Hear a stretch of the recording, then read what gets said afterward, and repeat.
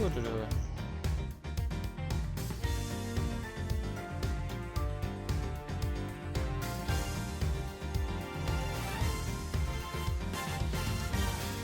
audio. Alright, the audio is good. What is going on, guys? David the Gamer here, back with another stream of Ace Attorney Investigations Collections. We are back to continue on our investigating as Miles Edgeworth in Chapter 3. Ooh, new lions locked in the gallery. We are going to be continuing Episode 3, The Kidnapped Turnabout. Did not know the name, but yeah. Yeah, other than that, we're going to be doing full playthrough, so this may take a couple hours, so bear with me. This will give you the full playthrough of it, with my reaction of it, and reading of it, you know. So sit back, relax. Episode 3, The Kidnapped Turnabout. If you enjoy the content that you like, make sure you follow my Twitch and subscribe to my YouTube channel, where all of it's posted. Some content may be missing, so I'll have to restream it. It's time. Don't worry, Mr. Edgeworth. I'll be following you every moment with my binoculars. Good to hear. Now make sure you don't lose sight of me. You can count on me, sir. I have to go. The kidnapper is supposed to contact me soon. Ooh, sounds like Edgeworth is undercover spy. Who would have thought that upon my return I'd be thrust into a kidnapping case? And that I would be the one who would have to make the ransom drop off. Ooh, interesting. I am giving the money in this case. With this ugly case, let's see. I checked that the money is all there, safe inside this suitcase.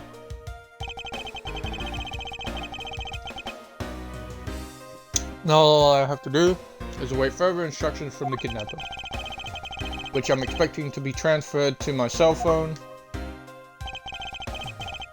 I wonder who else is around. This is the meeting place after all. Oh, so I'm gonna go investigate. What the hell? Welcome to Gatewater Land! Yeah, man, you look demonic. Oh, thank you. And a big hello to you, I'm the Proto Badger. Nice to meet you. Oh, Proto Badger. Maybe like Photo Badger. Excuse me, but were you perhaps thinking of taking a picture of me? A picture of you? Sorry, but I'm not interested. Oh, that's too bad. Well, have a good day. Oh, I feel bad now. Hello? Who are you? You're not Ernest Amano. Sounds like the kidnapper is using some sort of voice alteration device. I'm his representative, Miles Edgeworth. Are you a cop? No, I'm a prosecutor. Hesitant on the answer. Silence as we wait. I know what you're wondering, and yes, I have brought the ransom money with me. I see. In that case, bring that money with you to the stadium. Like in different ways. So this person intends to see if I'm being followed, huh? Please, Detective Gumshoe, I really need you to come through for me this one time. Oh. I'm going into the danger zone. Oh, it is the stadium.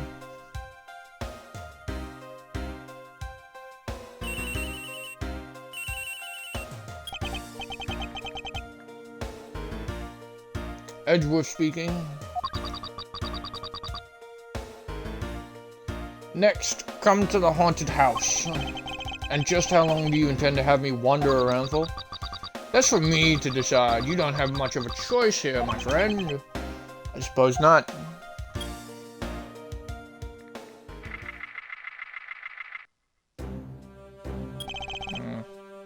Arrived. Go inside.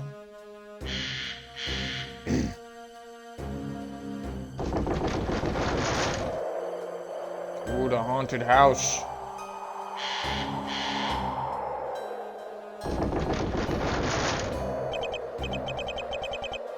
What a dismal place. Yo, is he dead? That guy dead over there? That shit, go through those doors. Am I being watched from somewhere?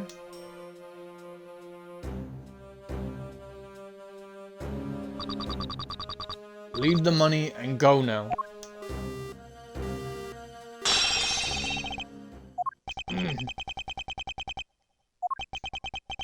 I was hoping for an exchange, but maybe I should do as they say for now and not push it. I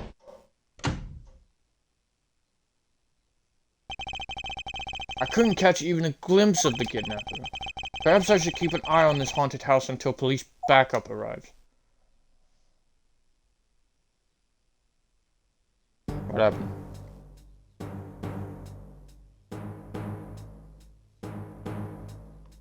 Oh shit, that's creepy. That's creepy! Oh, he wasn't dead!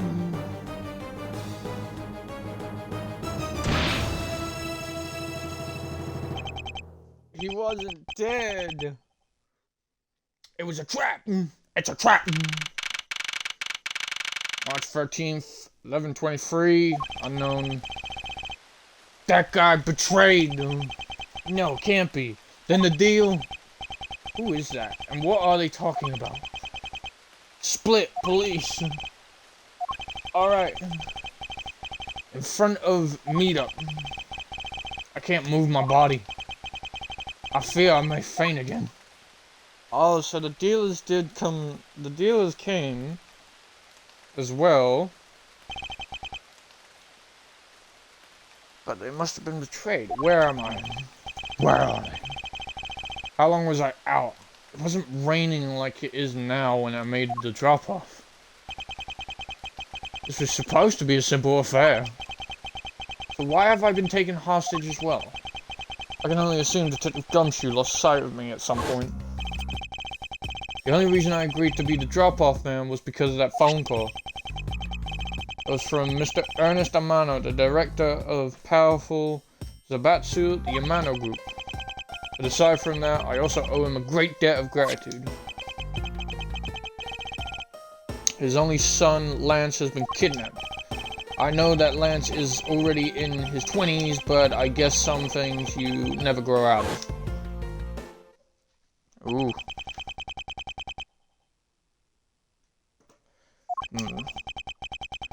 I can't sit around waiting for someone to come help me. I must escape somehow. Yeah. It's a piece of rope. Was that you making that funny sound? Who's there? And how dare you laugh at the gentleman's polite? Who are you, ninja? Who are you? Are you one of the kidnappers? A kidnapper? Me? No way, I'm not into such petty crimes. Nope, I'm after something much bigger. What's that symbol? Ah, must be worn out from today's ordeal. Focus, mouse. Oh, I forgot to introduce myself. Sorry about that. Even in the depths of night, when no other bird dares to take flight, one alone soars to shine the light of righteousness on the world's blight. That one is me, for I am the great thief, Yatagarasu. Great thief, and did she really just claim to be the Yatagarasu? If you claim to be the Yatagarasu, then the person that held me up with gunpoint was not you then. Oh, but my real name is Kay Faraday. You can call me Kay. Kay? Good. Glad to settle. Okay, so what are you doing here? You're a little late to steal. Not quite. I have a mountain of questions for you. But first, if you would be so kind as to remove these ropes. I wonder, should I remove them? I was actually having a lot of fun watching you make those silly faces.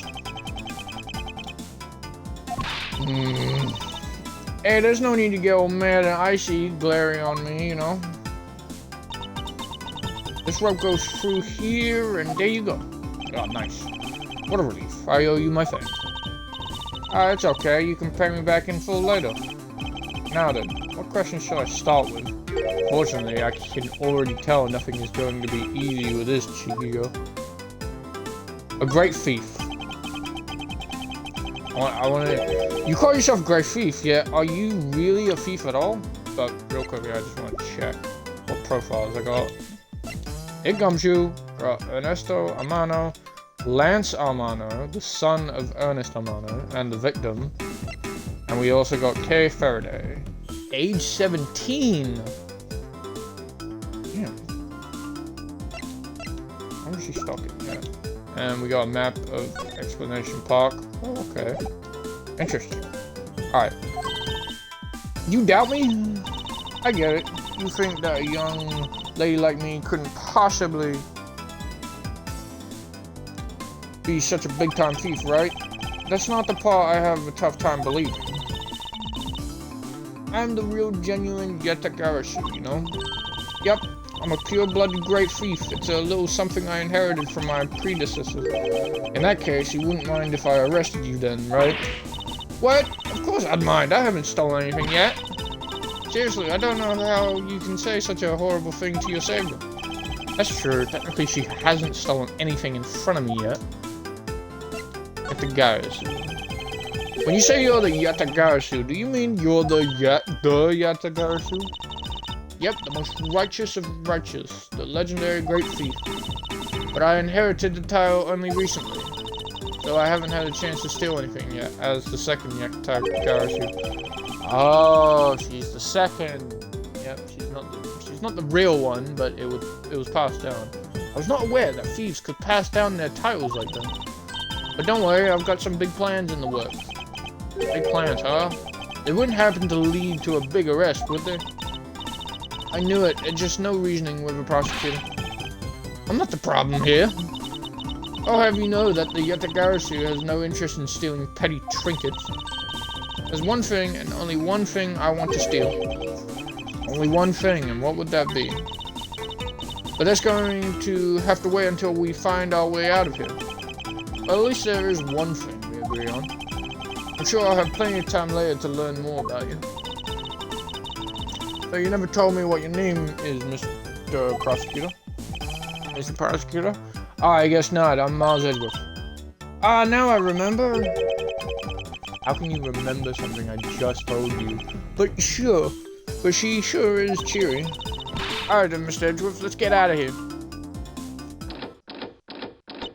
Great job. I wouldn't assume that the door would be, open. It would seem that we are locked in from the other side.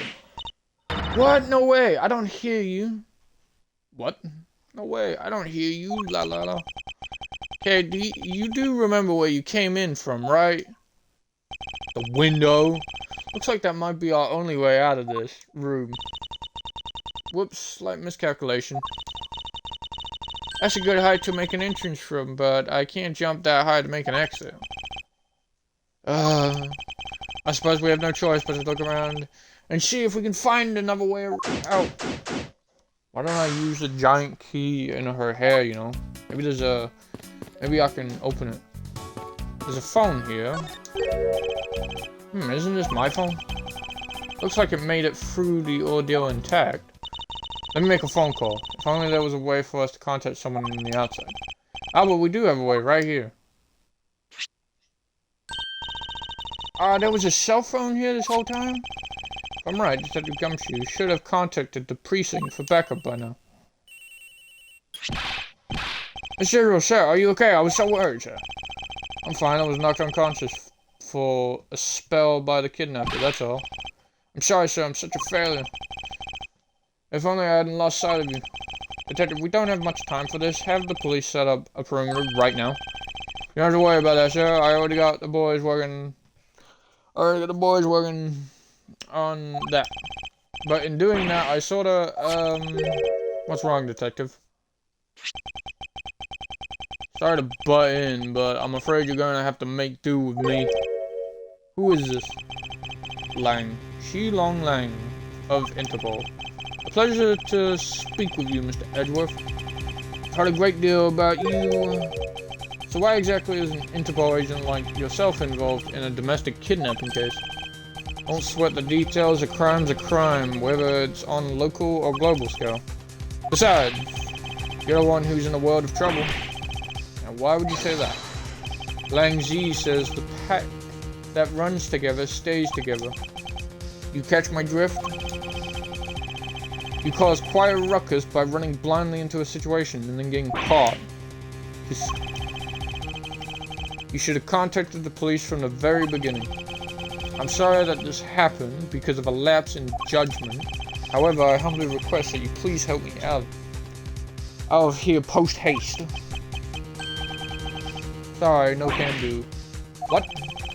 We're hunting the kidnapper now, and I haven't got any hands to spare. As I said, my pack moves as one. You're the one who wanted to go it alone, so good luck to you, Mr. Prosecutor. Oh, and once we do catch the kidnapper, rest assured, we'll come find you eventually. You... What's wrong? Did you get cut off? No, my phone ran out of power. No way! It doesn't matter anyway. We should try to get out of here through our own means. Yeah, I have a name to live up to after all. If we put our heads together, we're sure to find a way out of it. Okay.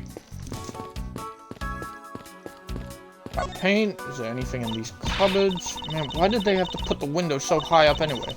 How was a thief supposed to make her daring escape? I suppose we could make our way out if we were able to climb on top of these lockers. Aha, that's pretty clever. You've been a good thief. Yep, Mr. Angelo. Please don't ever place my name and the word thief in the same sentence again. Let's see, I wonder if I can climb and grab the top of the locker here. Nope. And why did they have to make such ginormous lockers anyway? Even if we wanted to use these lockers, we need some sort of foothold. Okay, foothold. Immediately. Hey, there's something inside the bottom right box. Oh, I think it's a pink badger costume. Pink badger? You don't keep up with what's going on in the world, do you? In that case, you better study up on the whole badger clan with this. A proto badger, the very first badger, the one that hit me. A bad badger, a vile criminal with a gun. Blue badger, an ally of justice who keeps the peace, and a pink badger. Note her unique pink bow. What is this thing? Think of it as a bible of all the things you'll ever need to know about the clan. Whatever, I suppose I can keep it as a reference guide or something. Yeah. A proto badger came and whacked me. Means that this is where they keep all the costumes. It certainly looks that way. It's like the badger's it's like the badger family's home. There are 8 boxes, but 7 of them are empty. Which means that 7 of the costumes are in use right now. Alright, but aren't these badgers the mascots of the police force? Well, I heard that the police had a hand in sponsoring this theme park. Probably because the Gatewater Group owes the police from all those cases they solved. They have all the power of the state and they use it to make a theme park. Not just any theme park, they have a handcuff-shaped double-looping roller coaster. That's quite enough. I'm feeling woozy from just the thought of such a thing. Won't rest until I've inspected every suspicious-looking nook and cranny. Okay, this is the pink badger. Doesn't seem forced to call this one a female. You think so? I mean, just look at how long her eyelashes are. That's the only difference. And the fact that she's pink. Yes, and the lips are red. See, lipstick. Oh, we can't be assuming genders here. We cannot. Oh, there's a key there. There's a key. And what have we here? Ah.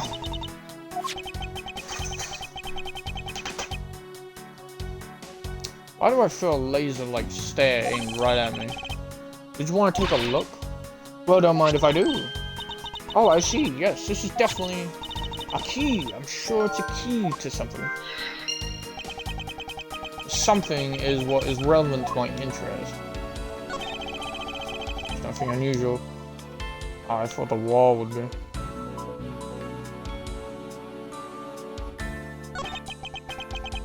This is that blue badger I met at the main gate. Excuse me, but his name is Proto Badger, not Blue Badger. He's based off the very first design created by the local police chief. You know, when you compare the two, the blue badger looks a bit cuter. I suppose as you continue to redesign him, the chief managed to make him cuter and cuter. Even humanity has come a long way when you think about how much we've evolved. Are we comparing the blue badger to humans now? Oh, I don't want to go into all these boxes. I don't want to investigate all the boxes. We'll do it if we have to. What is this?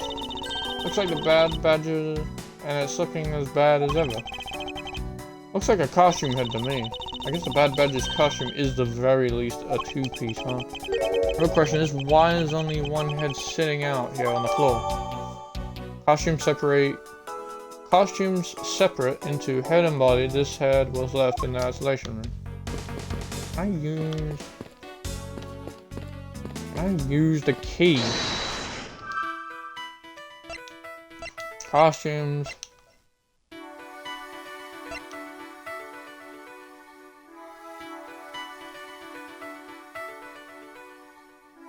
I may have to, let's check this out. They're holding a blue badger photo rally. You didn't know? Plus it's not just the blue badger, it's his whole family too. Take a picture of every member of the badger family and receive a prize. There's only one of each of the 4 family members wandering throughout the park. Best of luck. Well, there's a costume head sitting over there. Why not start with a picture of that? You can't do that, that's cheating. There's only one of each badger in the park, so you have to work for it. Speaking of badgers, there was one sitting against a wall in the haunted house. Seriously, but somehow I don't think that one counts, Mr. Edgeworth. You have to take a picture of the costumed ones walking around the park. So those are the rules of this game. Point. Okay, there's only one of each. What am I missing? Hey, what am I missing? I need a foothold. What? Let me talk to you. Let me ask you about the kidnapping. Do you know where the person who kidnapped me went? Well, after they locked you up in here, it sounded like they went into the next room and started talking to someone. I feel like I heard something as well, but it's all a haze in my mind. However, I do recall that the kidnapper was talking with someone. It was just a guess before, but I guess I really am dealing with 2 kidnaps here. After that, they left. It almost seemed as if they were done with you. I suppose as the case as my kidnapping seems. Oh, sorry, I'm yawning. An afterthought to the $1 million. Well, if they went into the next room, let's see what we can find through the slot. I'll present the key to them. Can I go? Oh, we can peer into the room the kidnappers were in from here. I won't rest until I've inspected every suspicious looking nothing. There's a door there. Yeah, no, this is that what I think it is?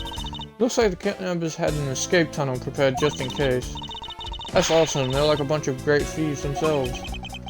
No, they're not, because I highly doubt they made the tunnel themselves. The floor panel was removed and propped up against the beam in a very specific way.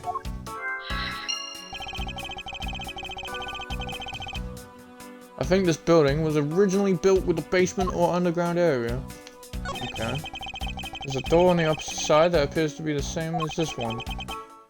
Which would mean that I can probably assume that these 2 rooms are very similar in structure. I believe I may have just found our ticket out. Also, I don't see how. Oh, we can peer into the room again. I already checked this area earlier, but it never hurt. What am I missing?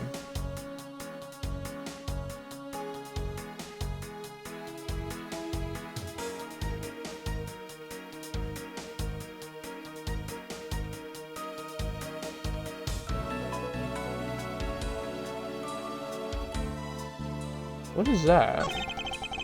There's a beam in the next room identical to the one in this room. There's even a hook on it to hold a propped up floor panel in place. Which reminds me, did you find something useful? Perhaps I may have found a very handy hint to how we'll get out of this. Yeah. Beam? This is the beam I was tied to. What's up? Oh! I was pondering if perhaps we could make it over to and out of the window if we climbed up this. Good thinking, and if it's climbing action you need, just leave it to me. Thanks, this little hook looks like it might make for a good foothold. Up you go, Kate, and good luck. Count on it.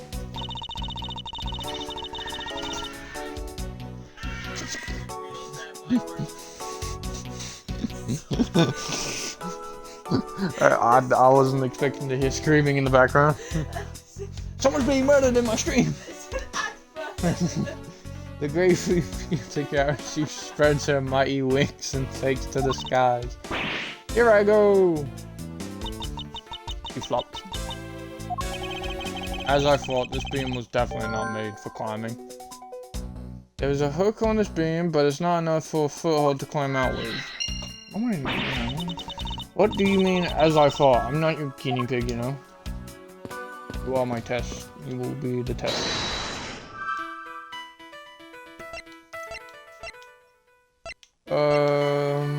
Open floor panel. I'm gonna go with tiny key. Nope. I can't see a clear connection. What's the connections?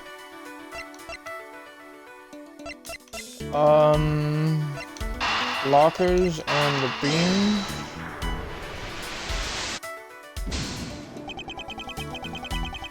No, okay, I'm gonna stop right there.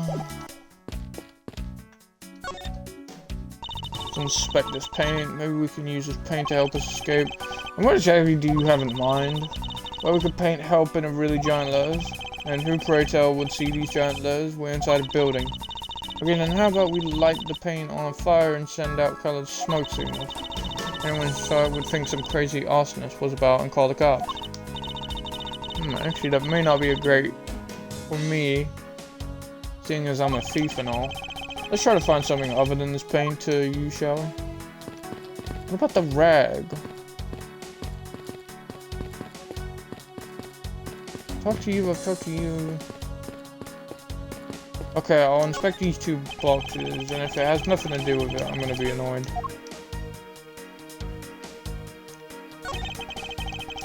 This is the blue badger's rival, the bad badger. What's this badger key? I can't believe you would be so stereotypical when it comes to thieves. Surely you must also think there are much cooler and cuter ones out there, right? That's it, I've decided that thieves and thievery need an image makeover. Good luck with that one.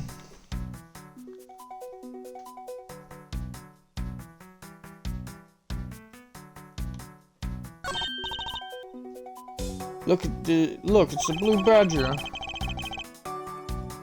I suppose even this thing can be popular. Nemesis. What in the? Why is she beating it up?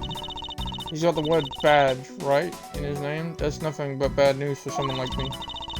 And to think he's out there wandering around in this park, I better be careful. He's gonna arrest me by the power of his name alone.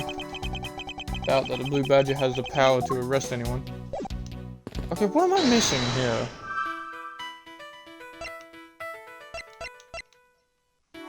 This is the beam that I was tied to. The panel is held in place by a hook. The entrance to an underground room panel. Hold up.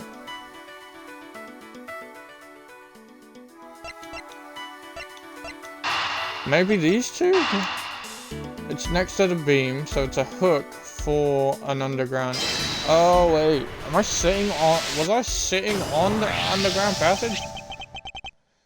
This hook on this beam.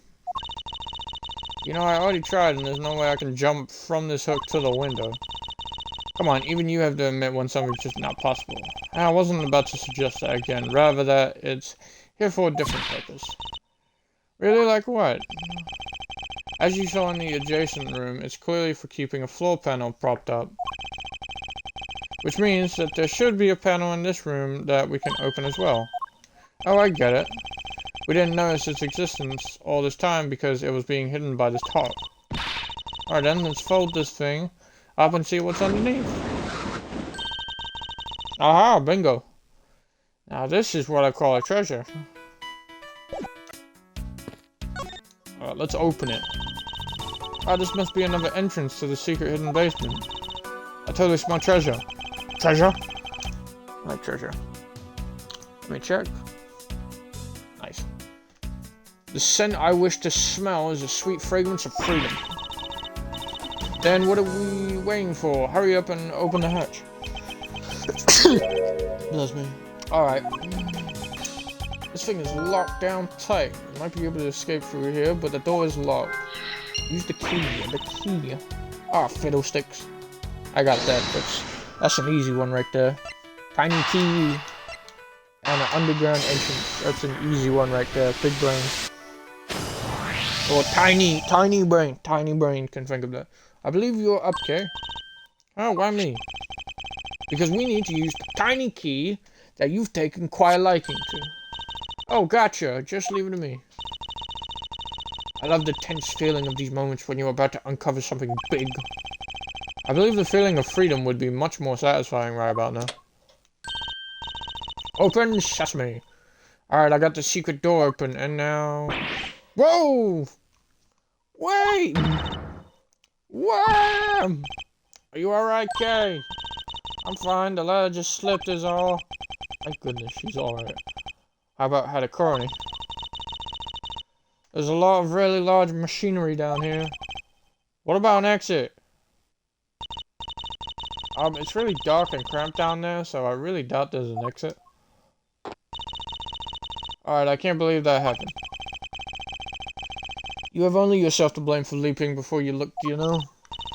No way, I mean, how was I supposed to know that the ladder is removable? Looks as though it can be easily removed, but is it really safe to use? Uh-huh. I finally got the door to the underground area open. Okay, I just want to confirm with you that there wasn't an exit done. Yeah, it was really cramped and there was a lot of really large machinery. I see, are you hurt? I'm perfectly fine. I was a little bit surprised when the ladder suddenly slipped out from under me. I wonder if this ladder can be put to some use.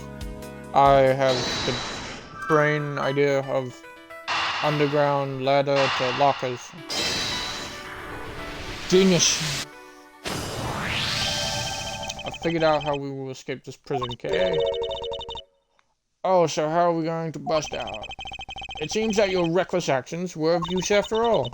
Are you actually praising me?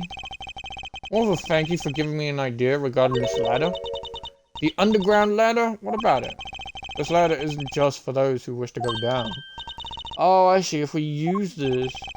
Yes, I believe it's long enough to reach the top of those lockers. And if it's not, then you can still jump it. Well then, what are we waiting for? Investigation complete. Yes. Freedom. Alright, now we can get out of here. Yes, we spent entirely too much time in here. Kidnappers who held me hostage and a mysterious Interpol agent. This case is only getting started, and I'll be the one to bring it to the resounding end. Oh, the agents are out. Wild West area.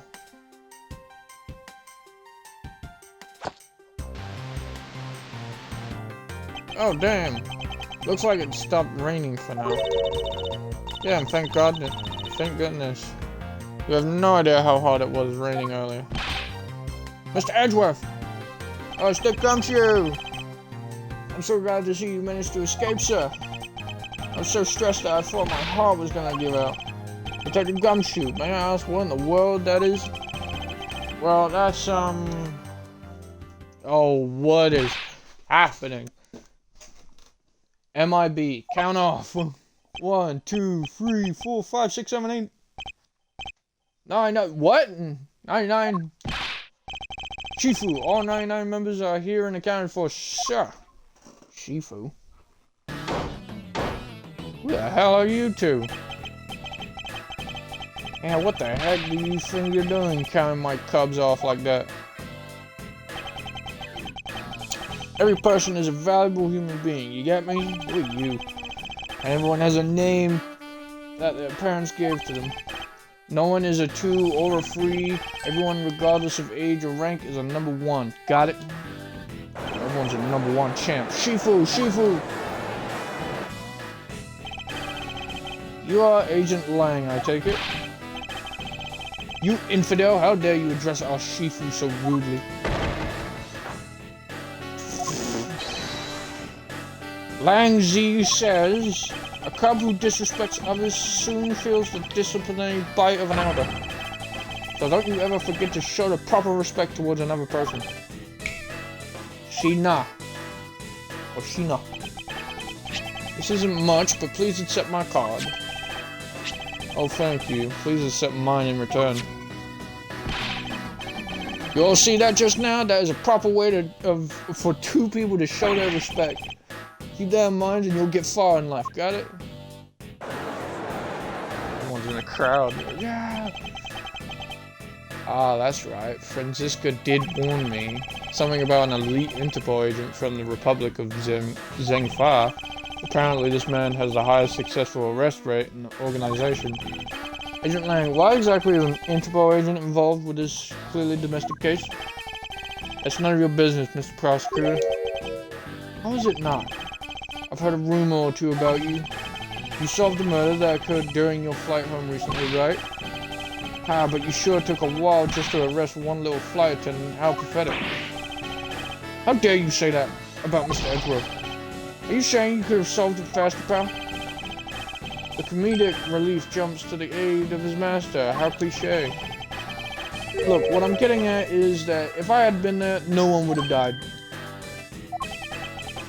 I would have solved the entire case, and Agent Hicks would have still been with us here today.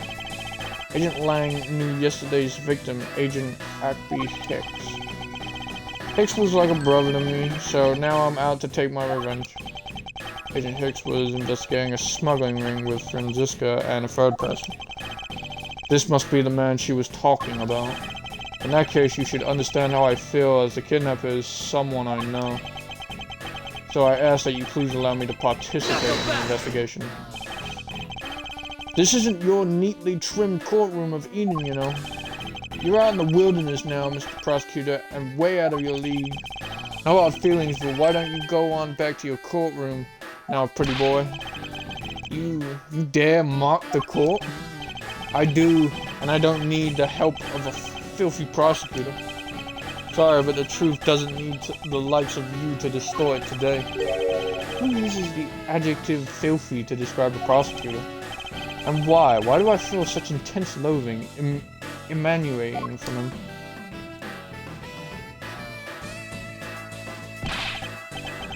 Alright, man, good job on the perimeter around Gatewater Lane. Now just find me the kidnapper and bring the punk to me. Dismissed. Sir! Now then, Mr. Prosecutor, you just sit tight here and don't cause any trouble, understand? Wait! Damn. Mr. Edgeworth? It's been a while since I last met someone so disagreeable. Why of all places did he show up here and completely out of the blue at that? I suppose I'll have to ask Detective Gumshoe to fill me in on that. I'll do it.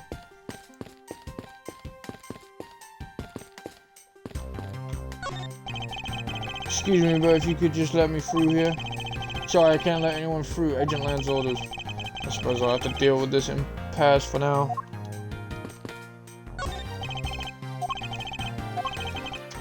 Alright, so I can't go through. I doubt I'll find any clue here, but I might as well check just to be sure. This barrel sure is heavy. You there, do you know what's inside of this thing? It's the emergency water supply for putting out fires. I see, well they certainly are well prepared.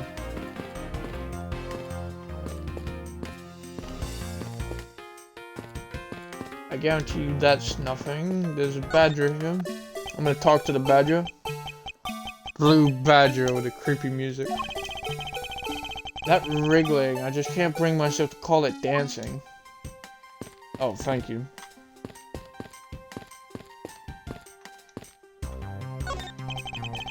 Some sort of tracks were left in the mud here thanks to the rain.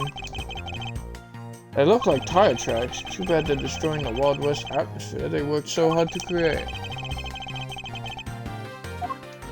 Oh, okay, hold up. That means that there's something on the end. Horses are paying on this garage door to complete the Wild West theme. They almost look like they're ready to jump out into the real world and gallop away. Almost being the key word. What do I do? I need to talk to the detective. I ain't gonna make no progress. Good job, detective.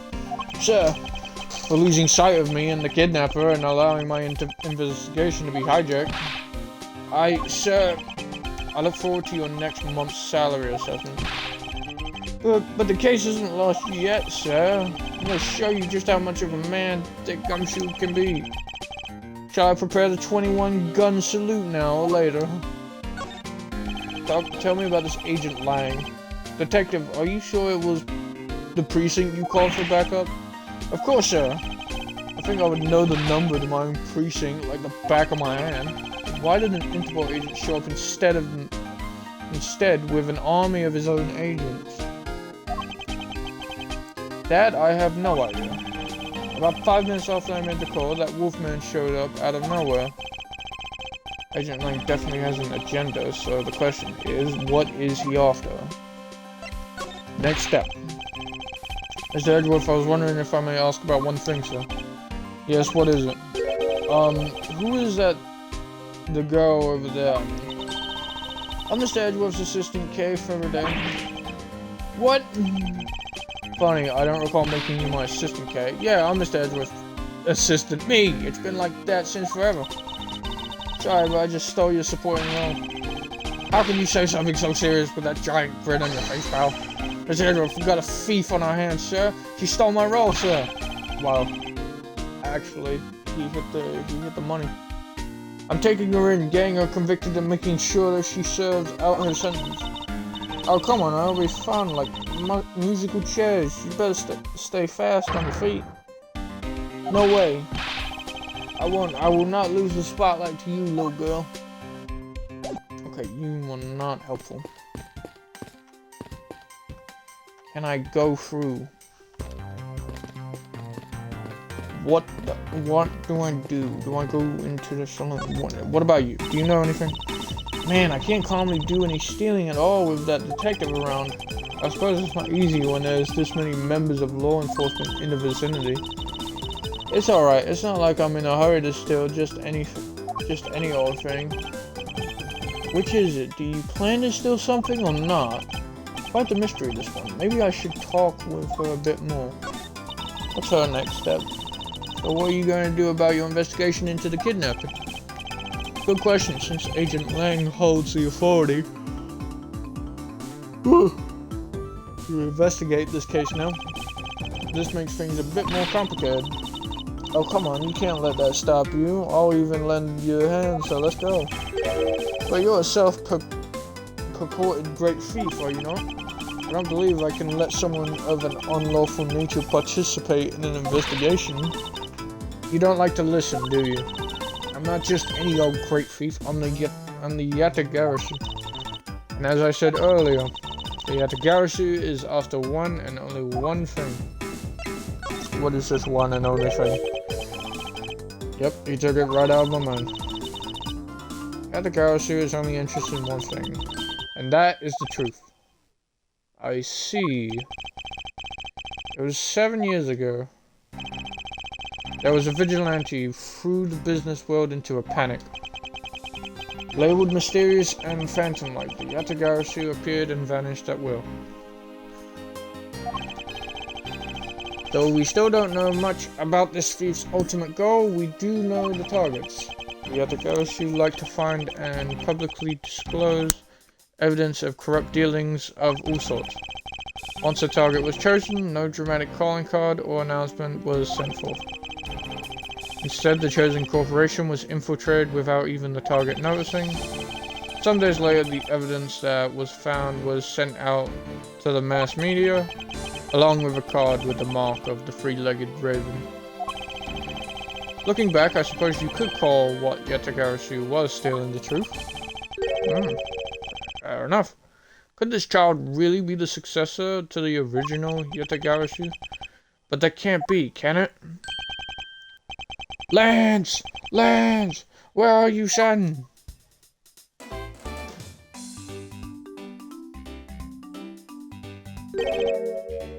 Mr. Amano. Oh, Miles, my boy, I'm sorry to involve you in such an affair just after you've returned. For you, Mr. Amano, I'll gladly offer my assistance. After all, I have you to thank for how well things turned out during my time abroad. He's got some fat stacks right there, you know? If it wasn't for you, I might not have been introduced to that law office and had the chance to study the inner workings of another country's judicial system. No, no, no. Think nothing of it. As you know, Manfred and I go way back.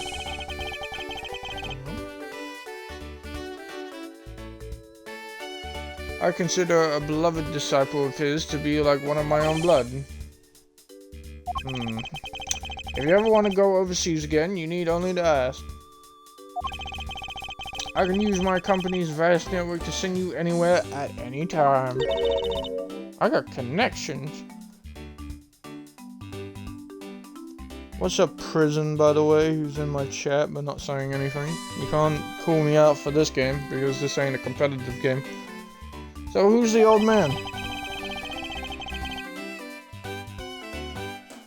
He is the father of the currently kidnapped Lance Amano, Ernest Amano. Now then, have you found Lance yet, Miles? Please, I miss my poor boy dearly. I'm terribly sorry, but your son's whereabouts remain unknown, Mr. Amano. Oh, hold on there. And what happened to all that money? I believe the 1 million has been stolen and that the culprits are now on the run. What? Poor old man. Don't you have anything you can give him to cheer him up, Miss Edgeworth? Forgive me, Mr. Amano. Do I have anything? No, I don't. I don't. The kidnapping. I was wondering if you could please tell me the details of the kidnapping once more. Oh, it was yesterday. A call came to the house. From the receiver came the sounds of my son. Help me, Daddy, help. I know this is tough, but please stay with me here, Mr. Amano. You don't understand. He hasn't called me that in ages. It was incredibly moving. I wish I had recorded him saying that.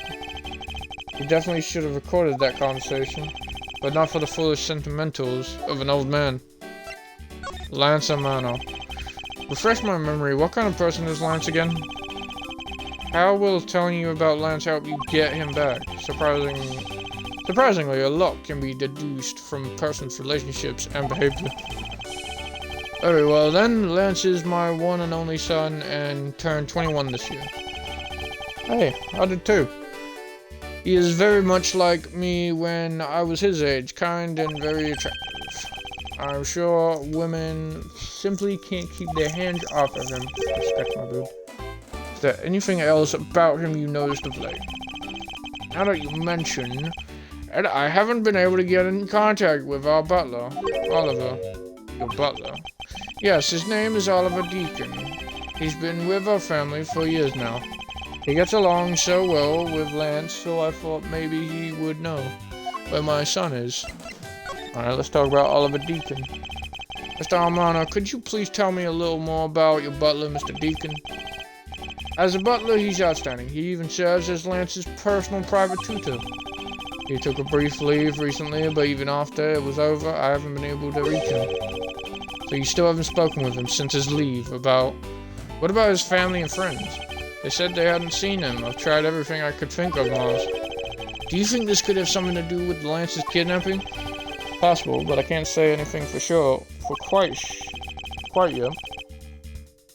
So even the person closest to the victim has gone missing.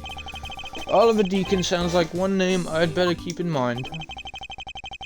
Okay, Detective Gumshoe. Yes, sir. Let's begin our investigation. Even if the Interpol agent holds the authority to head this investigation, we can't allow ourselves to stand idly by twiddling our thumbs. I'm with you 100%, Mr. Edgeworth, sir. I, Dick Gumshoe, pledge to stick by your side through thick and thin. Mr. Amano, it's my fault that the culprits escaped. which is why, with your blessing, I vow to return Lance to you myself. Oh, I've never seen you so passionate before, Miles. Good luck to you, my boy. Alright, well, what are you waiting for? Let's do some investigating. If you think I'm losing you, pal, forget it. Alright, let's do this. So what should we examine first? Thanks to Agent Lang, we can't leave this area. But the culprits were here until only recently. Which means we may be able to find some clues that will tell us how they escaped. Let's get looking. Oh, who are you? Hey, you there. Who, me? What are you doing goofing off in a place like this? I wasn't goofing off, I was about to help Mr. Edgeworth kick off his investigation. You imbecile! All precinct detectives are now under Agent Lang's direct command. No way! I am not working for Wolf Boy. Mr. Edgeworth, can't you do something? I'm not exactly in a position to argue, seeing as how you are a member of the police. Good, now let's go. No! Boy, have I got just a job for someone of your talents. Well, that was exciting. Honestly, yeah. Okay. What? Can't you tell I'm all ready to get down to some detective work? You should go home. Your parents must be worried about you. Oh, come on. I finally get to be your assistant and you try to ditch me? I don't recall offering you the position. Why do you have to be so difficult? Besides, it's already too late, you know. Like you said, I've already stolen the position of the assistant a while back. Oh, you're the only one asserting that. Well, by the time anyone notices, it's already gone. That's the Yatakarasu way. You shouldn't speak so lightly of things you know nothing about. Fine, whatever. You win. Go ahead and do your little investigation. But the talented Assistant K is going to tag along no matter what you say. Even if she turns out to be useless, she's not going to listen to me. I might as well surrender and let her come along for the ride. Hey, there's a bunch of footprints in the mud over here. I remember hearing rainfall out here while I was being held in there. Yeah. It was just passing rain, that's why the ground has already pretty much dried up. I should be thankful it left us with some nice footprint samples. You know what, I bet if we followed them, we can find out where the kidnappers went. Plus, we'd be able to spot them because of their muddy shoes. I don't think it will be that easy, why not? Look carefully, there are quite a few different sets here. We don't know which ones belong to kidnap.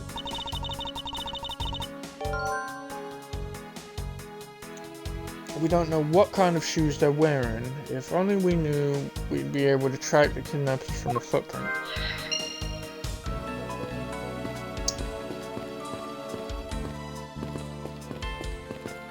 I can't go now. There's a cat there. Excuse me, but if I could just let me through here. Alright, so same thing. Same thing. That's water. We already checked out. I don't know if I want to check. Yeah. I want these tires. To serve tire tracks originating from the garage. So that means a car left from the garage at some time, right? Correct. But for the car to leave these tracks, it would mean that it left during the passing rain. That's the only explanation as to why these tracks are made of mud. He treads. I think we can also safely assume it's a special type of car.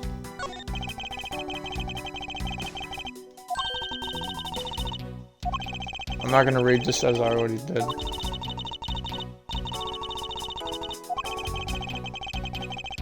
Sugar in my hand. Oh. Do you know anything? You creepy badger.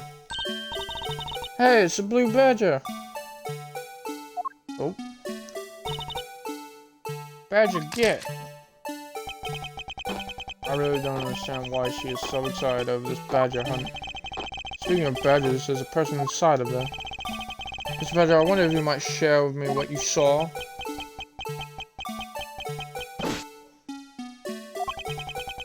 He's doing that contorted wriggling dance again. Aha! Ah, you've uncovered my uncovered identity, sir. I was to remain under that head, sir. What? It's a cop? So they technically do have the power to arrest someone. Aren't you Officer Meekins? Sir, Mike Meekins, reporting for duty, sir. This man was a witness in one of the cases I headed 2 years ago. About the only thing I remember about this officer is that he often spoke and acted before he fought, which gave me a great deal of headaches. Is he a friend of yours, Miss Edgeworth? I've met him in your courtroom once before. Why was he so upset when we unmasked him? Does he have something to hide? Mike Meekins. Officer Meekins, why are you standing here wasting time? Sir, because I'm not a police officer right now, sir. I'm the Blue Badger.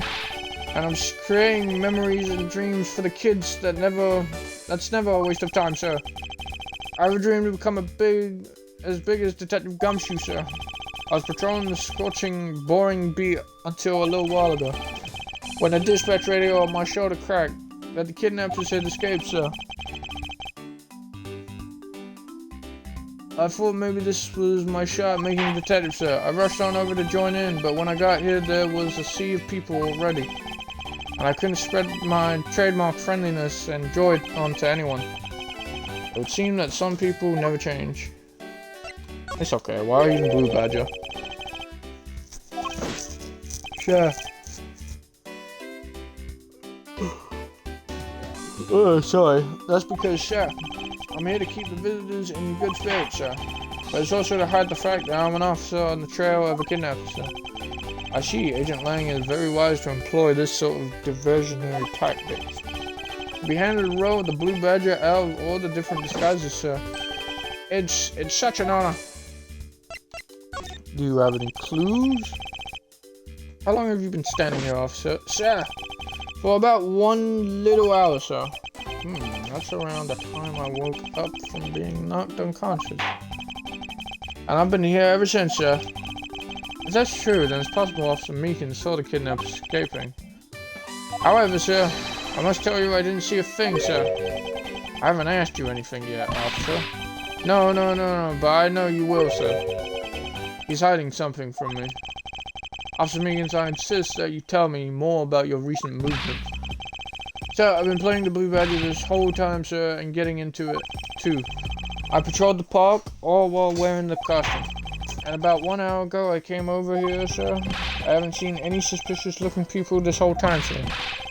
But I did see a badger, sir, a lone Blue Badger. What you said just now is contradictory to the facts. How so, Mr. Edgeworth? This is what Officer Meekins' testimony contradicts. Wait, what did he just say? Hold up, history. I did see a badger, sir. A lone Blue Badger. A lone Blue Badger. Book dealing, this. There's only one member of each, and he's a Blue Badger. Take that! Officer Meekins, let's back things up like I asked you about your last statement. Of course, sir, if that's your wish, Mr. Prosecutor. This little patrolman will wait as long as I am commanded to wait. You said that you saw a Blue Badger, correct? And yet, if you take a look, what you saw was not supposed to happen.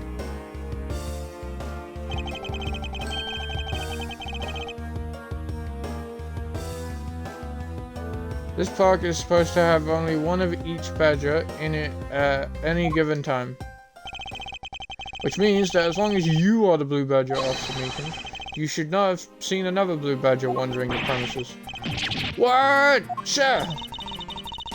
Then that would mean that there are 2 Blue Badgers walking around, but why?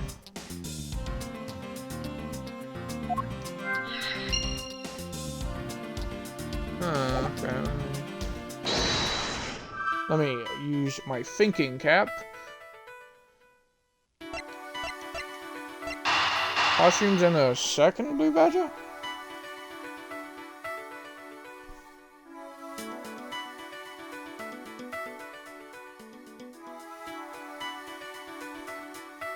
Yo, hold up, did prison send a message but I just haven't seen it? Oh my god, prison sent a message, but I didn't see it. For some reason, it didn't show. Oh, I'm sorry, prison. This game is Ace Attorney Investigations. And yes, you are correct, Big Mike. I do usually play whatever I want. I'm playing as Prosecutor Miles Edgeworth. That's what happened last week when you joined my stream. Fair enough. I just had to refresh it. I saw Prison join earlier. I checked on the users in chat and I saw him in, but he didn't say anything. So I questioned why he didn't say nothing. Oh, okay, yeah, that's fair. A second blue badger, that shouldn't exist. Clearly the true identity of the person underneath is... Oh, I know, it's one of the kidnappers, right? The person wore a costume to get away. Probably the kidnapper in disguise. Precisely, after all the costumes that went missing from the storage area are a blue badger, a proto badger, and a bad badger. Yes, those three. So there are 3 phony badgers running around in the park somewhere, huh? Okay, now we got more. We got more evidence. The kidnappers stole 3 costumes, a blue, proto, and a bad badger.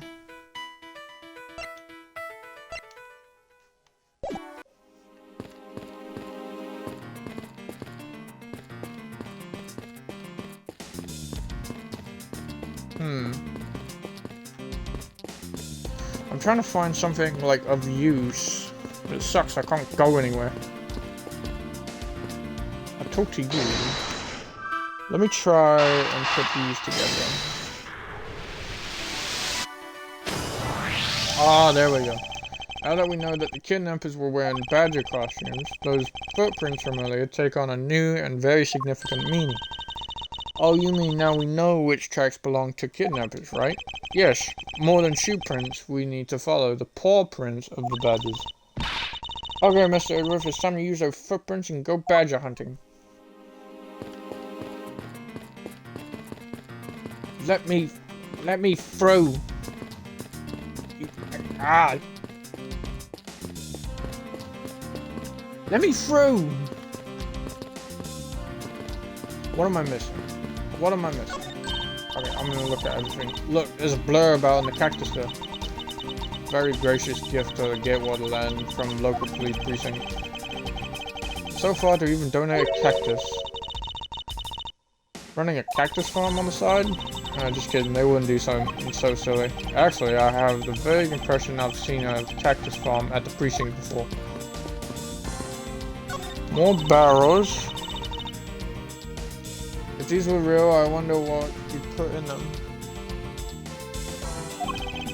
Water would be the obvious answer.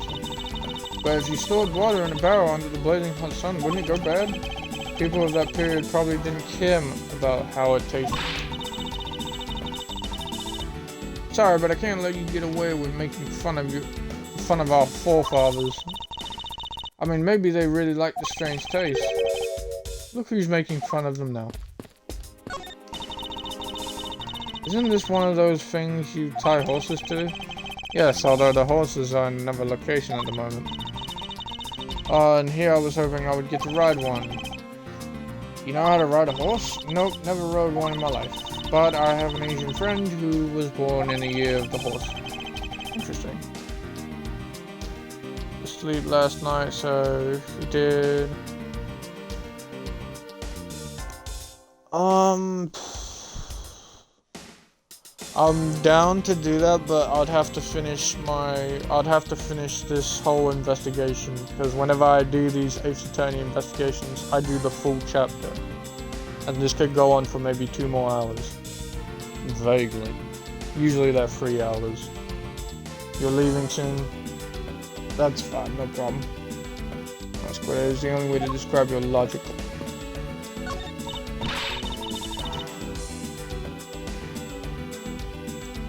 That is fine, Big Mike.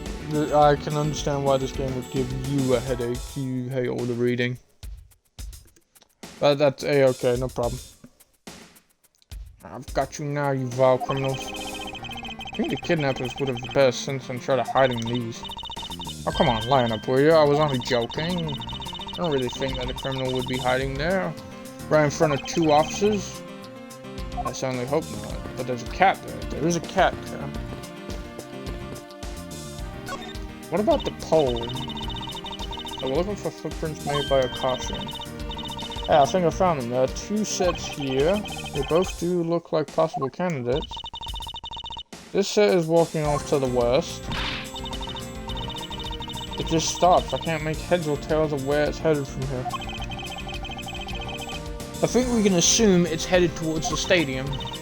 I wonder where the other set leads. This one seems to be heading east.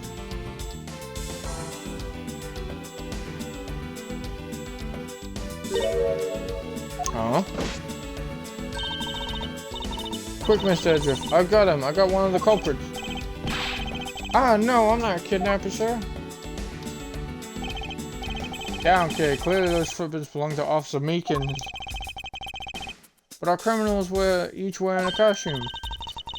Maybe they came over this garage for something. That's what I should suppose, Officer Meekins, if you could step aside for a moment. We need to examine the garage. Sir, Roger, Wilco, sir. What is that? That's smudge? Let's open this shutter and see what we find. Maybe we'll find the kidnappers hiding inside? That is a possibility. Ah! There's a dead guy in here. What in the... We seem to have stumbled across a dead body. She must be in severe shock to have been the first to find it. Now then, who is this man? It's Oliver! Mr. Armano, are you saying that this man is... Yes, he's my butler. How could something like this have happened? Indeed, and why was Mr. Deacon here to begin with? I better investigate this crime scene quickly before Agent Lang or his men return. The kidnapper's footprints led right to this garage and right to the dead body. Is it possible one of the kidnappers is now a murder victim? Victim was kidnapper? Following a kidnapper's prints led us to a body. Was the victim in a costume? From my cursory examination, I believe this man died of a fatal bullet wound.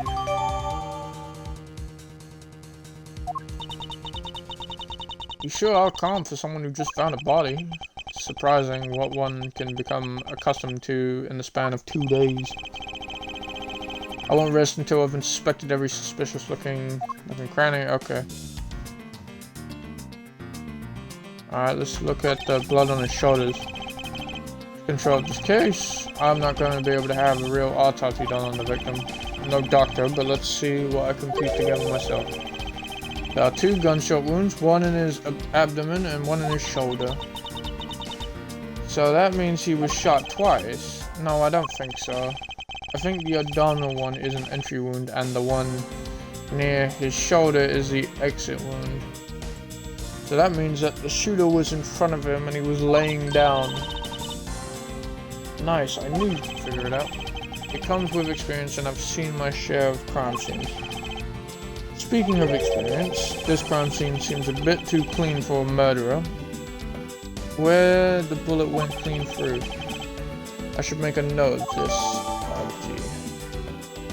Bullet entered his abdomen and exited through his shoulder. This is an unusually shaped pendant. What is it? Is it something valuable? She seems to have regained some of her composure. It looks like a horse pendant. It's got an antique feel about it and it's really pretty. Hold on, this is made of platinum silver. Nice. It is worth something after all. Oh, and look, there's something written on the back. Holland de Varay. It's a name. Holland de Varay. But this man's name is... Oliver.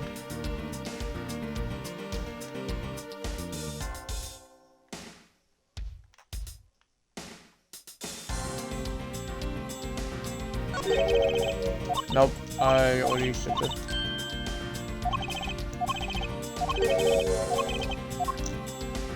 Already said that. I'm looking for something else.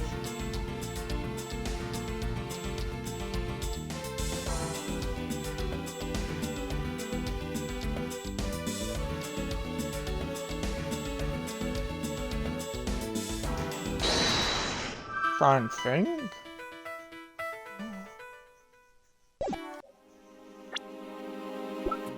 What's his name? Oliver Deacon.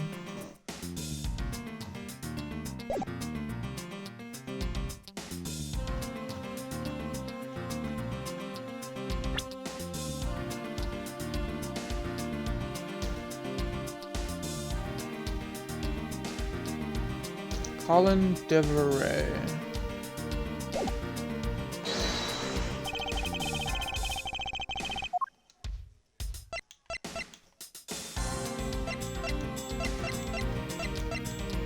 No, nothing.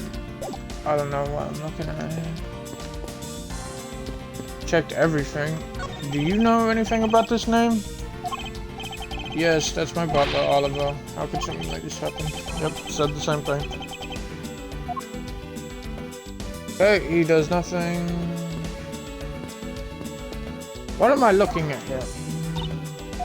Yes, the kidnapping. What do you think about the kidnapping? Oh, I don't know anything about the victim, so actually I was hoping you could tell me. Oh, that's right, I never did explain. I'm involved because of a phone call from none other than the director of the Manor Group.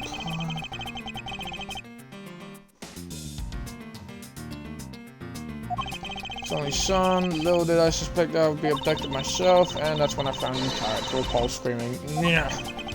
Can you please drop that already? Right, the murder. It appears that this case has taken a turn for the unexpected. I'll say, I was shocked to open that shutter and find a dead body inside. But most people would be, since the average person really runs. Wait, you just compared me to a normal person. Sorry, I suppose I should have recognized that you're a thief, correct? No, I'm a great thief. A great thief is not surprised by anything, got it? Apparently, with great thievery comes great loss of short-term memory. You got nothing. What am I doing? What a peculiar car. Yeah, from the look of it, it must be a blue Badger mobile. It has 3 tires, so many it left those tire tracks behind. Oh, that's simply not possible. Why? Take a look at the tires. There's no mud stuck to them. Therefore, it must have been here since before it started to rain. Oh, gotcha. Good eye. It's a shame I don't see any other clues around.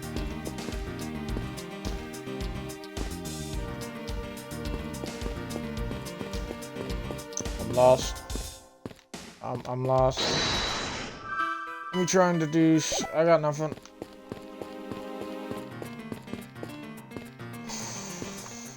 What am I missing from you, man?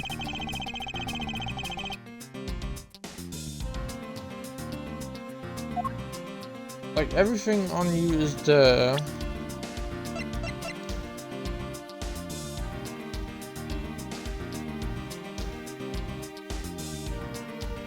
Do I deduce that, like, the bullet's gone?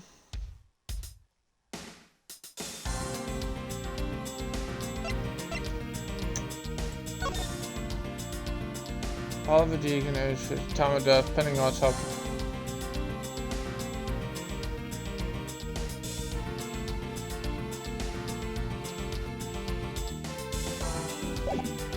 Right, I'm not.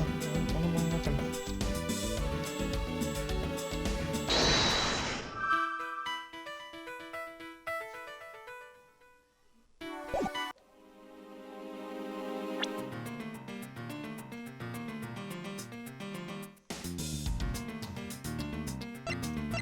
I got nothing. I don't know. Look at this horse. It's gotta be the horse with some different name. And the only piece of evidence I got is that involves him is this. The victim is Oliver Deacon. Eureka! There's something not. Okay, that was it. Okay. Oh, fair enough. I shouldn't overthink things. There's something not right about the name on the pendant. The victim is the Amano family butler, and his name is Oliver Deacon, but the name on the pendant is Colin Devereux. I wonder what's up with that.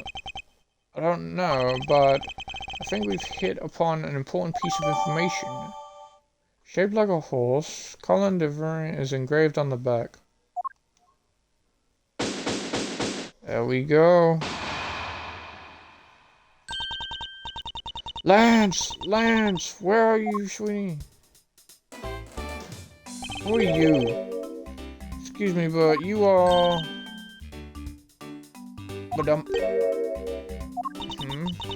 Oh, this is bad. She's really good looking. Stop it, Lauren. You can't let yourself fall for a playboy like him you're in love with. Sounds like someone doesn't know the meaning of the phrase in a monologue, huh? Sorry to interrupt your conversation, but might you be a friend of Lance? Yes, I'm Lance's girlfriend. My name is Lauren Pops. His girlfriend? Oh, it's not like that. We're more like friends, and we're not lovers or anything. We haven't gone that far yet. But I guess that's how people are going to see it. So I should just accept it. I even got this ring as a present from Lynn. Whoosh. You know what she reminds me of? A cartoon character. May I inquire as to why you are here? I haven't been able to get in contact with Lance lately. Who's Lance? Who is Lance? I'm gonna just quickly check this. Who is Lance? Ernest. Oh, Lance. Oh, Lance Amano. Why is everyone here looking for him?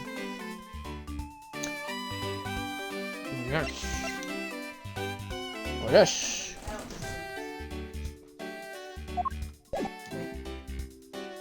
I began to get really worried. Okay, I looked everywhere for him, and then I heard about the kidnapping, so I came in. Oh, you're really strong for having made it through all of this by yourself. Is it true? Has Lance really been kidnapped? Yes. He's sucking the ring. No one is supposed to know, but yes, it's true. That's a candy ring right there. I can't believe you've been spirited away. I wonder how you're doing right now. Okay, interesting. Should I be concerned about you having two sides?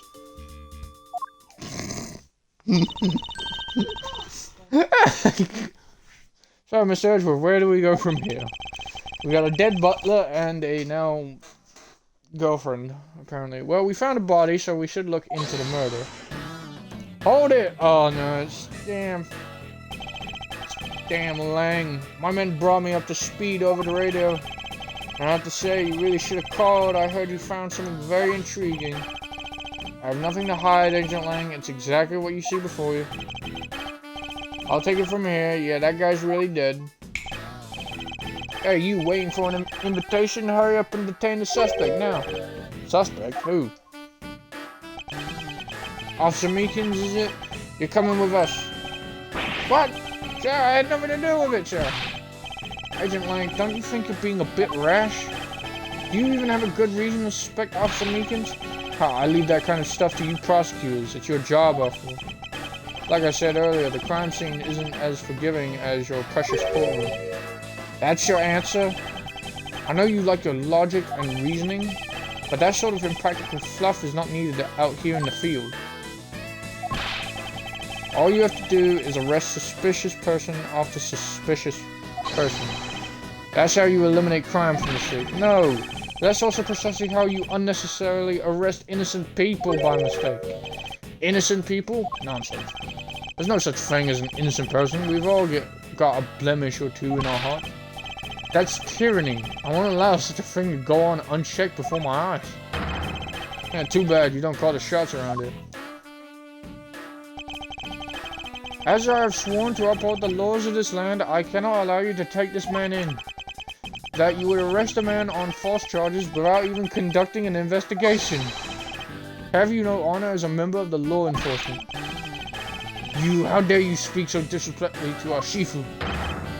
Oh, there. Laughing. You amuse me, Mr. Prosecutor.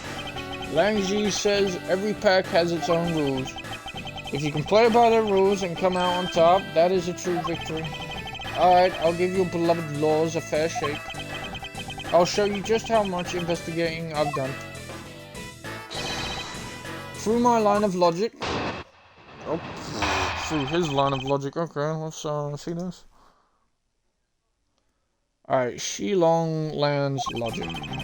I've seen a lot of bodies like this one. Hold up, just refreshing. A lot of bodies like the one being carted off in my time. I can say he was shot in a single glance, but even you figured that much out, right? With your current gun laws, it's not exactly easy to get your hands on a gun. Not unless you're a member of the law enforcement like Officer Meekins, isn't that right? That's terrible logic, but okay. By the way, there's a wanted sign. $9 million for the Bad Batcher. I will gladly take that. That is your reasoning? Solid as a rock. It's based on the philosophy of detainment. What's this philosophy of detainment? Alright, you don't know? In that case, pay attention, girlie. In my country, the criminals have a saying, beware of the wolf. Why the wolf? Because in my language, lang means wolf, and you don't mess with me or my pack. As for the detainment philosophy, its father is my honorable ancestor Lang Zi. You'd think I'd have heard of him and his teachings if he is that famous.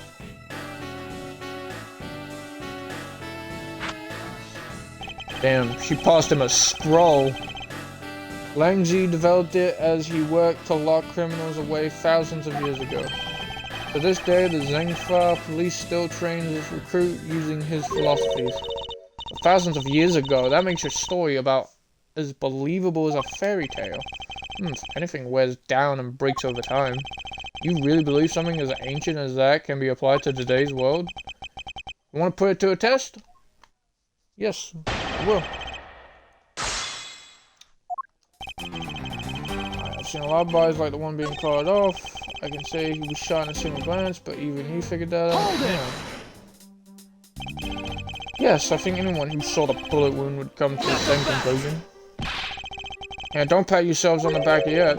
What's that supposed to mean?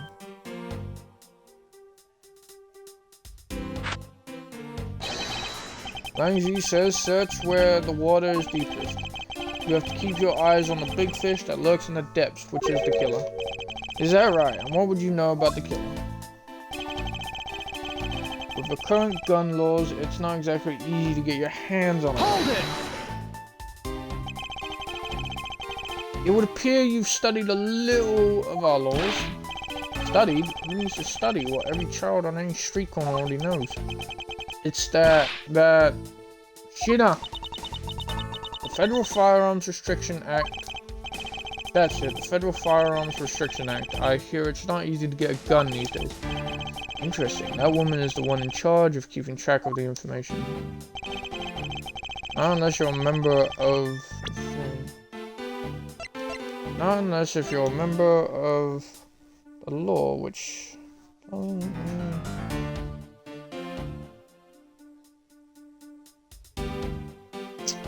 don't work that way. Let me press on the first. We all saw that, but then hold on, let me just real quick look. Victim, bullet entered his abdomen and exited through his shoulder.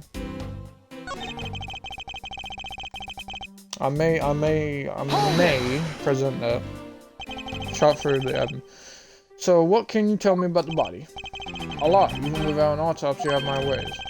They teach you the basics of forensics along with the detention philosophy. Oh, then you wouldn't mind telling me a little of what you figured out, correct? I can say he was shot in a single glance, but even you figured that much out, right? You know what, I will prove this, why not? Because he was shot, isn't lying about that piece of... No, I was wrong. Was I wrong? Lang Zi says, confidence is like a soul, and words without confidence are but empty shells. You shouldn't waste your breath on words you have no confidence in, Mr. Prosecutor, although it's just as bad to say something in full confidence and be wrong. Are you going to let him lecture you about your self-confidence like that? I don't need to be overflowing with self-confidence, I just need to think rationally. After all, I only need confidence in the facts.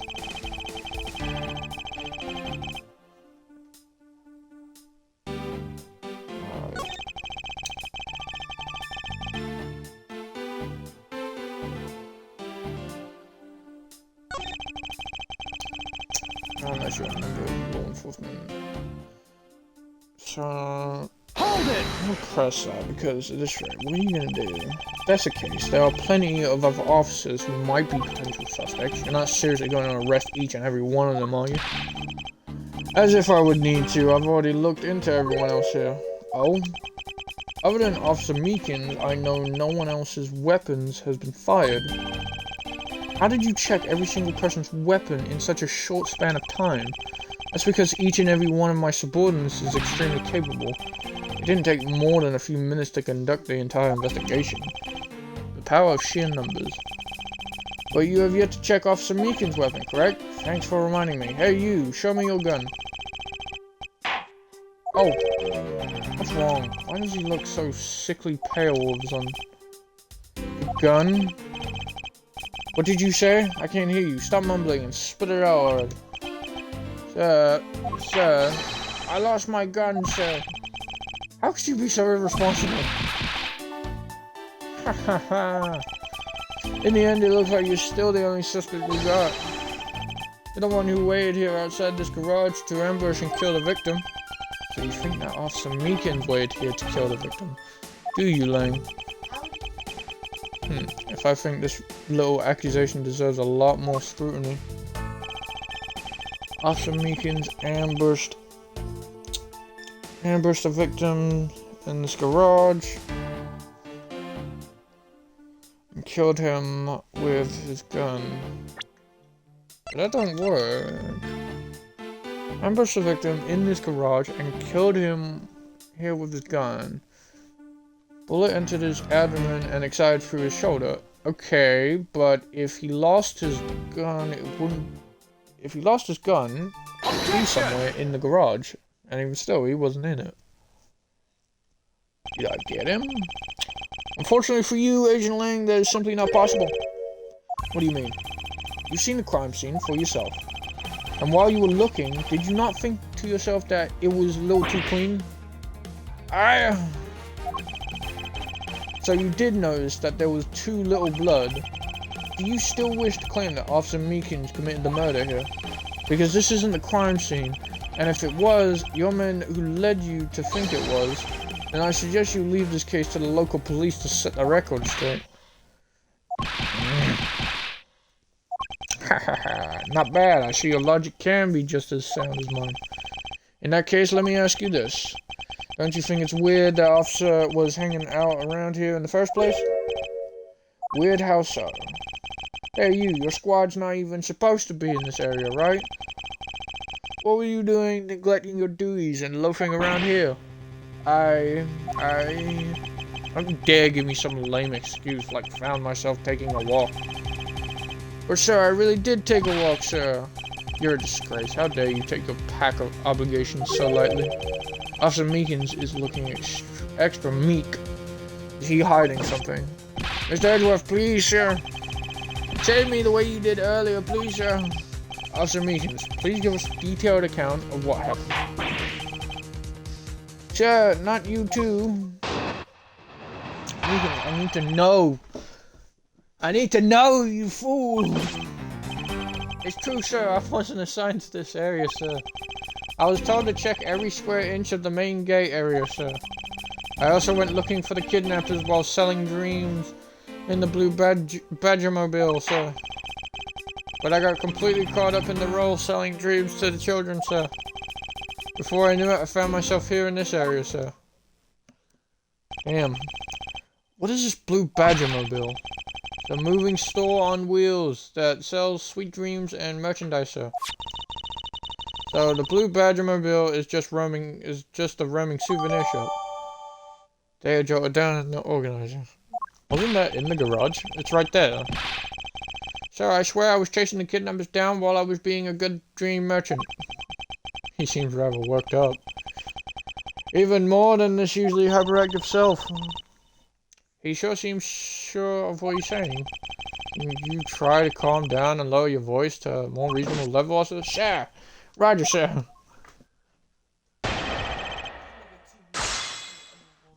Say what now? What'd you say?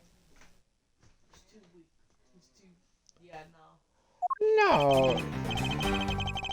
It's true, sir, I wasn't his son. I'm looking. How dare you, Mr. Meek? Officer Meekins is not weak. How dare you? It's sure as I wasn't assigned to this area. No, he's trying to help the kids' dreams, man. He's trying to build kids' dreams, spirits. You know, he got in the role of it while also looking for bad guys. Okay, I wasn't assigned to this area. I was told to check every square inch of the main gate.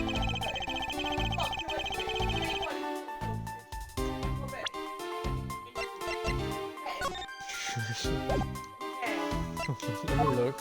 Also, when the kid was while selling dreams and all the shown 3 wells was parked aside.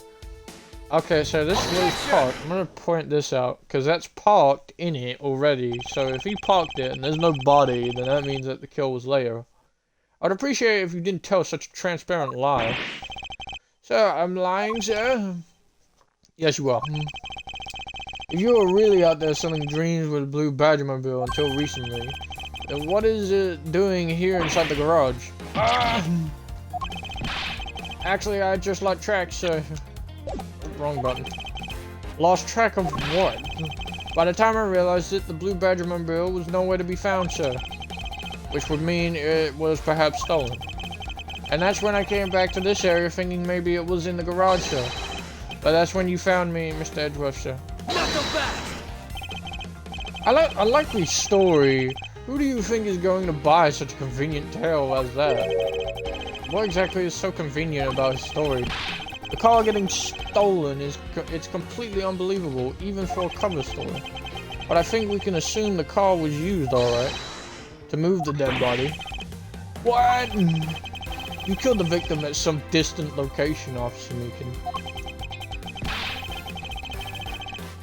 And then you used the blue Badgermobile to transport it all the way here.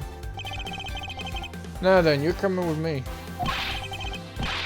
But it wasn't me, sir. The killer, sir. It wasn't me, sir. Agent Lang, wait. What do you want now? We still don't know where the real scene of the crime is. We can't say we know all the facts of this case, let alone the truth. I told you, truth, smooth, I couldn't care less. Our job is to catch the crook. You'll find out your precious truth after we arrest this guy and take him in. That's the job of you prosecutors in your fancy courts with your logic. As for us, we don't have that kind of time to waste. You boorish buffoon. Oh, it's gonna get physical. I think you need to leave. What? We need to get the body to an autopsy, and you guys are getting in the way. You would interfere with another one of my investigations. Hey now, let's not forget who holds the actual authority to conduct investigations here. I'm afraid the one doing the interrupting is you, my ignorant little pretty boy. No. Be a good fancy boy and get out of my sight if you don't. I'll arrest you for obstruction of justice. Get that finger out of my face. To be continued, and it's been an hour and a half long. Or almost. Yep. Save your progress. Yep, you know it. Alright, we're in the middle. Find the eyewitness. Alright, March 13th, 1:22 p.m., Gatewater Land, main gate. Chased out like a pair of peasants. Mr. Edgeworth? Yes, Kay? There's something even thieves should never steal. Do you know what that is? You really shouldn't steal anything, however, I'll buy it. What shouldn't a thief steal? A life. It's too heavy of a burden on your soul to get away with, ever. That's something we can agree on. Well said, Kay. No matter what we may try, murder is the one crime that can never truly be hidden. And I intend to prove that by my own hands, when I apprehend the murderer myself. Alright, and I'm gonna work extra hard to be a good assistant. Let's go. Still never said she could be my assistant. Just gonna drop the issue. First thing we should do is to locate the real scene of the murder. Mr. Edgeworth. Oh, it's Dick Gumshoe. Mr. Edgeworth, the stadium. Hurry, sir. This is supposed to be hush-hush, but they found a witness at the stadium. A witness? What did we tell you about leaving your assigned post? The jig is up. Mr. Edgeworth, remember that I'm always rooting for you, so go get him, sir. Those detectives sure look like they're enjoying themselves. It's not all fun and games, Kay. Now then, let's head to the stadium and meet this witness.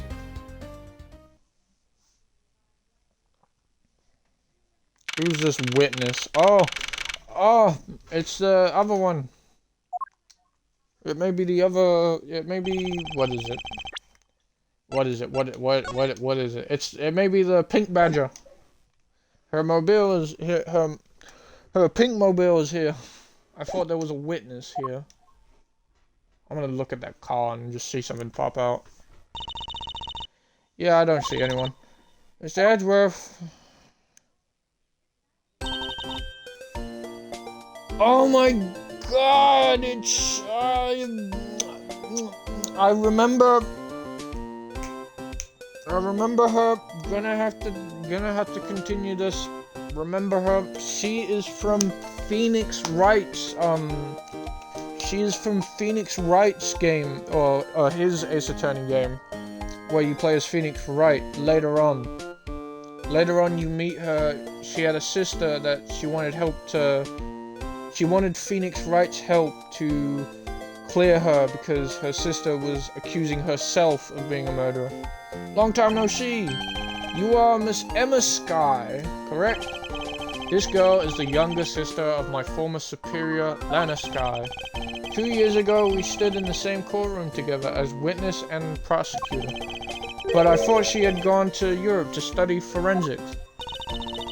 I can't believe you remember me, Mr. Edgeworth.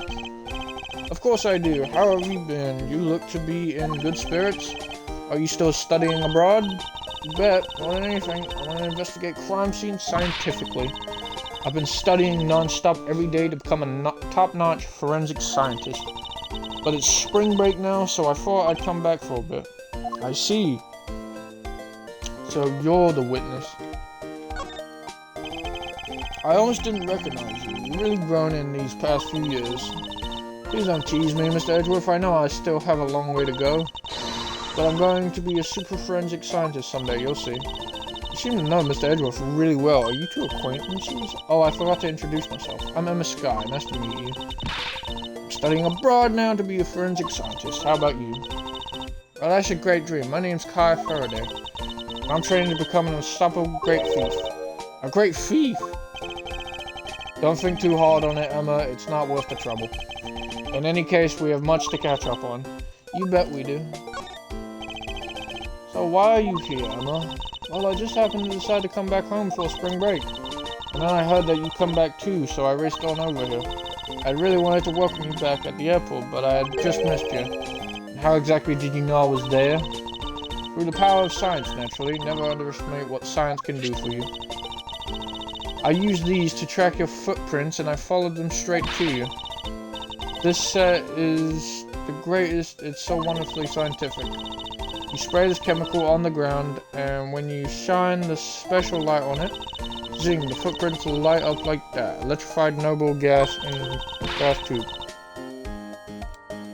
It's almost like magic, scientifically speaking. Forensic science has never seemed more ominous to me than at this very moment. Right. Emma, I'd like to ask you about what you witnessed. Huh? What are you talking about? Are you not the witness Detective Gumshoe told us about? Well, I did get a call from Detective Gumshoe earlier. He was practically yelling at me. Mr. Edgeworth needs your scientific doohickeys right now, pal, he said. What was that man thinking? Or rather, not thinking. So let me guess, there's been a murder, right? Yes, unfortunately, there's a sudden glint in her eyes. But I need to keep my mind focused on the witness now. Where did that person go?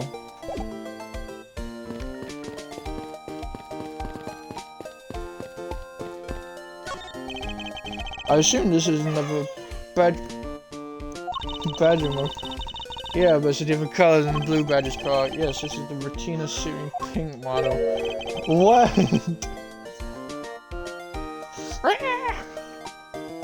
What's that off in the distance? Oh, no, it's the pink badger. Oh, hey, it's the pink badger. Badger, get. Oh, another picture. Badger, badger, badger. What? Just what does she see in these silly things? Why is the badger in handcuffs? I think this badger has something to say to you, Mr. Edgeworth. Are you by any chance the witness I've been searching for? Babe, can you speak sign language? Sorry, but I don't speak badger dance. Do you speak badger dance? What is this badger saying? Tell me. With that little sign language, what did she say? Look, there's another one. Oh my god, never. Oh my god, no. This is weird, seeing familiar faces again. This is, the security guard from Phoenix Wright. I streamed it, and I've even put it on, I put it up. I uploaded it. Oh, I can't take being inside that stuffy head anymore. She was a security guard for a movie set in Phoenix Wright. In Phoenix Wright, both... Ah, yeah, Edgeworth remembers her. It was Aunt Gray. Aunt Gray or Aunt May, one or the other. But, she was a security guard for Phoenix Wright for a movie set. She was a witness. Shut up! She was a witness to a murder, okay? But she was bullshit. I don't know what happened. Really? Look where she's at now. Well, obviously, I think the movie set had to shut. Well, the movie set probably had to shut down. No. Why her? Why here? Why now? I first met this woman 3 years ago. She was a witness in one of my cases. Yep. She has since gone out of her way to pop up unexpectedly and cause me great grief. Edgy poo! Why couldn't you understand what I was trying to tell you? I mean, really. I was trying so hard to keep the kids' dreams alive by staying in character. But you couldn't pick up on what I was trying to convey to you? I'm sick and tired of that roundabout way of talking, so I'm going to be just direct. I had a bad feeling before, but this just made it official. Today has gone beyond the typical not my day into the realm of waking nightmare. So you're a friend of Mr. Edgeworth too, Miss Pink Badger? You could say that, but right now I'm just a Pink Badger dearie. She may look the part, but I know better than to trust my eyes around this woman. My name is Wendy Oldbag. Oh yeah. Wendy Oldbag. I forgot the name. I'm terrible. Then again, it was ages. But you can call me Wendy or Granny. Yeah, Granny. Or whatever suits your fancy, Oldbag. Nice to meet you, Miss Oldbag. I'm Kay Faraday. What do I care about a young whippersnapper like you? Again, why do you have cuffs? Yeesh, I was just trying to be polite. Wendy Oldbag, weren't you a security guard at one of the Gatewater hotels the last time we met? Okay, that's new to me. That is new to me, so that may be further on in the story. So, possible spoilers. I go where I'm needed. I'm very good at what I do, unlike the youth of today. I get called in all the time to fill in when there aren't enough hands. But enough about me, Edgy-Poo. I'm fairly dejected right now. I finally get the chance to see you again, and here you are talking with two young girls. Men are all the same. It doesn't matter. I can't read that. She's yapping. I can't read that. She's on it. She's on one. You seem to attract all sorts of interesting people, Miss Edgeworth. Okay, please, I'm begging you, by all means, do not provoke her any further. Aren't you forgetting about something, Mr. Edgeworth? This person could be the witness. Honestly, I hope she isn't, but I don't think fate is going to be so kind today. I saw what happened. I even saw the exact moment it happened. How's that? So it's true, she is the witness. I don't suppose I can afford to ignore the old bag. Yes, it was just a little while ago. I saw it happen right in front of me. The moment of the murder. You mean to say that you witnessed someone being killed right before your eyes? Sounds like a pretty important piece of testimony to me. Oh god. Alright, what old bag witness? I came to the stadium to take a short break. As I was resting, I happened to glance over and I saw two men facing each other in that area. Suddenly, there was a loud gunshot, and the person who was shot fell to the ground. It was a very terrifying experience, let me tell you. Looks like we hit the jackpot, huh, Mr. Edgeworth? Yes, I can't afford to ignore what she has to say. Unfortunately. What's that? Unfortunately, you tacked on at the end, suppose? To me, Edgy Poo? Well, anyway, let's see what we can find out from this little old lady. Little old lady? I'm Mrs. Oldbag for you. Seem to take a short break.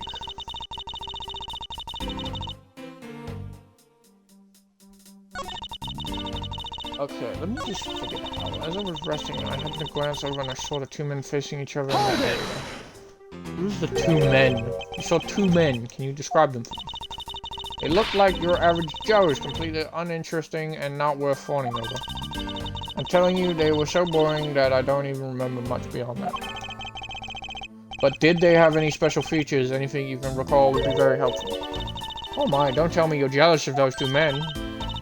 Hey, she's right. You do seem pretty worked up over them, Miss Edgeworth. I'm not worked up over anyone. I'm not jealous. It's alright, Edgy Poo. Those two were just fowls compared to the stallion like you. I thought so little of them that I lost interest the instant I laid eyes on them.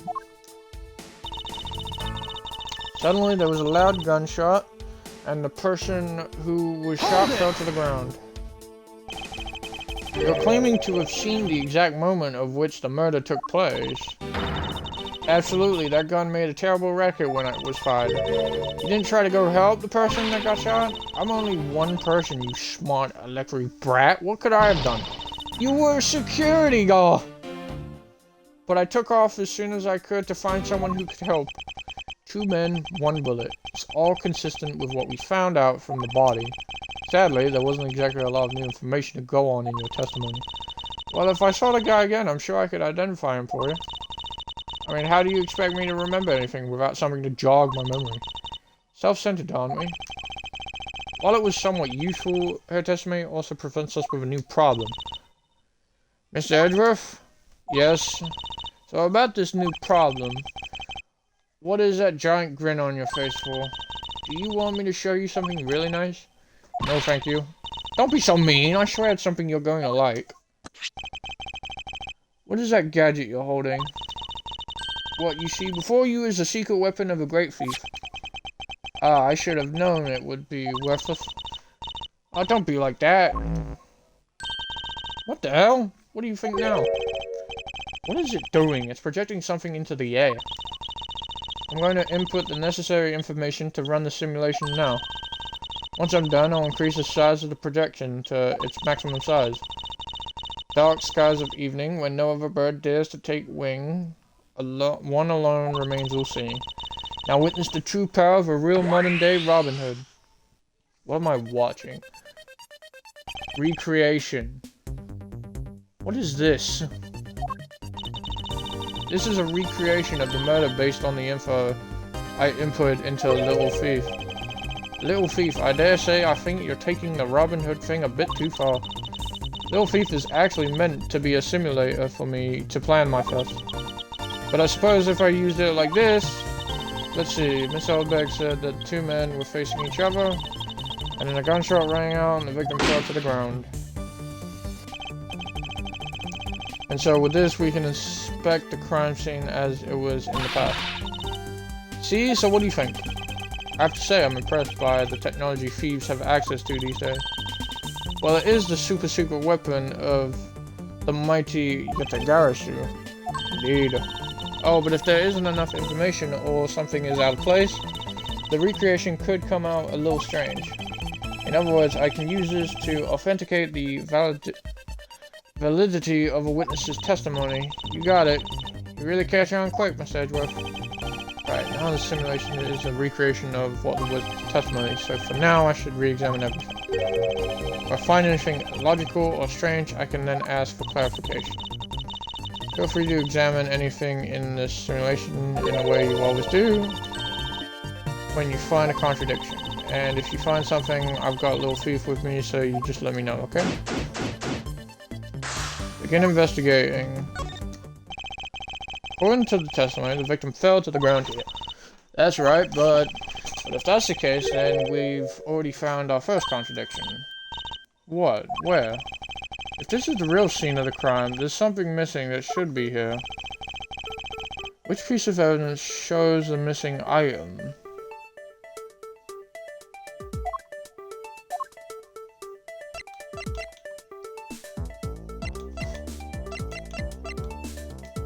Shows the missing item.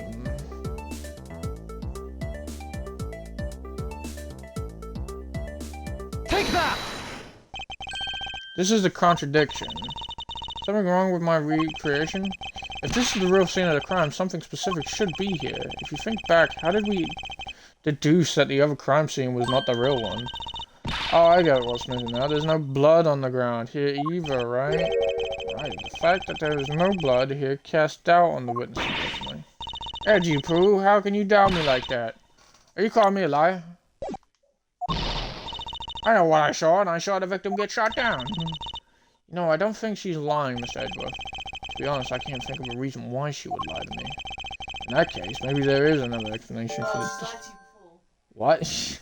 Why is there no blood around the victim's prone body? Okay, so we got that. And we got the person. Yeah, I'm seeing that. I'm also seeing it being impossible for the shooter to shoot through the abdomen and into the shoulder if they're facing them. But, again, evidence later on. It's the silhouette of the killer with the gun at the ready. Okay, it's not possible to recreate the face of the killer. Well, I can't exactly input what we don't know into Little Thief. He has a point. My bad. Can I ask? Oh my god. Victim was kidnapped. Put these two together. This is all I got. Is it not possible that the victim was wearing a costume? So you really think that Mr. Deacon was one of the kidnappers? I think we can reasonably assume there is a very good chance that he was. And that if he was shot while he was inside one of those stolen costumes, then Mr. Deacon's blood would be inside the costume instead of on the ground. Precisely. Now, if only we could prove that the victim was wearing a costume. I think it would be pretty easy if we could find some footprints, but the problem is finding them, since there doesn't seem to be any around. I wonder how we can go about finding some of those. I know. You. Can I have the tool? Just feel the power of science. I need your I need the footprint analysis. Whatever. I need that device. Give it. About the method you were talking about for finding footprints. Oh, finally, my expert knowledge in forensics is needed. Yes. Well, can you detect a trace and trace even partial footprints? Leave it to me. My cutting-edge detection kit can find anything. Very well. If you could please analyze the footprints in this area. Okay. Stand back now and witness the power of science at work. Okay, okay. So she shut that off. So now she's gonna look for him. Hey, I found something. Look right here. I don't see anything. Oh, that's right. Yeah, put these special glasses on, Mr. Edgeworth. These footprints here were definitely left by a badger. Judging by the way the prints are laid, those seem to be the newest. Then we can conclude that the victim was definitely wearing the costume at the time. He was likely wearing one due to footprint shape and the lack of blood. Okay, in that case, I'll update Little Thief's simulation. Can't wait to see what we find out from this new info. Okay. Right. Investigation complete. Nice. So the victim was wearing a costume when he died. And with that, we should be one step closer to the truth, right? I see they've changed the accordance of the new information. But now something else has caught my attention. What did he do with the costume? What do you want? Your testimony, naturally, I'd like to hear it one more time, if you please.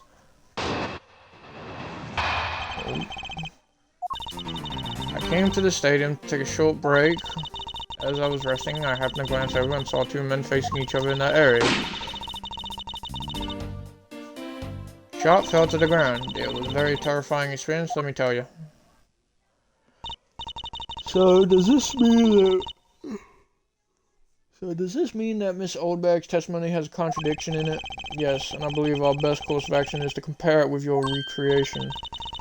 See, I just knew Little Thief would help. Now let's see if we can pull more info from Miss Oldbag to put into the recreation. For that, we must first find the contradiction in her testimony. What Oldbag witnessed. I came to the stadium to take a short break.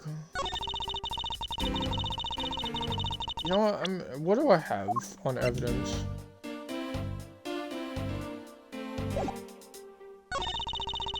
Only there was a loud gunshot in the press. I'm gonna present this. Objection! It may be wrong. Yeah, it's wrong. Prepare myself. Just be quiet and listen. I mean, I don't think it even contradicts anything anyway. Since when did she become Miss Law Expert? Loud gunshot.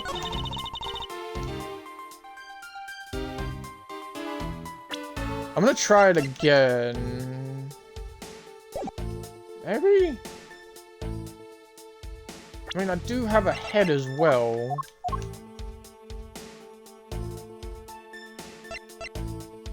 Let me try this. Yes! I got it with my brain. Two men. How did you know the gender of the two people involved? Seeing as how the victim was wearing a costume at the time.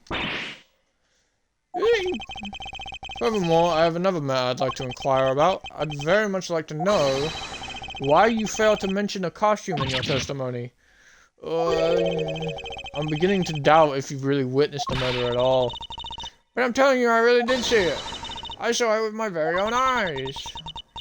From a seat in the second tier. The second tier. Hey, didn't you say you saw it right in front of you earlier? That was, you know, I was using the phrase in a metaphorical sense. See?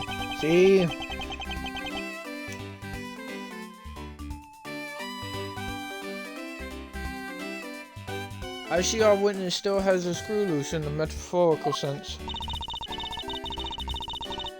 The cushy seats in the second tier are reserved for hotshot VIPs, which is exactly why I go there now and again to take a nap. I can't see how you could have gotten a good look from there. It's so high up. Were you able to see even the victim's costume from way up there? Well, I know I saw two people. I couldn't really see what they looked like because they were in the stage's shadow.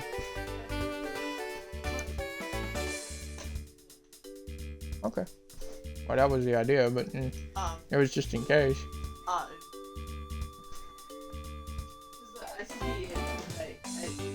Yeah, no, it's okay. This was that was a backup, just in case. Okay, anyway, but I couldn't really see what they looked like because they were in the stage's shadows. It was hard to make out the killer and victim that Oldbag saw in the stage's shadow. Shadow? My eyesight isn't what it used to be, you know? Not like when I was young. She's talking. She's frozen. I can't read anything. Let's return to our investigation, shall we, Kay? You got it. I'll let her just speak through the whole thing.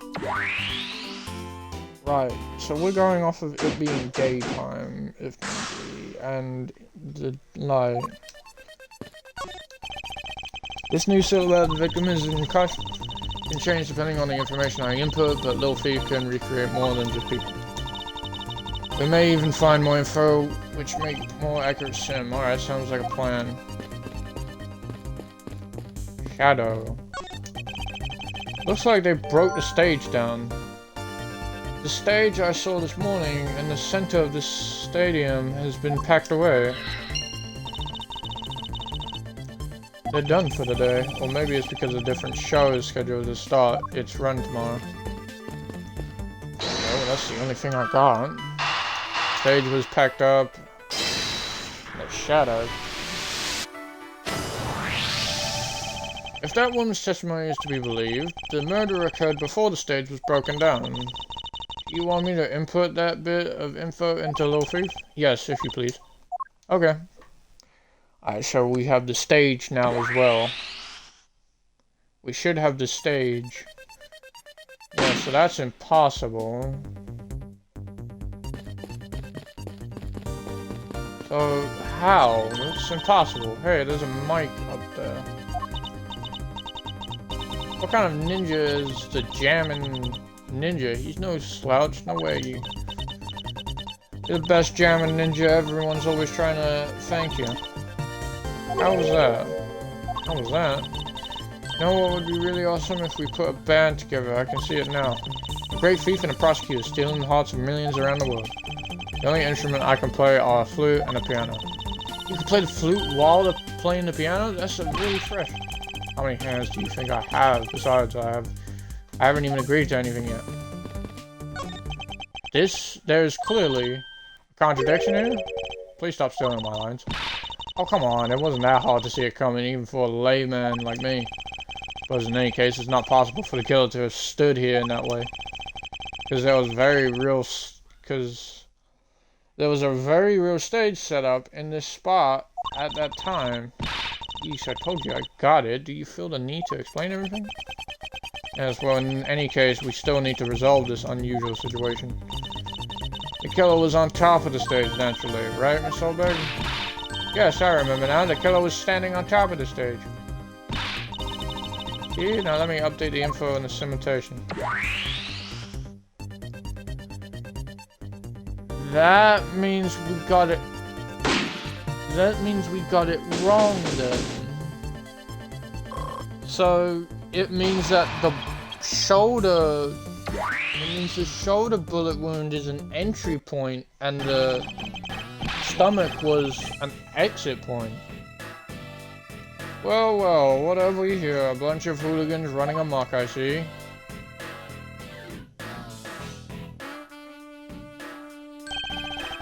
Agent Lang, how nice of you to join us. Well, I can't have you going around messing up my crime scenes. Agent Lang, we've discovered that the real scene of the murder is here, the stadium. I see, thanks. For what? I'm just trying to show you my appreciation for all the time you saved me.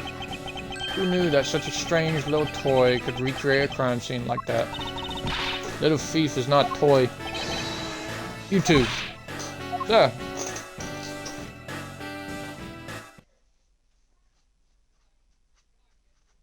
There's tire tracks back there. And there you have it, you see. Big boys like me don't need silly toys, little girl. Now this is a recreation. So what do you still intend to say that Officer Meekins is the killer? Of course. Even knowing that the crime took place here doesn't let him off the hook. Ay, ay, ay. Agent Lang's logic. This is the real scene of the crime. Officer Meekins lay in wait for the victim on top of the stage, and when the victim finally showed up, he shot him from on high. That's the truth your little recreation showed. Were you watching the entire time? Were you spying on us? Right, how far will you go to accuse Officer Meekins of a crime? He's the most likely suspect we've got, especially given the situation with his gun. Well, even if he is the killer, at least my recreation was on the mark. You see, thank you for understanding, my little crow girl. Not some common crow. I'm gonna get the Raven of Legend. Unfortunately, your conclusion is no. Yes. See, told you. Back up. Unfortunately, you can use it and yet to be tested. So let's see how well it holds. All right. Real scene of the crime? Yeah, we figured that one.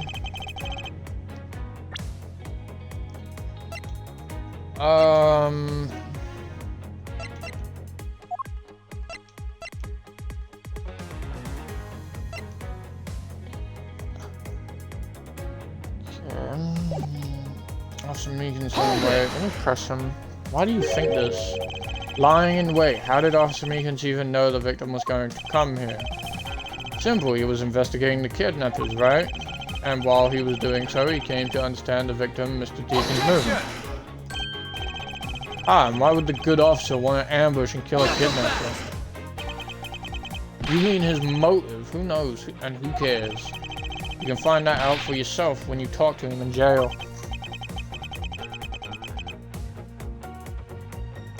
You have no respect for the order of the law. Don't get me wrong, but I need more than there's no motive to convince me otherwise. He's right, the lack of motive is a rather weak argument by itself. So the officer lay in wait on the top of the stage. And when the victim finally showed, he shot him from on high. Hold it! So you agree with how our recreation turned out? Like I said, I'm grateful that you were able to save me some time. Alright, but we still don't know why he chose to wait on top of the stage. Who cares? Maybe he wanted to become the Blue Badger. Who's to say he didn't see the stage and decided to put on a badger stage show of his own? Or maybe there's a completely different reason. What does it matter? It still doesn't change the fact that Officer Meekins stood up on their stage and shot the victim on the ground.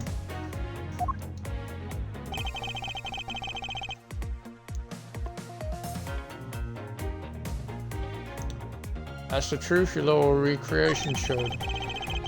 Showed he shot him from on high. Nope. I'm gonna present this.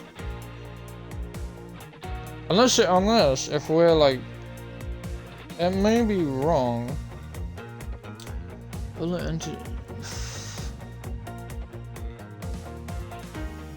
Huh.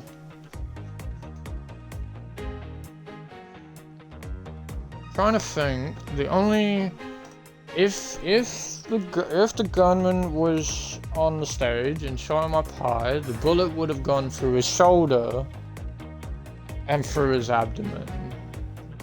That's if he was on. That's if the shooter was on the stage. But if from this detail, from our note, that the entry point is the abdomen and the exit's the shoulder, that would only mean that the killer was on the floor and Mr. Deacon was on the stage. Objection! If I'm correct, which I'm confident in, because it does sound the most logical. Terribly sorry, Agent Lang. I should have warned you that our recreation is incomplete. You cut in quite unexpectedly, after all. What's that supposed to mean? You said that the victim was shot by the killer from up above, correct? I had to break it to you, but that's not possible. Why not? Recall Mr. Deacon's body specifically where the gunshot wounds were located. Actually, I didn't get that good of a look. Oh, well then. The bullet entered Mr. Deacon in his abdominal region and exited his right shoulder. This is more consistent with an angled shot from beneath the victim. Then, yes, our recreation had the victim being shot at an angle from above. Clear contradiction. You're discounting your own conclusion. No, this one point is the only flaw. This was the mistake per meter of our recreation.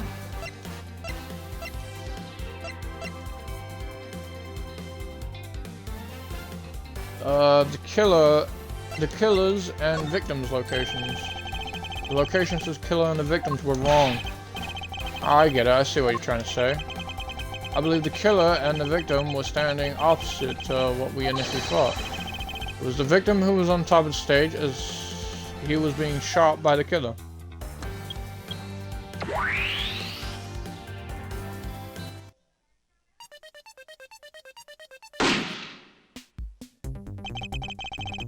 If this is what happened, it also explained the positioning of the gunshot wounds. But then what about the footprints? Since footprints don't lie, we can assume then that the killer also wore a costume. Okay, I'll try using that data instead. Both people used a costume. Judging by the fact that both the killer and the victim were wearing costumes, I'd say it was a killing between the two kidnappers. That would be the most natural conclusion. Wouldn't you agree, Agent Lang?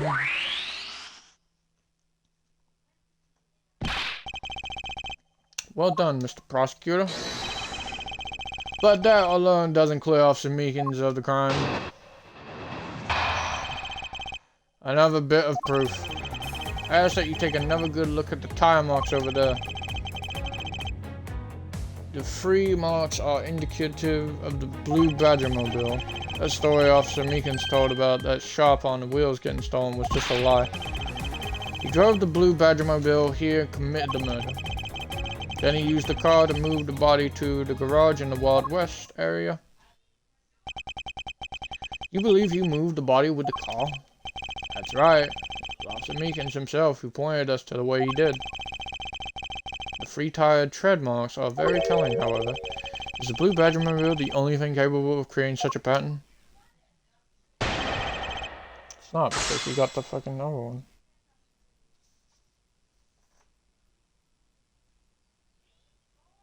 Okay, another bit of proof.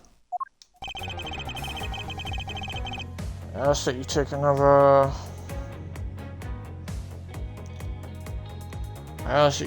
good look at the tire marks over there. Blue Badgermobile. Costume separate into a head and body. This head was left in the isolation room. So someone's missing a head. The 3 marks are indicative of blue Badgermobile.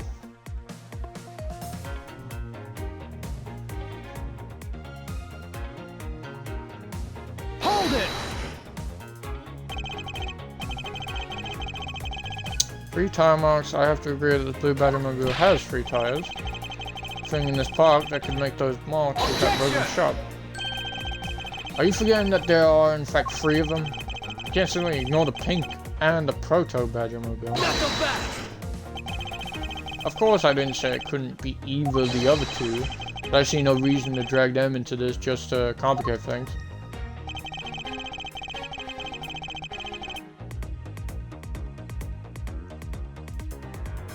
Hold it! Tell me, how so? Of course you have some sort of proof that it was all a lie, correct? Of course not. Well, that was blunt. I suppose it is a lie. It would explain a lot of things. Like his movements and his whereabouts.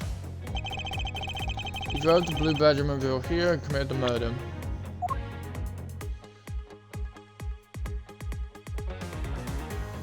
I don't know about that.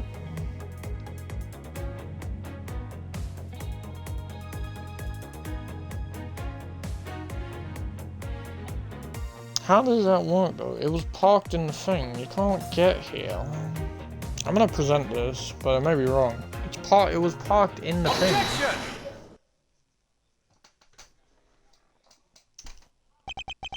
Sorry, Agent Lang, but that's impossible to.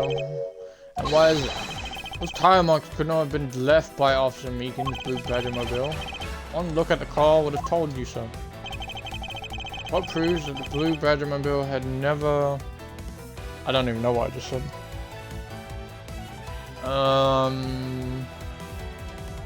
The tires?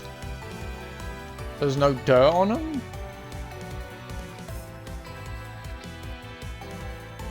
Take that! Take a good look at the tires. There's not a single dollop of mud to be found on it. If this car had come to the backstage area and left those tire tracks, then the lack of mud on these tires stand out as very peculiar indeed. And how do you explain the tire track's genius? Hey, I've got it. What about Miss Oldbag's pink Badgermobile? Don't be ridiculous. I was sleeping the entire time in the second-tier seat.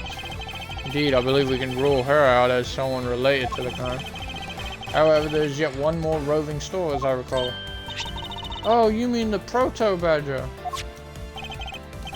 That's right, there was one more parking space inside the garage, and it proves the existence of a Proto Badger mobile. Agent Lang, I suggest you find this Proto Badger mobile post haste. There must still be some sort of incriminating evidence in it. Oh. Hey, did you hear something? The hell? What the fuck? Help me! Are you alright? Well, this is something. Looks like we found our kidnapping victim. Where were you all this time? Wild West, with kidnappers. It was in the room next to the one I was holding. Ran away using underground and got lost. The kidnappers. What is it? I can't understand what you're trying to say. The kidnappers escaped, wearing costumes. Did you see the faces of your kidnappers? No, I didn't see their faces. But two. One was a woman. A woman? Quite an important piece of testimony. Hey, what are you guys doing? Stop standing there and get your cops on this already. I'll even let you guys have what the kid said just now. Consider it a gift. Now, are you going to get out of my crime scene, or am I going to have to get through? Or get rough? Again? You're nothing but a big bully. Come on, Mr. Edgeworth, let's go. Oh, no, not you. You're a very important witness for my case. I'm not about to let you get away that easily. Don't count me on to Don't count on me to testify because I want... Not for you. That's right, I want either. You hear me, you young whippersnapper? Hey, calm down there. No need for all this hostility. I just want to take a statement from each of you. I'm not going to rough either of you up, I give you my word. Come now, fair maidens. What do you say? Will you cooperate? Yeah, maidens? Ah, you little rascal, you sure know the way into a woman's heart. Lang Zi says, the passage of time is but a fleeting moment, and a lady is young forever. Trying to outdo my edgy poo with your fancy schmancy sayings? Let's get this over with so we're clear. I'm only interested in giving you my statement.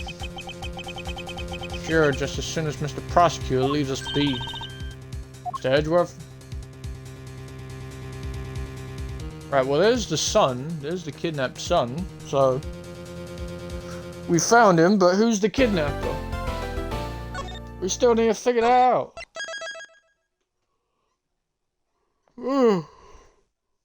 We're still in the middle, regrouping with Ernest and Manor. That's 13th. Pretty sure we've done almost two. We've pretty much done 2 hours. Wild West area. Okay. Looks like we got the boot again. With Lance safe, the focus of the investigation will shift solely onto the murder. You mean the infighting between the kidnappers? Yes, and also the identity of the remaining kidnapper. Miles, my boy! Tell me it's true. Tell me that you really found my boy. Yes, Mr. Romano, we found him earlier in the stadium. And my little Lance is unhurt?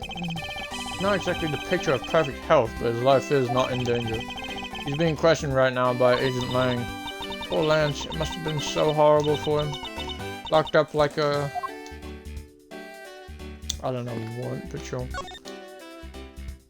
Lance Amano. Miles, my boy, I can't thank you enough. It was nothing. I'm still in shock of what happened to Oliver, but I have to say I'm relieved that Lance is alright. Oh, that's right. I mustn't forget to pass this on to Lance as soon as the police are finished with him. A letter? What's a letter for? The way Lance is being chased after by women reminds me of someone I know. I almost can't believe you received yet another letter, you know? Here, take a look for yourself. Isn't this a breach of confidentiality? My dear Lance Amano, may I come see you again, your beloved Viola. It's a very simple love letter. Tender Lender Loan Company. Oh, hey, let me see. That's really weird. From a loan company. Tender Lender looks more like a collection bill to me. Oh my god! Lance was in debt! I think. Yeah, what about you? Do you know anything? He loves me not. He loves me not. Oh, that's the 12th one. No, you can't give up, Lauren. Just one more try.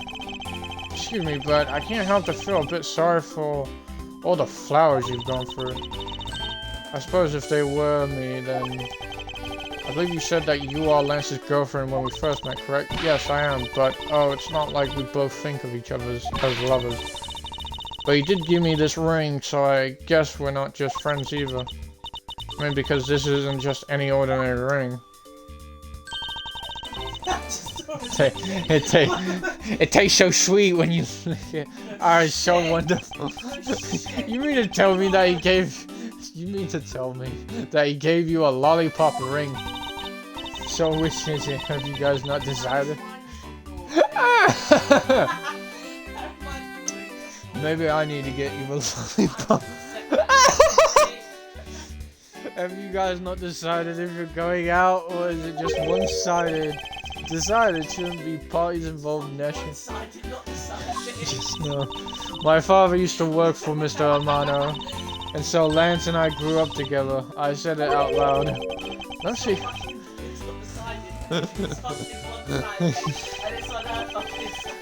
So your father was an employee of the Amano group. What did he do? I heard his job was to fly around the world on Pegasus. Pegasus? Oh, Pegasus was the name of the airplane. The airplane belonged to the company. You had me there for a second, but now it's all changed. My father, he isn't around anymore. Oh, I see. I'm starting to get hungry. About 10 years ago, he rode in Pegasus off to somewhere and never returned. Yeah, but we've only had... Well, I've only had my cake and, a sandwich. No, I can't do that. I'll have to go down off the street. Somewhere, never return. Okay, that's good. That's good. Oh, you save it for dinner. I'm hungry. All this talking. Riding Pegasus to whereabouts unknown sounds like the stuff legends are made for. It's been so long, I don't think I'd recognize him if we were to ever meet again. I'm so sorry, Lauren. But I won't give in to sadness. I have to live... Yes, Lauren, live. Alright, about the case. About this incident. But isn't the kidnapping already over and dealt with? I've been here the whole time, so I'm afraid I don't know much about any other incident. How did you come to know the Lance had been kidnapped? Oh, that's because of my woman's intuition. You based everything on that. I know everything when it comes to my Lance. It's really strange. It really must be destiny. She started fantasizing again. But what are you going to do now, Mr. Edgeworth?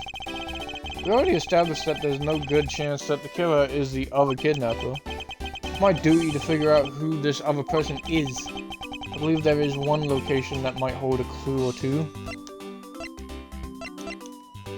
The isolation room? Crime scene? Kidnapper's hideout? I think it may be the isolation room. It can't be the crime scene. I'm gonna go for the isolation room. The place where we were held as prisoners. Hold it, don't lump me in with you. I can't allow you to slander my good name as a great thief by saying I was captured. Not being able to escape from somewhere qualifies you as a caged bird, Kay. Besides, we checked that place pretty well. We were there, remember? I don't think it would be an even better idea to check somewhere else. Perhaps you are right. Damn! I thought we were gonna I believe there is one location... Okay. kidnapper's hideout, I guess. The obvious location is the kidnapper's hideout. But we're still not allowed in, remember? Agent Lang and his men should be done with this area. In that case, there's no harm in asking that officer over there to let us in. That was their hideout? I mean, I guess, actually, I was. What do you have to report? Sir, nothing unusual or out of the ordinary, sir. Where have I heard such a redundancy before? Is it possible for you to let us take a look around inside? Sir, roger, sir. That was surprisingly hassle-free. Are you certain? Didn't Agent Land order you not to allow me in? Sir, that's true, sir, but Detective Gumshoe asked me personally to let you in, sir. And I couldn't refuse a request from him. Wow, looks like Detective Gumshoe has a following. Furthermore, I was asked to give this document to you, sir. What is this? Oh! It's him! Like, it's his actual name and his thing. The man in this picture, isn't this Mr. Oliver Deacon? So that name on the back is his actual name. Colin de Verre. Sex, male. Dominant hand, right. Height, 5'8". Weighs 123.45 pounds. Whereabouts unknown after his escape from Penny Dent Prison. Stole a gun from a guard during his escape. We thought he might head for where his wife and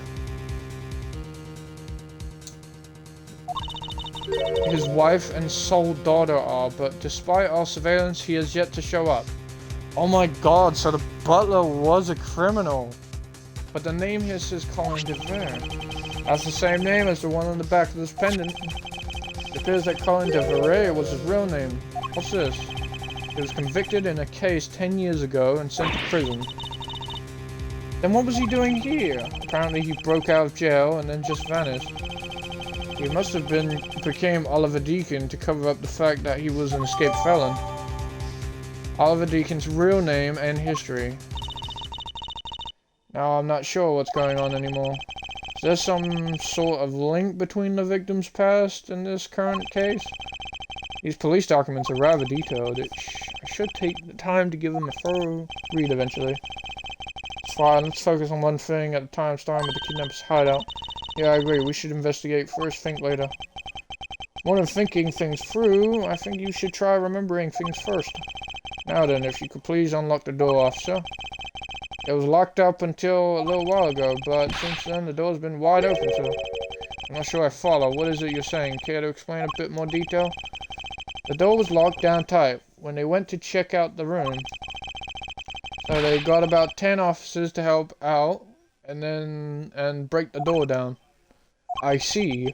I guess that means I get Agent Lang's leftovers. Well, let's see what we find. Ah, so we're here now. This is the room that we saw, I'm guessing. Maybe? So this is where the kidnappers planned their foul deed. Oh, you were tied up for a while in the room next door. Okay, please. Must you bring that up again? I already see something down at the bottom. There's a suit. I see a suit in the bin. Down to business. There might still be some clues left in this room. Try to find out what we can. The other kidnapper's identity. I see this on the ground. What have we here? The sword. The sword that you battered me with. Looks like a sword, a broken sword. Strange. Why would it be broken like that? That's the sword that was swung. Swords don't usually break on their own. That's true. Alright then, let's think about it in this way. Maybe it broke when someone was trying to use it for or on something. Hypothetically, aren't going to get us anywhere. Perhaps we should think more on this later. This door is thoroughly broken thanks to the police who forced it open. Oh, maybe they used the sword on the door. I won't rest until I've inspected everything. The panel that hid the entrance to the underground is propped up and wide open. Be careful of where you step. I only fell into that other opening once, you know. That doorknob handle thingy is looking pretty beat up. I suppose that what happens when 10 officers break their way in with brute force. Hey, that's odd. The lock on this is completely fine. Look, not a single dent. But how is that possible after what the officers told us? Yeah, if the lock had been in use and the door was busted down, then the lock itself should be completely wrecked. So the lock on the door leading to the outside is undamaged. How can that be?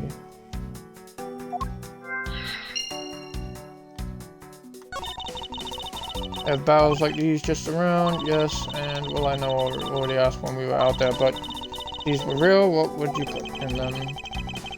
There's an expectant gleam in her eyes that I'm about to dash. Already checked the sword. Seems like everything over here. There's a trapdoor in this room too. It's not a trapdoor, it's an entrance to an underground passage. I know that. The door leading to outside world was locked. So Lance must have escaped his prison through here.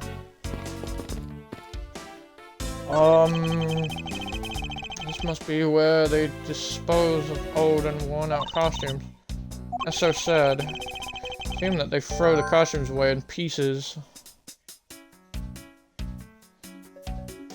for old and useless costumes. There's coffees, there's free coffees. Cheap styrofoam cups. Looks like only 3 cups were used. On top of the table, the coffees look like it was poured today. There's a key there. I wonder what this key is to. Reminds me of the key we found in the other room. That's it, this must be a key for one of those trapdoors. That wasn't a trapdoor, you only call it one because you quite literally jumped into it. Hey, but isn't that what you're supposed to do when you see one?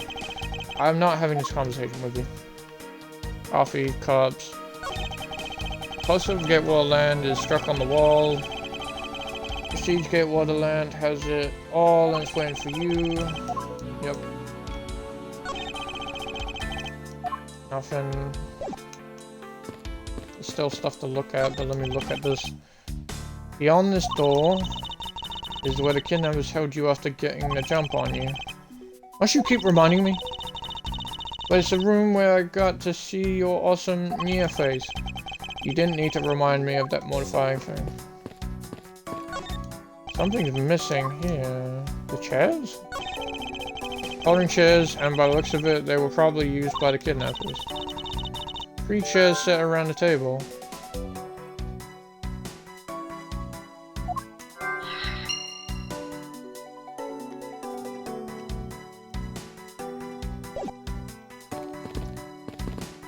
The mirror.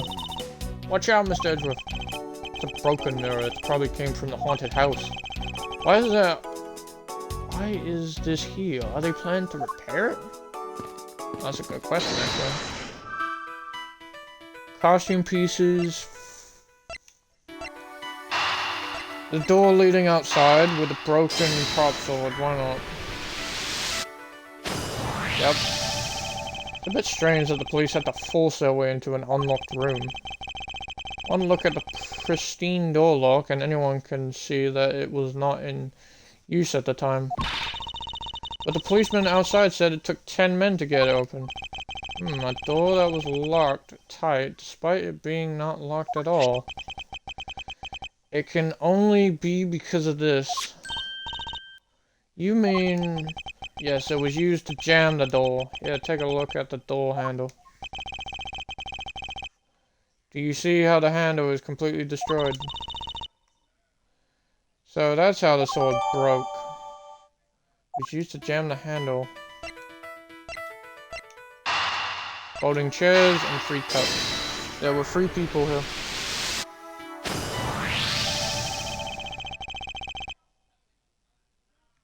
Okay, the common denominator between the cups and folding chairs is number 3. Speaking of which, the number of missing costumes is also 3.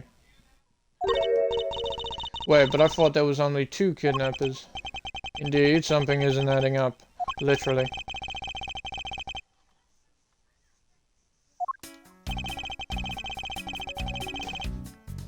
I thought that we might uncover the true identity of kidnappers.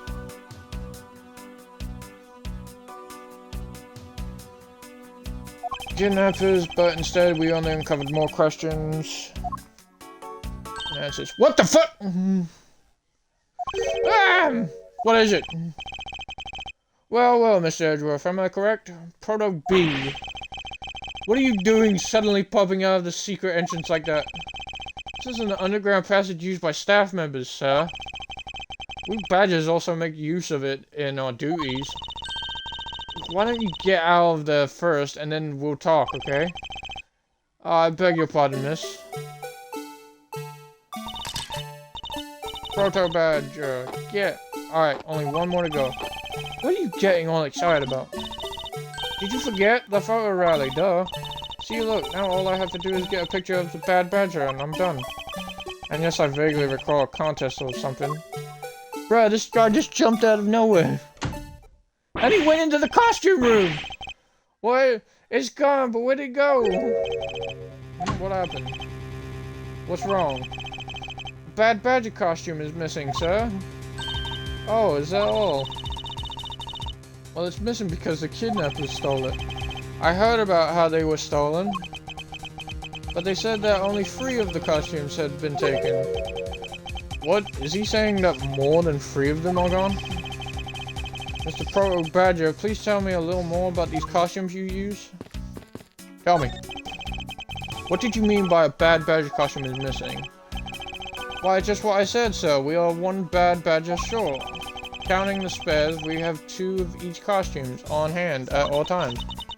Okay, so because one of them is walking around in the park, the others should be in that room. Ah, actually both of them should be in that room. What do you mean? Normally we don't use the bad badger costumes. In fact, we only use them during a certain event at a set time each day. It's the stage show where the bad badger wreaks havoc around the park. And the other badgers must work together to apprehend him, sir. I'm speechless that such a show exists. Well, sir, I was just trying to explain to you the only time we use that costume. Then doesn't that make it near impossible to take a picture of a bad badger? Personally, I can't believe that it's this close to showtime and there's no costume. Oh dear, what am I to do? All this basically means is that the kidnappers stole 4 costumes in total. And are you saying that there are 4 kidnappers? No, I don't think that's a very likely. Oh, recall the costumes for a minute. The stolen ones, you mean? What proves that a 4th kidnapper does exist? There's a missing... Looking here, you can plainly see that the 4th kidnapper is... Look, where do you... Look where? Do you know... Oh. Wrong.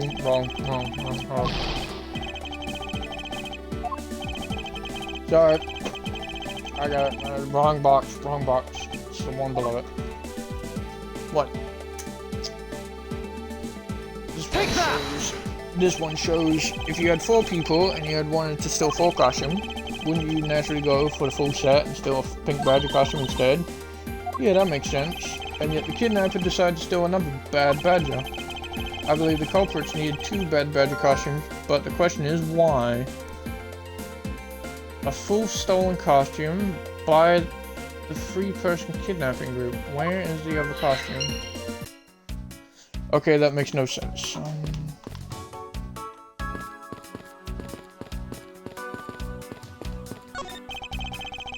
Fine, advertising for a rally, yep. What do about the bad badger stage? We hurry up and solve it, show may still go on. Sure, and if we solve it fast enough, I might be willing to fill in the bad badger role. Oh, really? By commanding Detective Gumshoe to do it. That wouldn't be too bad, I bet he would be glad to do it. These 2? The second bad badger costume, I believe it may be closer at hand than we think. What do you mean? That costume in the trash. Wouldn't you say that it's wearing some very telltale pants? Hey, you're right. Let's get it out there and take a look. What was that? Did that have water in it? No. Okay. As I suspected, it's a bad badger costume. That's not a hole, that's a gun mark. Oh shit.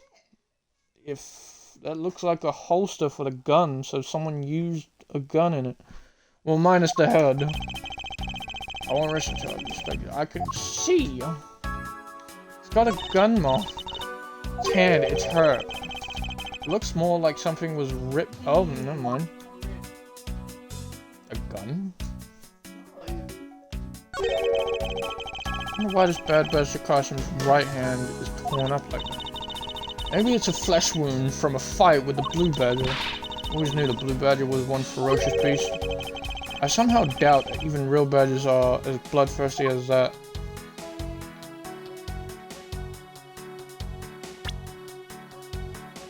Well, I'm looking.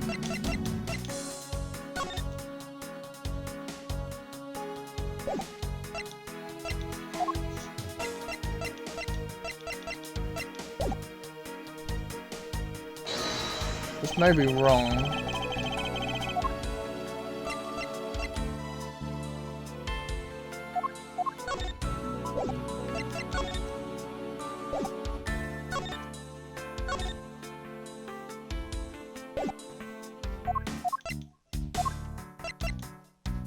This? Eureka! Is it right? No, okay. As soon as I said Eureka, I thought it was right.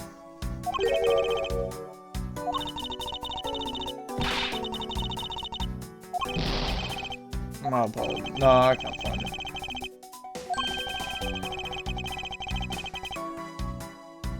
Envision the truth in my head.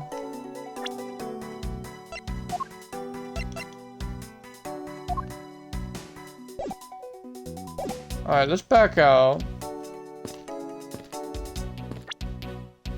Why am I not able to bring thing or evidence?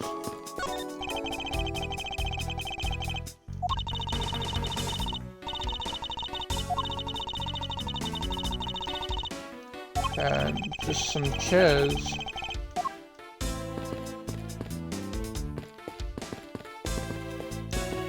Is there anything else? For some reason, I'm not able to.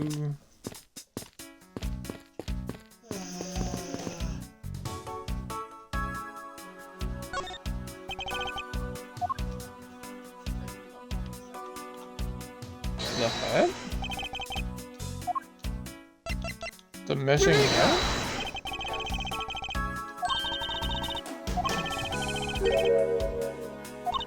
Nope.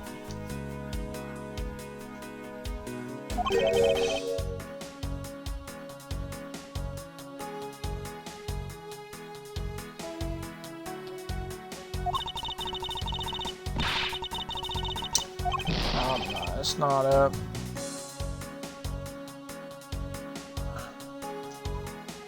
Oh, Mike is streaming. Look at that.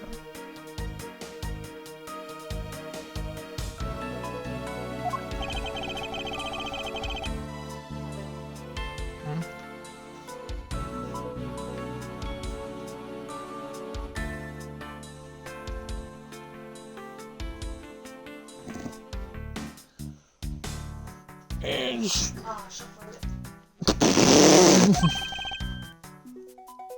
just gotta check real quickly. Check, see if anyone's chatting. You never know. Alright, it's gotta be something with this hand. It's gotta be something. What am I missing in my evidence?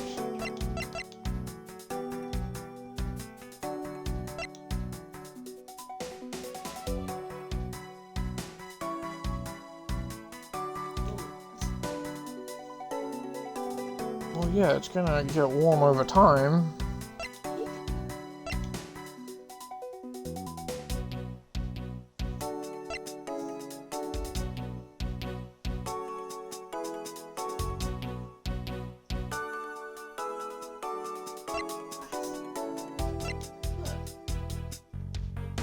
That's just saying that they're missing.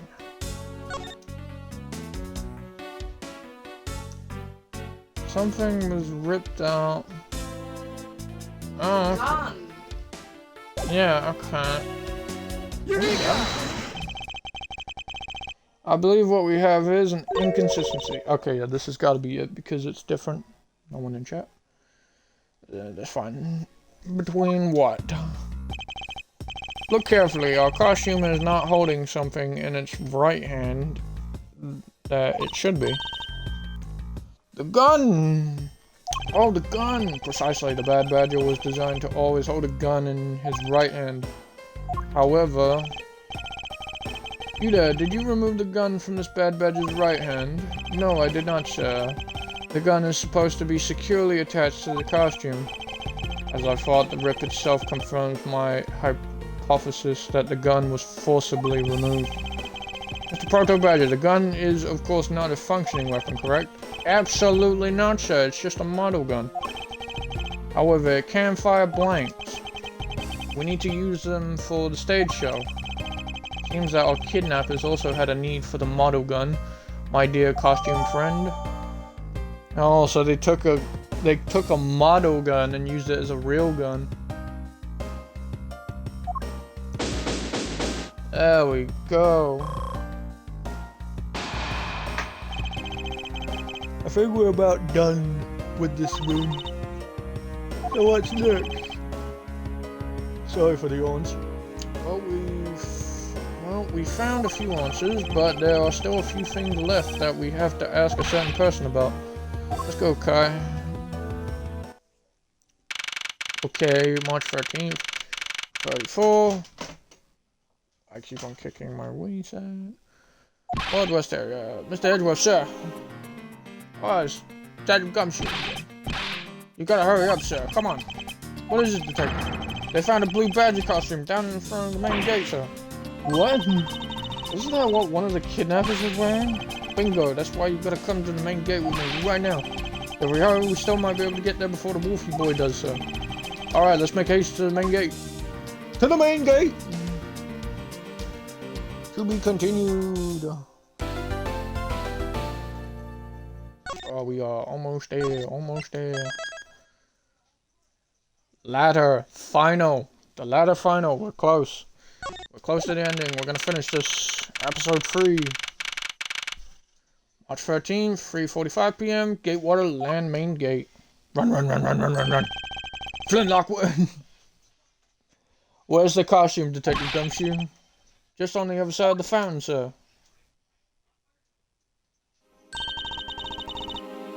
That's a necklace. What is out here? Was it out here in the open all along? No, it was discovered in tall grass back there. We moved it out here in order to examine it more thoroughly. Now let's get down to it. I won't rest until I've inspected every suspicious looking thing. Okay, for one, the head. Must be the blue badger Officer Meekins crossed paths with. Oh, the nerve of someone throwing a blue badger away like this. I worked so hard to create this character. It's like my baby. How could someone do this, sir? How? Detective, how about channeling your anger towards finding the culprits? Good idea. Wait until I get my hands on him. So, who are they, Mr. Edgeworth? Why don't you try figuring out yourself for a change? There's a necklace. What do we have here? Oh, it's another pendant. That's 2 treasures in one day. How lucky is that? And hey, this pretty baby is made of platinum silver too. Another pendant on top of one we found on. Is it possible that these two... Hold it right there. Ah, lying. Hands off, Mr. Prosecutor. You sure know how to cross a line, don't you? A pendant, huh? This is a very decisive piece of evidence. How can you tell? Look here and read off what you see. Lauren D. Hey, it's a name that's engraved on this. Shaped like a pair of wings, Lauren D is engraved on the back. Aha, we have you now, Miss Kidnapper. No, you don't understand. Lolly, I can't believe you were one of my kidnappers. Oh, shoot. Lance? You're kidding, Miss Pops was one of the kidnappers? Yes. It was me. I held Lance hostage. So Miss Pops is one of the kidnappers. But even knowing that, I can't call this case solved or over. Hey guys, case closed. Get the car ready, and I mean the special one for this young lady. Hold it! Eh? Again, Mr. Prosecutor? What is it this time? Are you proposing that Miss Pops is also the culprit in the murder case? What happened? I thought Officer Meekins was your suspect. We found it. Found what? The officer's gun. Literally dropped it in the middle of a thick patch of grass. Your country's police are a sham. Just look at how careless they are. Who are you calling a sham? The officer's gun didn't show signs of having been fired, so it can't be the murder weapon. So Officer Meekins has been cleared of all charges, I see. And that's when a brand new suspect comes walking onto the scene.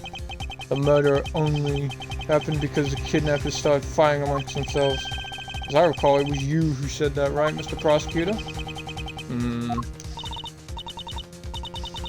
Did you really kill Mr. Deacon? Yes, I killed him. I can't believe it. Haha. Thanks for the confession. Objection! Agent Lang, it's much too early to declare this case closed. Look at you, so sure of yourself. We've got the culprit's own confession and some very incriminating evidence. What more could you ask for? Miss Lauren Pops. Yes? I want to hear it from you. Tell me your side of all that has happened today, from the kidnapping to the murder. But why? I'm the kidnapper and the killer. Isn't that enough? It's fine if you're the one behind everything, but only if that is the truth. You wanted to cut her hair. Now then, will you tell us the truth? Or is there some reason why you can't?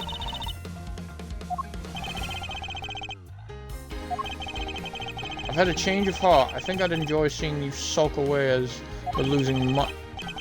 Alright, you heard me. Let's hear about all the evil deeds you committed today. Miss Pops' confession. The one who came up with the kidnapping plan was the butler, Mr. Deacon. We knew that we could get rich by holding Lance hostage. Mr. Armano would pay anything to get his son back after all. Everything was going according to plan, but as soon as we got the money, Mr. Deacon turned on me and tried to kill me. There, are you satisfied? She just confessed to her crimes and the second time. At least you have the guts to admit what you've done. I can at least respect that much. Miss Pops, is what you said really the truth? Yes, it is. But that's the truth. It certainly isn't the whole truth. Because there is something that seems a bit too improbable in her confession.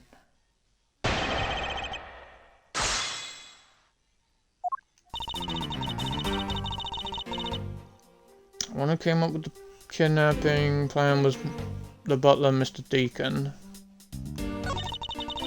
We knew that we could get rich by holding Lance hostage. Mr. Armano would pay anything to get his son back.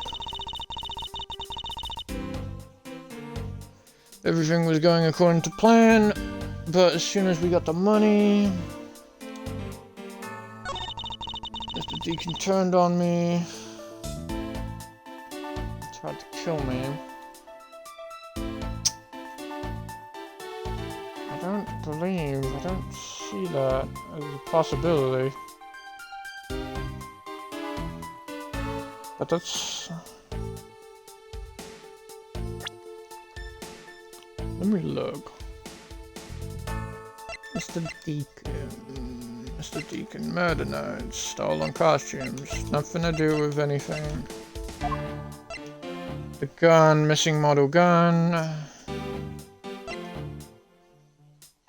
Lauren D is engraved on the back. Correct.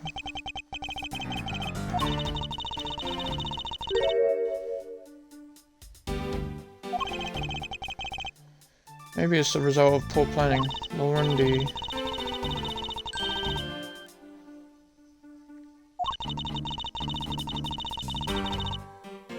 That way, even if you just sounded it out, it'd still say my name, K. Faraday. I suppose if I had to do the same, I'd abbreviate it as M. Edgeworth. Hold on, I think you should abbreviate as ME. Get it?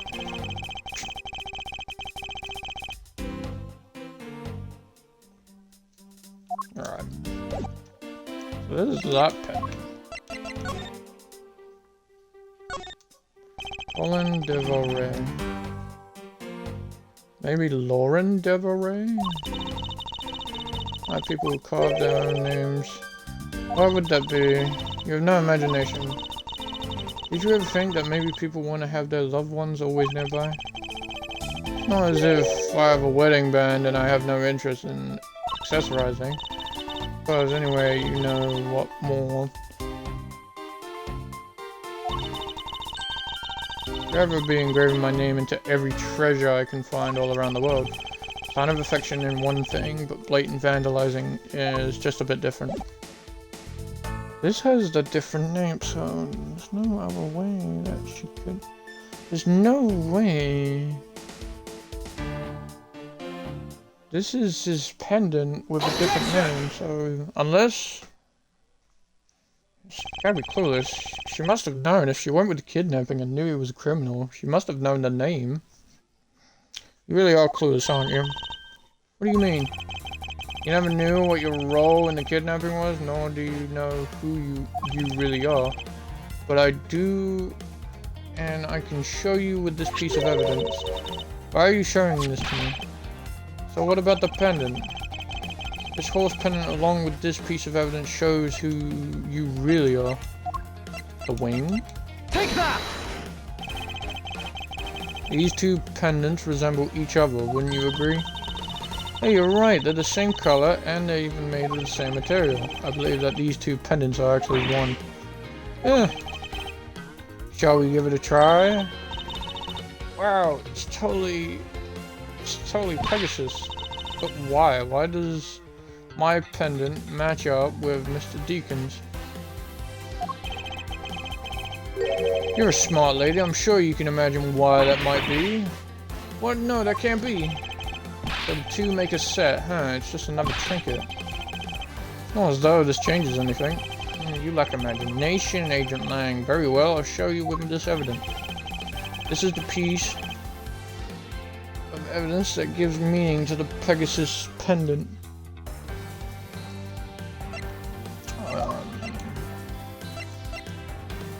His name and details? From Penn... Whereabouts on and after his escape from Penny dead? Maybe? Take that! Oliver Deacon was just an alias for this man. His real name was Colin Devoray, the name that is etched on the horse's pendant. What an alias. I suppose he had to hide the fact that he was a felon somehow in order to live. And it makes sense given that what is written in Mr. Devoray's dossier, but what I really wanted to point out was this. The specific section that reveals... Fuck! I couldn't read it. Probably like true meaning or something. After his escape from Penn... Wait, did she say that was her pendant? His wife... Take that! Daughter? Could... If it's her pendant and his pendant, could that mean that they are... that she is his daughter? One daughter, and her name is Lauren Pop. That means you. That's a lie. That person was not my father. He couldn't come out and tell you he was your father because he was in hiding. However, I believe he was trying to secretly watch over you. Do you still believe that a man like that could kill the daughter he was separated from? Or even that such a man would allow his daughter to get involved in a kidnapping plot? Oh, god damn it, another one of these logistics. And what is so funny, Agent Lang? You're good at making things up in your head and deciding it's the truth, aren't you? What are you trying to say? Your thinking is much too innocent. After all, I've thought of another possibility. Is that so? Well, let's hear it. I will shut that down. Another possibility. I'll grant you that the two of them are father and daughter, but isn't it possible that they both knew that fact? It was no coincidence that the reunited pair became involved in the house of Romano, and the two of them made good use of their meetings to plan this little kidnapping. Wouldn't you say my scenario is perfectly probable?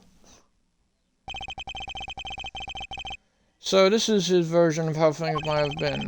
You don't have any proof that they didn't know of their true relationship, right? And you're saying that the two of them committed the kidnapping together? That's right, as one really rotten family. Is that really what happened? I'd better take a long, hard look at the evidence. Rebuttal. Okay. I grant you that the two of them are father and daughter. Okay. Isn't it possible that they both knew that fact? It was no coincidence that the reunited pair became involved in the house of Romano. And the two of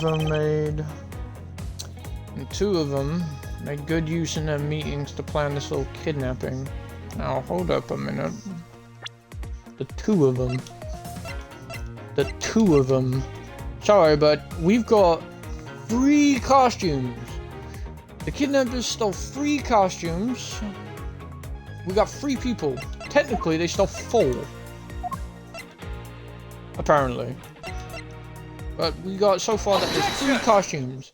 So there's a 3rd person. There's not just one. And besides, we also had the 3 coffee cups. This kidnapping wasn't planned by just 2 people alone.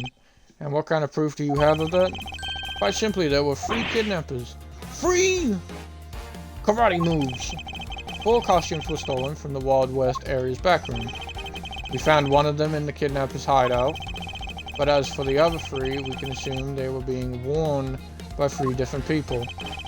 We also found a set of 3 cups and 3 folding chairs that were used in the hideout. It all clearly points to a 3-man group. I believe this 3rd person is the real mastermind behind the kidnapping. Who is this mastermind? I present to you the brains behind the kidnapping.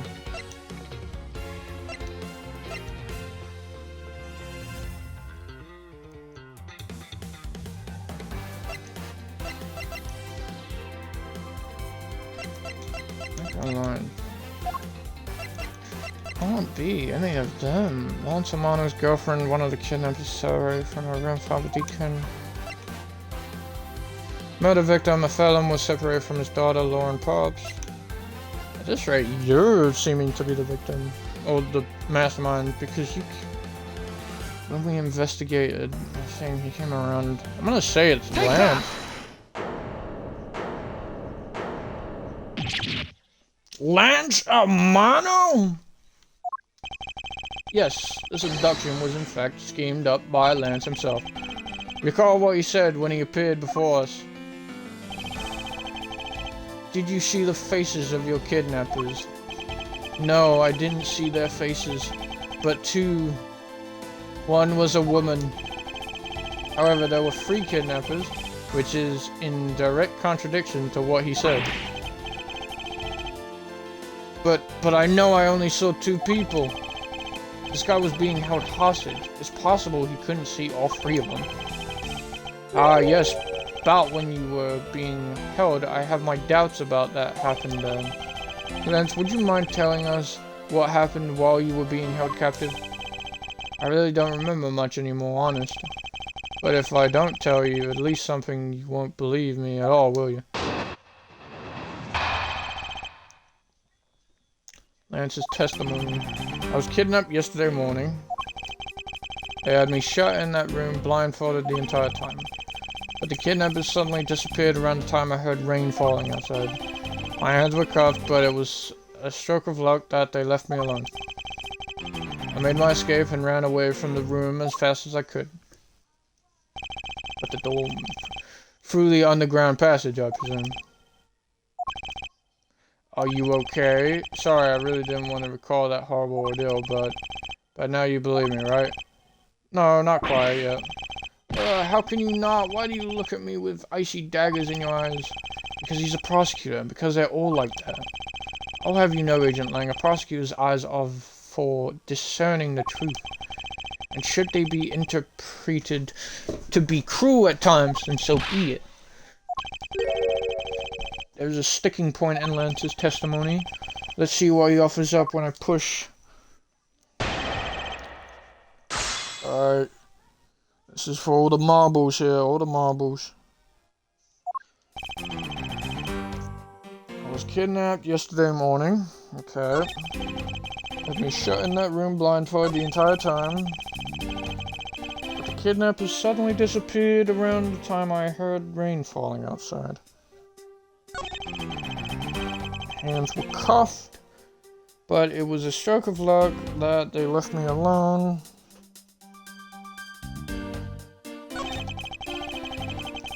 Made my escape and I ran away from that room as fast as I could. What room? How did you manage to escape? I wanted to just get out of there, but the door leading outside was locked, which is why I had to use the underground passageway to make my escape. I remember our escape to be equally as hard. This is an invaluable piece of testimony. I mustn't let it go unexamined.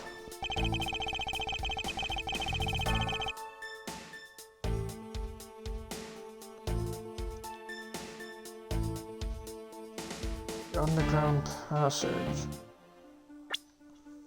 The door leading outside was locked tight. However, it was used in to jam. But it took 10 cops to bust down the door because this thing was jamming in it.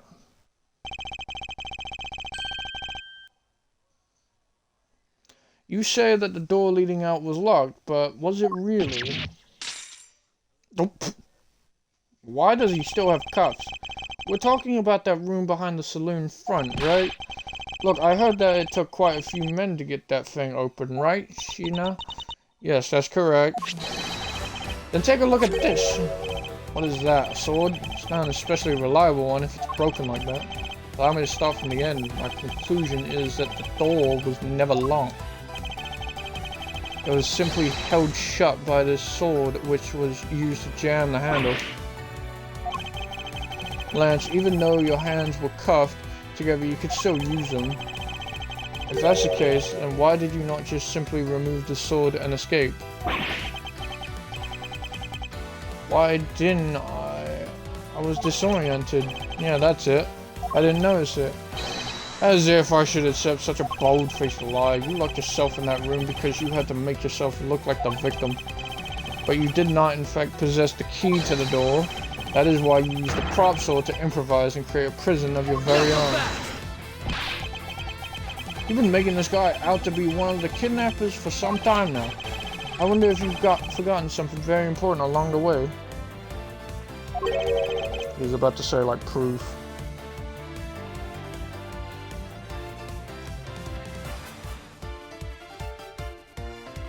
Okay, and what would that be? A motive. What else? Do you honestly think that an upright, pure boy like him would hatch up a completely pointless scheme such as kidnapping himself? Objection! Yes, his money.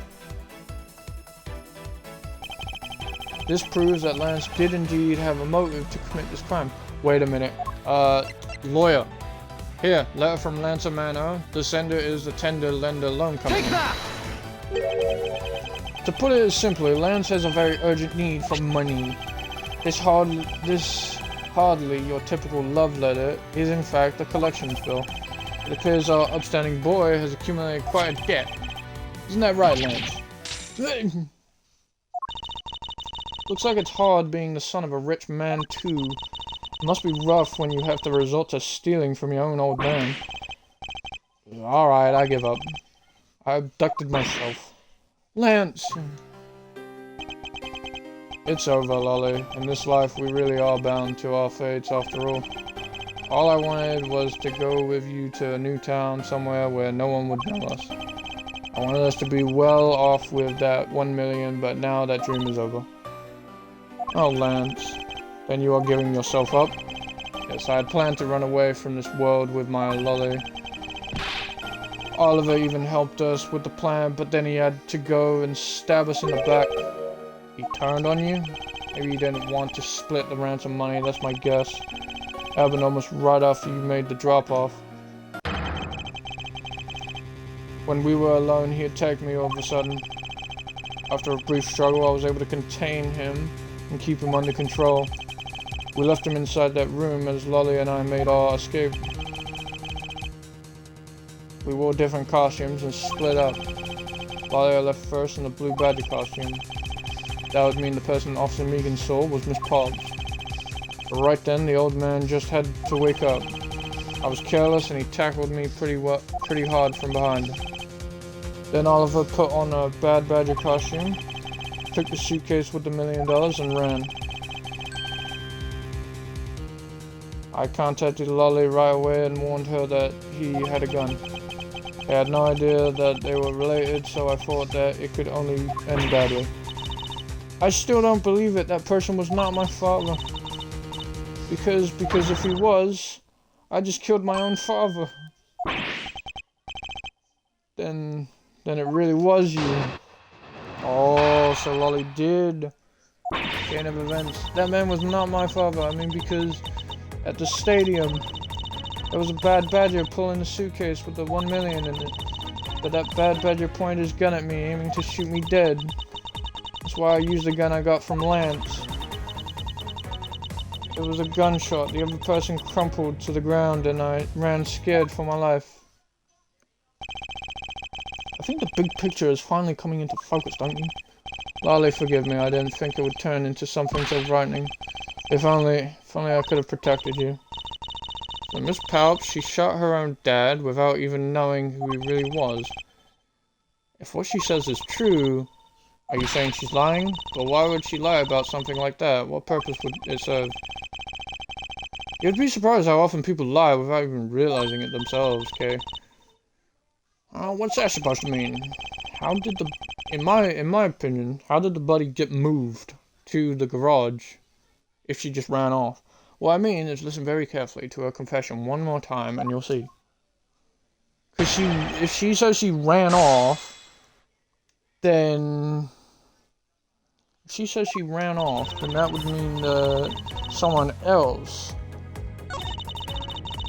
It was a bad badger pulling the suitcase.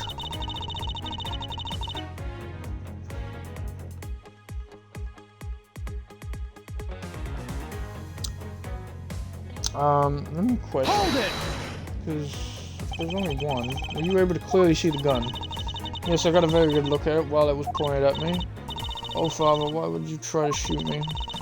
Do you really think a father would shoot his own daughter, Mr. Edgeworth? Oh, I don't know. I don't want to believe it myself. But my father's left arm was raised with a gun. Pointing straight at me. I'm about to die, I thought. Pops, please calm down and take a deep breath. And then would you allow me to please hear that last statement one more time? But that bad badger pointed a gun in his left hand.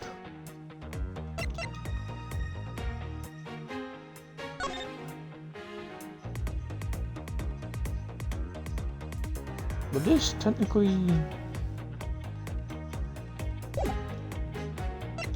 No, well, hold up. His dominant hand is right hand. Yeah, no, his dominant hand is a right hand. He couldn't have been pointing at that left hand. I have here a dossier on your father. And according to this, your father was right-handed. Then, the person pointing a gun at you from atop the stage was not Mr. Deacon. Hold on there, Mr. Prosecutor. I think you need to take a refresher course. The Bad Badger has a model gun attached to his right hand, which is why the only hand he could have held the real gun in was his left. This is impossible that it went down like that. Agent Lang, were you paying attention to what Miss Pops was saying? Then again, I suppose I can't expect someone who has never set foot in court to catch it. Enough with the smugness. Out with it already. Mr. Pops told us earlier there was a Bad Badger pulling the suitcase with the 1 million in it. According to you, the Bad Badger had the gun in his left hand, which would mean that he was pulling the suitcase with his right hand. Is that correct, Miss Pops? Yes, exactly. I'm sure it was the Bad Badger. It had those huge sunglasses on its face. But if that's the case, then I can see there's a huge contradiction. Yes, Mr. Pops claims to have seen the Bad Badger, and yet the Bad Badger had both of his hands full. These two pieces of information contradict each other, so one must be wrong.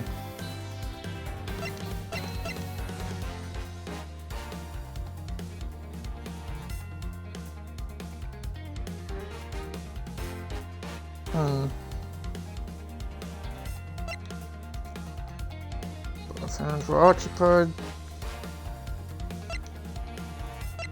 Both are correct. That he had a gun and he had the case. They are both correct.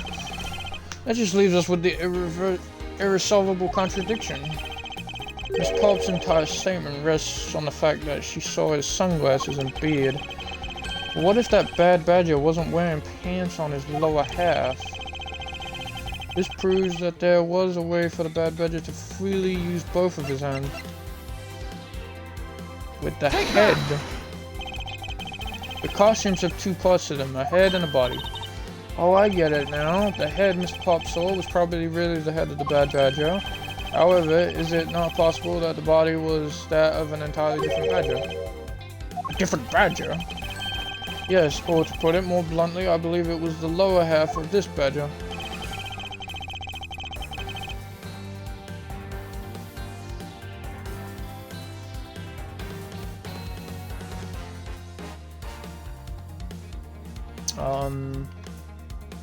Probably this one, because this shit was the one that knocked me out. If they're going with the proto. The heck is that? It's a proto badger. Yes, and it's a simple matter of process of elimination. Miss Pops was wearing the blue badger costume, so we can eliminate that one. And the pink badger is of the wrong color, which would have been incredibly obvious. All that is left is the proto badger costume. Miss Pops who was the one who wore the proto badger costume. That would be Lance. So Lance tried to shoot? Are you saying what I think you are? That Lance Amano donned the Bad Badger head and pretended to be Mr. Deacon? On top of which he planned to shoot Miss Pops while wearing that hideous thing? Stage that was set up in the stadium was nothing more than that setup. And his purpose was to lead Miss Pops into believing she had committed murder. Standing there in front of Miss Pops and pretending to be a victim. It was all done so that she would pull the trigger. I have no idea what you're talking about. Why exactly would I have had to do all that, huh? There is but one reason, Lance Amano. You are the real culprit behind the murder of Mr. Oliver Deacon. What? No. That's slander. Take it back. You take it back right now. Just out of curiosity, Lance, which is your dominant hand? I'm left-handed. But what does that have to do with anything? It depends. According to Miss Pops, her attacker held the gun in his left hand.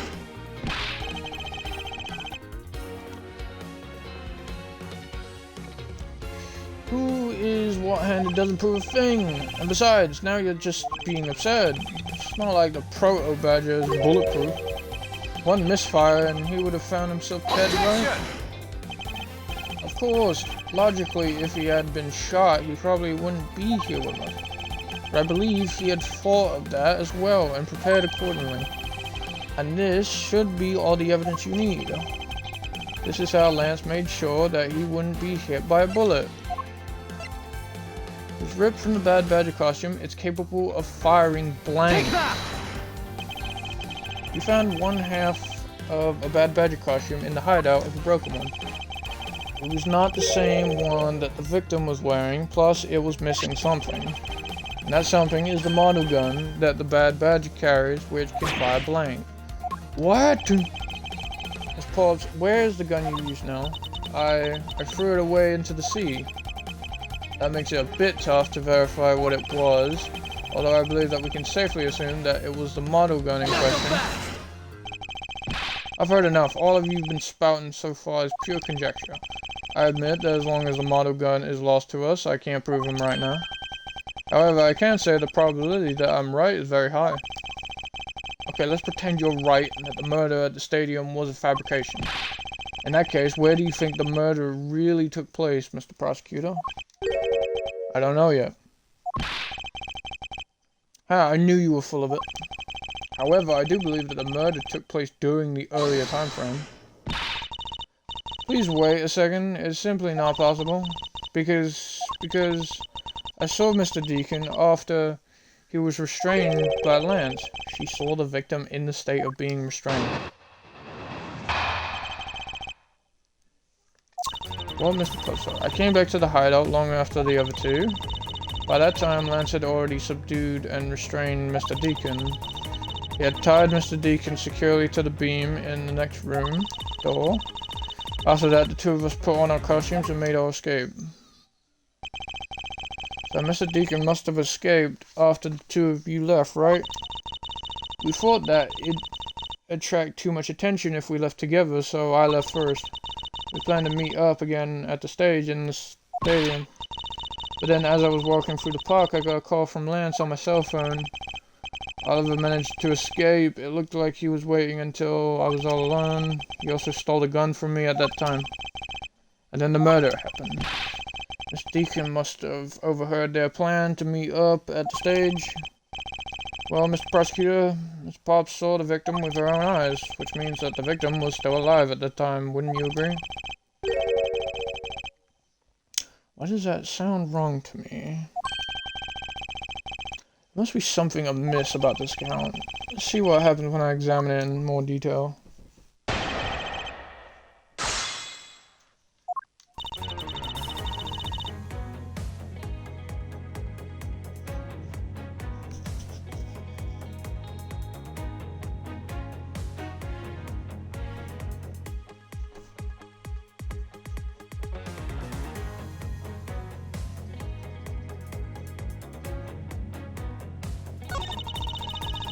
Sorry, I lost track. Right. I came back to the hideout long after the other two. By the time Lance had already subdued and restrained.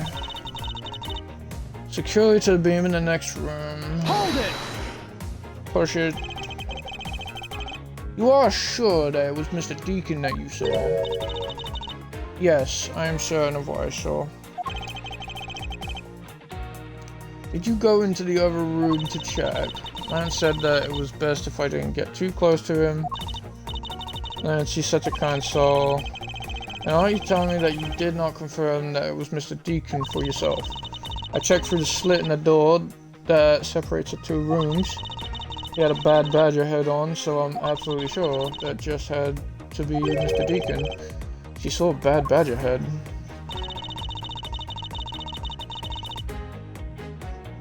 Captain had a Bad Badger head on, so I'm absolutely sure it was Mr. Deacon. But we got this head here as well. Objection! So are you sure about that? Miss Pops, the person you saw was not Mr. Deacon at all. Huh? The person you actually saw, this person was... It was me?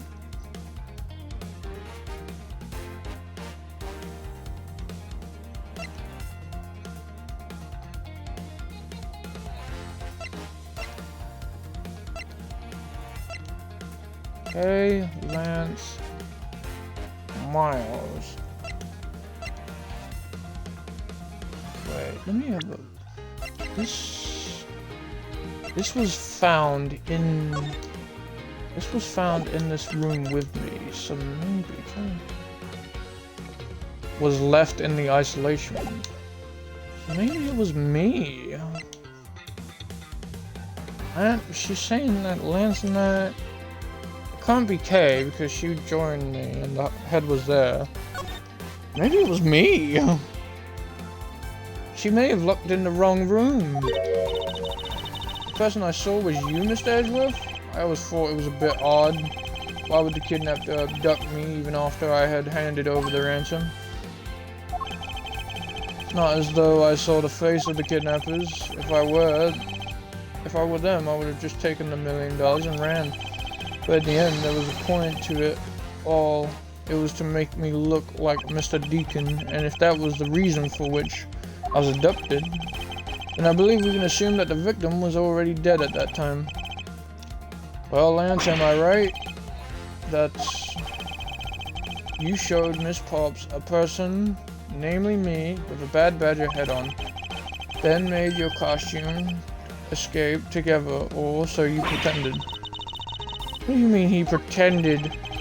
Exactly that. I believe Lance watched you escape and then doubled back to the hideout, probably to come and remove the bad badger head from my unconscious self.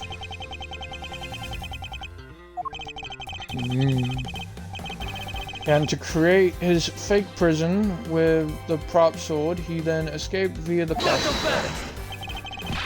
Hold your tongue, boy. Don't get caught up in the tidal wave of words coming out of Mr. Prosecutor's mouth. Tidal wave. We've heard a lot come out of you, but I yet to see a shred of evidence. The victim's betrayal and his subsequent detainment.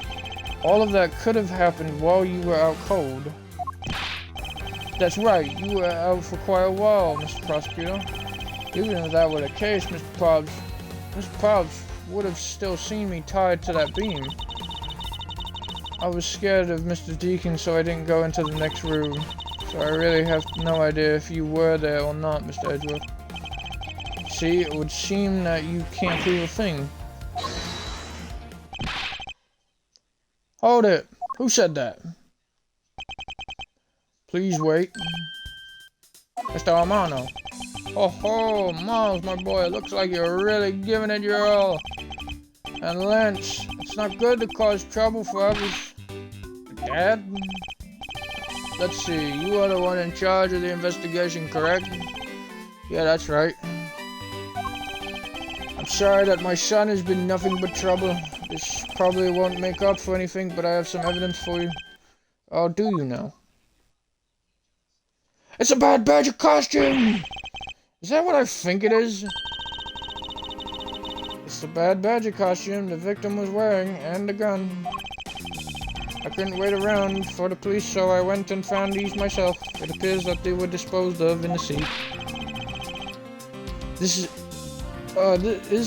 no one in this country who actually obeys the law? There. Now, Agent Lang, please calm down. What the heck is this scrap of paper? Hello. This appears to be a letter from the Chief of Police. Please allow Mr. Armano complete freedom to do as he sees fit, it says. What? The Chief of Police? What the? Just who does he think he is? The person who wields the highest authority in this area.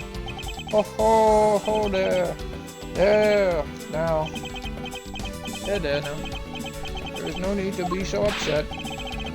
I'm not a cop from this land, so I'm not bound by the laws of your country. Ow, now. Ow. Wasn't meant to strong-arm you into anything, it's just a request. Only asking that you please respect the laws of the land. Can't really say no to that. However, returning to a topic at hand, it doesn't matter who found the evidence, its value remains unchanged. Alright, now let's take a look at this new evidence. I've already got the results back. At a special forensic research lab that I'm on good terms with conduct the test. It verified that the blood on this costume belonged to Oliver. As for the gun, the only fingerprints they could find were yours, Lauren. What? You disappoint me, Miles. I can't believe that you would cause my son such stress and heartache. Thank goodness I was able to find the final piece of evidence. With this, you'll have no reason left to push my poor boy around. That's it. These are the case-making pieces of evidence. Get rid of that. I won't rest until I've inspected every suspicious looking nook and cranny. There's 2 guns. Could this gun be the actual murder weapon? Used to kill Deacon, was originally stolen from God by a victim during this bullet hole. It looks kind of burnt around the edges. Burnt marks. What? Burnt marks. Gunpowder. This is the most important fact. Why is that? Because it is proof that the victim was shot at point-blank range. Victim's costume data updated in my organizer. What is that? Is that a knife? Oh, what is it? It looks like there's something inside the costume's head. They're really... Yeah. Just pieces of a mirror. Okay, that's all the evidence I got. Well, these are not the most definitive pieces of evidence you've ever seen. Thank you, Dad. This should be enough to convince even Mr. Edgeworth over here. Over there. Oh, fuck you. Make no mistake, there are fingerprints on that murderous gun. And they prove that it was Lolly who killed Oliver. But Oliver was also after Lolly's life. Even you must see that Lolly was only acting in self-defense. The fingerprints on the weapons, huh? Oh no, this isn't helpful at all. Look, Mr. Edgeworth, all I want to do is save Lolly. But in the end, all I can do is watch on as she takes the punishment for her crimes. That may be all you can do, however, I still have a case to solve and a job to do. The job of unraveling your insidious lie. You wound me. Why won't you believe me, even in the face of all this evidence? He's already.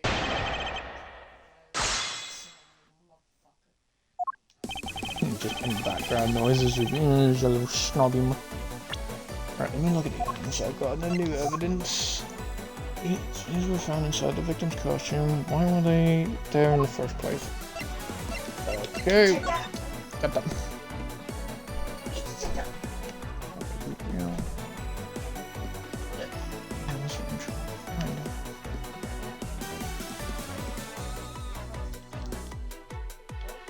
There's something I saw. Oh, the handle. This Pope's fingerprints on this gun. Can you let me hold it for a sec? I shouldn't if you don't know how to handle it. Just had a printer on it. I'm wearing gloves. It'll be okay. I just want to take a look, that's all. Okay, it's not like I'm going to run off with the only thing I don't return are treasures. Okay, so Mr.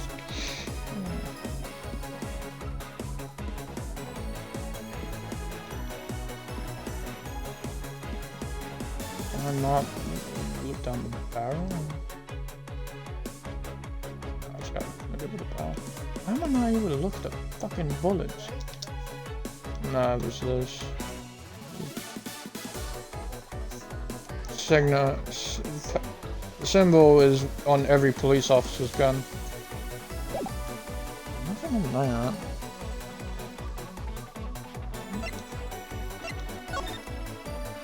Alright, but again, we already have fingerprints on it. If anything, I can just push him. I got these glass shards. I got this. Can't inspect it. This is just a picture of the missing costume. Machine gunpowder burn is proof that he was shot from point blank range. There are fingerprints on that murderous gun, and they proved that it was Lolly who killed Oliver. But Oliver was also...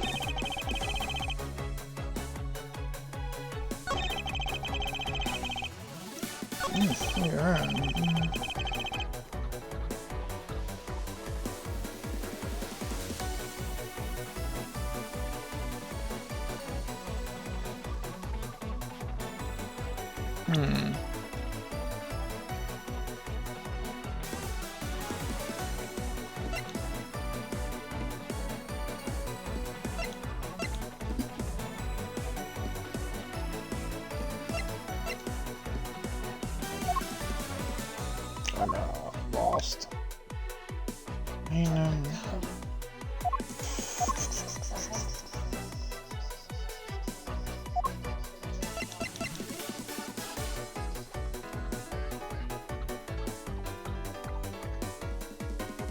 Listen, suffering to him. Let's see her thing. Let's see what she said. No, very good. Make no mistake, I think things on that murder's gone. I'm gonna push. I'm gonna press. Just trying to get information. Those fingerprints, are you sure they belong to Miss Pulse? There's no mistake about it. Through my connections, I had the best forensics techniques money can buy perform. What? Are you trying to pick an argument with me? What should I do? Should I raise an objection? No, why not? I don't believe that Miss Pulp's print should be on that gun to begin with. The reason why Miss Pulp's print should not be on the gun.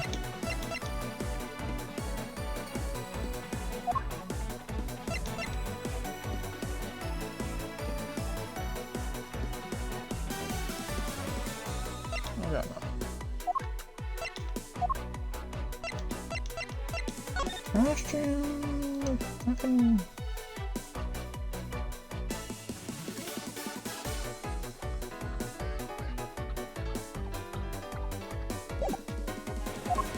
Give me a costume. Badger. Take that! Badger head? Wait. Wait a minute. Wait a minute. This is right, but now I know why. It's 'cause this was. I remember now.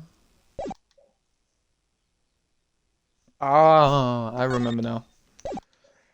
When the dude, when we had, when me and Kay were investigating, we had the second Proto Badger employee. He came in and scared us, and then he came in to check on the costumes, and he told us that both of them were gone. Simply not possible for Miss Pops to have left any prints on the murder weapon. But then again, I don't understand how that has anything to do. Because while she was at the stadium, Miss Pops was wearing a costume. That actually makes sense. That makes sense. But there's been no mistake. We found fingerprints. Do you remember touching the gun at all at any time? Yes, as a matter of fact, I did hold it for a bit back in the hideout. I handed it off to Mr. Deacon when he and Lance left for the haunted house. To retrieve the ransom money, I suppose. So the costume. There you have it. That is when Miss Pulp's prints found their way onto the gun. You understand now, Mr. Romano? The fingerprints do nothing to prove that Miss Pulps is the murderer. But you still don't have anything to prove that she isn't the killer, right? You seem very adamant about insisting that your girlfriend is a cold-blooded killer. Oh, Lance. What? No way. I'm incredibly worried about her. But that doesn't change the fact that you don't have any evidence, right?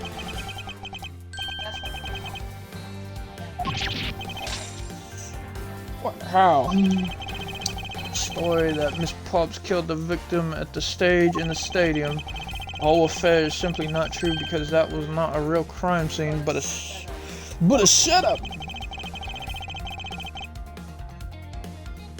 This proves that the real murder wasn't proven.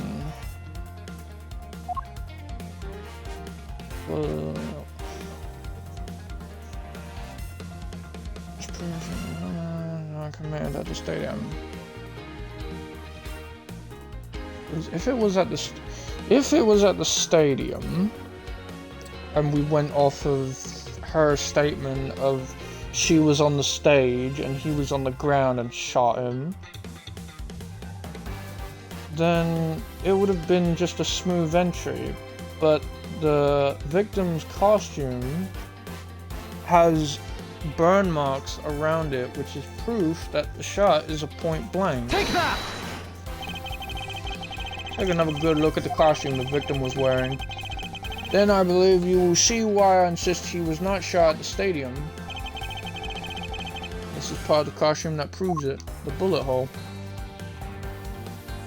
Take that! This is a point blank. Was made when the victim was shot at point blank range. So then you mean the murderer Miss Oldbag saw at the stadium really was, yes, she saw two people, but they were separated by a distance. If the victim was indeed shot from below the stage, there shouldn't be a gunpowder burn. Look at you, Mr. Smarty Pants Prosecutor. Since you seem to know all the answers, why not tell us where the real crime scene is and probably in the room. Lance set me up to look like Mr. Deacon back at the hideout. If that's the case, then the murder must have happened prior to that. And the location where Lance and the victim were just before I was imprisoned was the haunted house?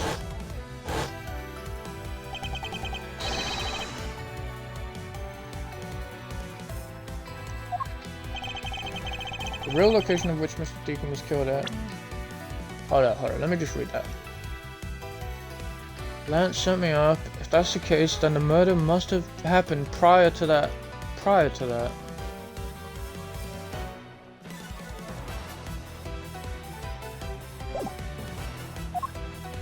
The haunted house. Take that! It's not unreasonable to assume the murder took place in the haunted house. The haunted house. Yes, and I have proof that it's highly likely that the victim was killed there.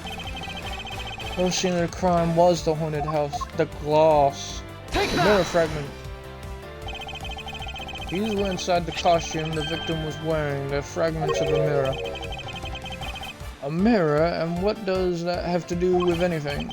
Indeed, you don't exactly expect to find pieces of a mirror inside a costume. Yeah, that's actually pretty dangerous.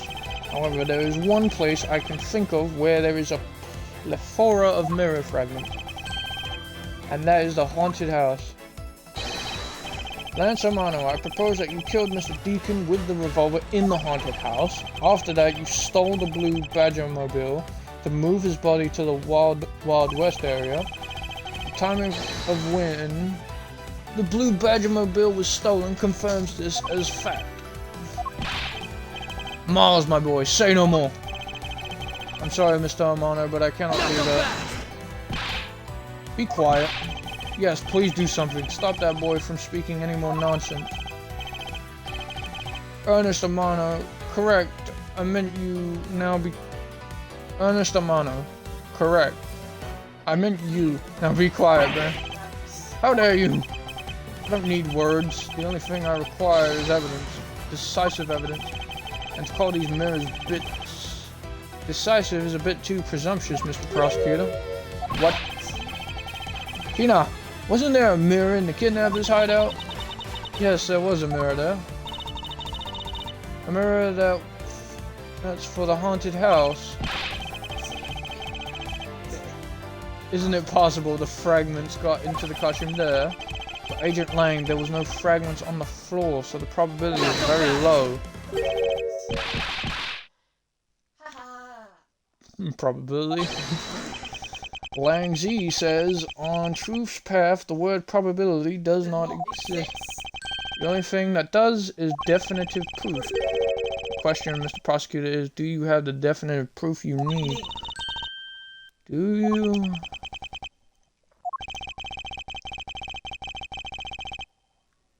Do I have solid evidence that proves the murder took place at the haunted house? The answer is no. See, so since you don't have any, shut up. I don't have the evidence yet, but I'm certain the murder occurred around the time I turned the ransom over. Ah, that time the only people at the haunted house beside myself were Lance and Mr. Deacon. If I can prove that the murder took place at the haunted house, and I can prove Lance's guilt in connection to the murder. What now, Mr. Edgeworth? Agent Lang, I have a special request. Yep. I'd like to prove to you that the scene of the crime was indeed the haunted house. Why in the world are you asking the werewolf for permission? Because I don't really have a choice if I want to find the truth. Alright, permission granted, but you're not to touch a single thing, got it? That won't be a problem. All that's important to me is that the truth be brought to light. Doesn't matter by who or how it is done, as long as it is. Gina! Yeah. Put in the paperwork for the authorization immediately. Understood. I'll go get the gateway. Or the group's approval. Hold it. Who was that? Now. Let's hold on for a second there. There's no need to obtain approval. Mr. Armano. Agent Lang, if you would please take a look at this. What is this? Sheena. It's the deed to the haunted house. The deed? Read it out loud. Waterland Inc. hereby bequests the property known as the haunted house to Mr. Armano for the lump sum of $1 million paid in full cash. What? Ho ho ho, as you can see, I am now the legal owner of the haunted house. Are you kidding? When did you... I ran into the owner of the park earlier and we made the deal almost immediately. How quickly things move when you can prepare $1 million in the blink of an eye. That $1 million you paid. Don't tell me it was... Oh, that's right. This disgusting suitcase belongs to you, doesn't it? I don't have any more use for it, so you may have it back now. You used the ransom money. My Lance is a good boy. He even apologized for the kidnapping a bit earlier. So I do believe that I will forgive him after all. He did return the ransom money. That's the way things are, so if you would please discuss things with me from now on. Discuss? What is there to discuss? Why, permission to enter the haunted house, of course. While we were busy listening to Lance's story, Mr. Armano was out there preempting us. Permission to search the haunted house is denied. End of discussion. Agent Lang, I want you to arrest that girl. And Miles, you should hurry on home now, my boy, before I really lose my temper. Armano definitely has the deck stacked in his favor here. What should I do? If I leave it like this, the truth will be lost forever. Damn. No, I don't think so. I think we're about to do something very illegal. I think we're gonna do something illegal. Oh, maybe. Confrontation ladder. We'll see.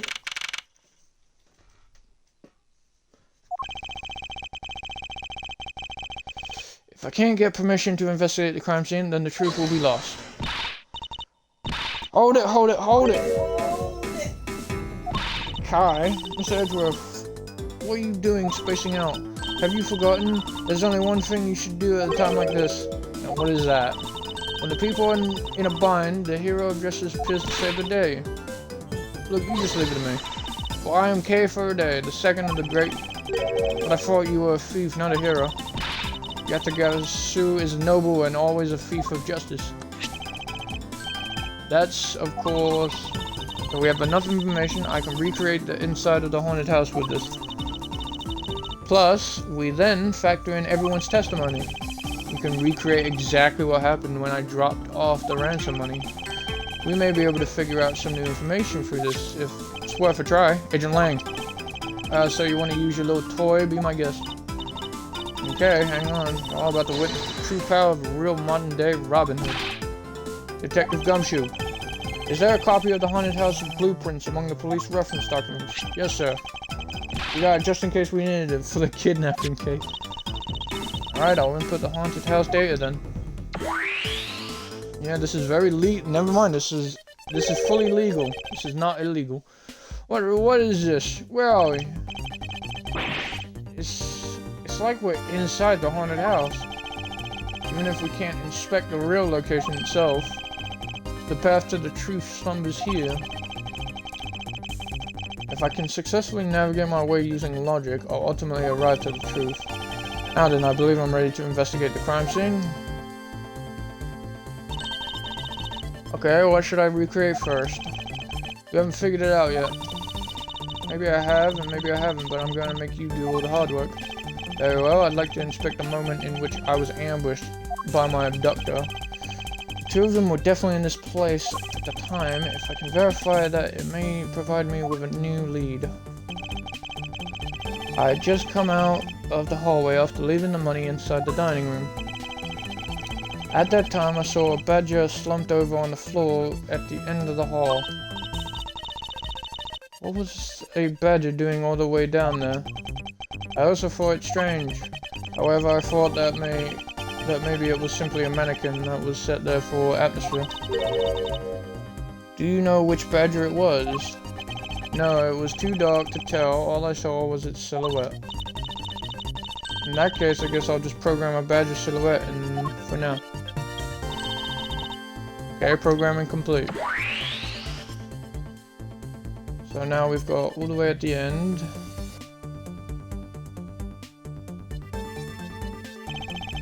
Then I started walking towards the exit. And that's when you were struck from behind. Yes. But that's odd. The hallway is a dead end. Where did your assailant come from? There's only one location I can think of.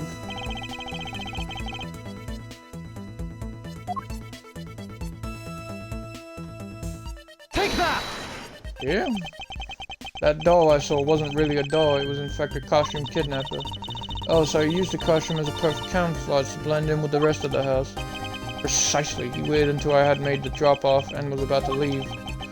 Then, just as he saw me take a step forward, the exit, he stood and launched his attack.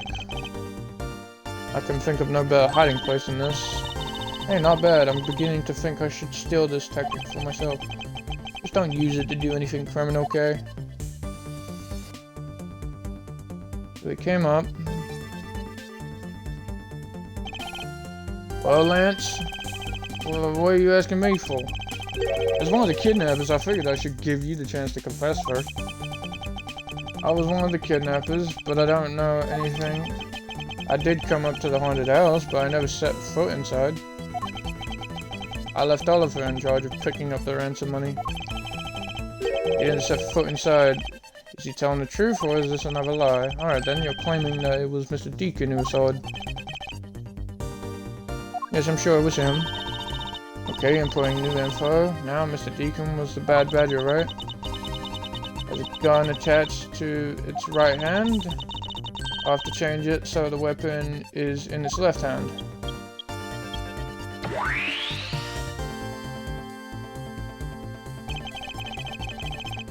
Okay, now to verify the facts of this recreation. Alright, here we go.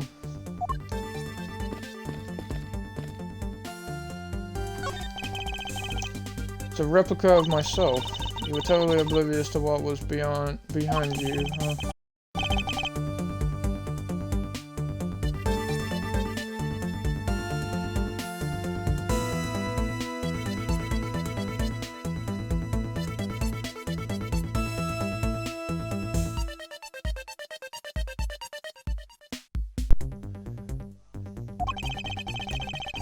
Sorry about that, viewers. My battery died. Again, it's been almost maybe 3 hours. How long has it been?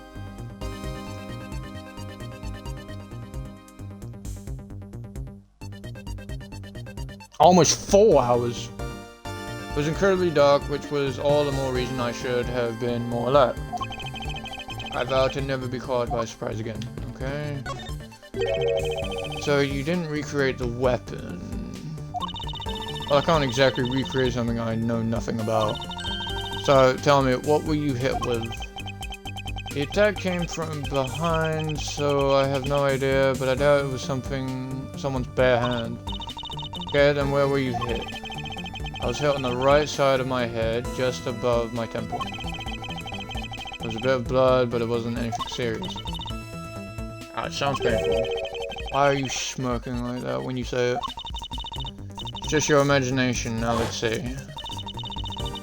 If there's anything in the hallway that could have been used as a weapon, I'm looking for something the culprit could have used to hit with the sword that I can see. The sword? Take that! I have it. There was indeed one such object lying in this hallway. A prop sword. Are you talking about this thing here? Yes, although we did find it at the kidnapper's hideout. Wait, yes, it's possible that the culprit took it with him after using it on me. Leave no evidence behind, right? Correct. It may be worth a more thorough examination. So what test do you want to run the sword? They're wearing a costume, so the prints mean absolutely nothing. So test with liminal.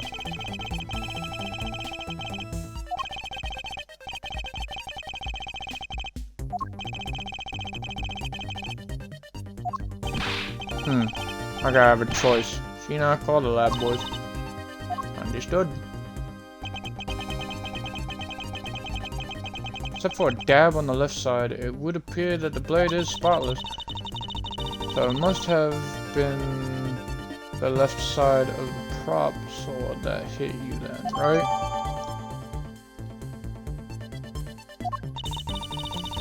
Okay, I'll update the recreation. Yep, so we got this weapon now.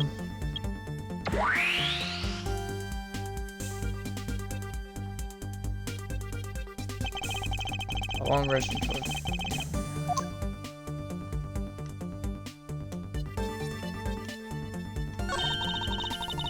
In the next instant, this badger will swing his left arm complete with weapon in hand. Yes, to club me with the left side of the prop sword. The moment of impact, I want to see the pained expression on your face. It's fine the way it is.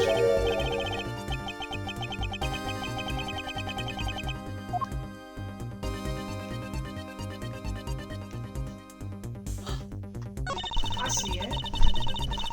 Did you put it already? No, I haven't. A character named Bad Badger. Okay, let me check. I don't think broken glass on that would have anything to do with it, but maybe. Let's have a look. No, it's nothing that can. I could try. On the painting.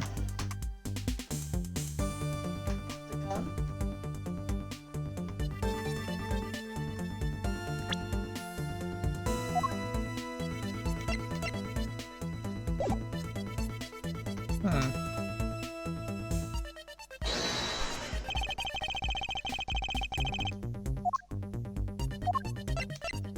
Eureka!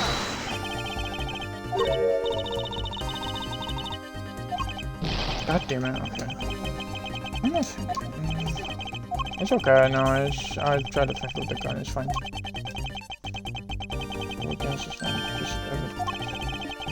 These are deeply connected to this case. It's definitely oh, piece of evidence. Oh my god. Here's the counting.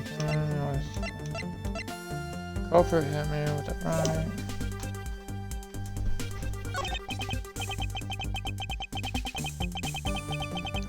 To me, I have to say, it's rather embarrassing to see myself like this.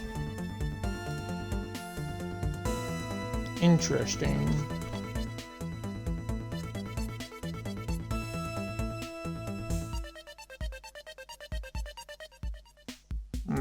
Okay.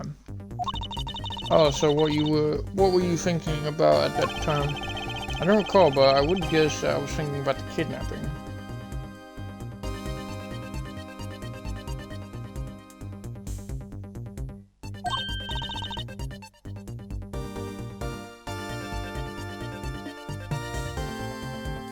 because I don't think so at all. Your face practically screams I'm about to be conked over the head. Alright. If I had known that at the time, do you think I would have let myself be hit? Sold?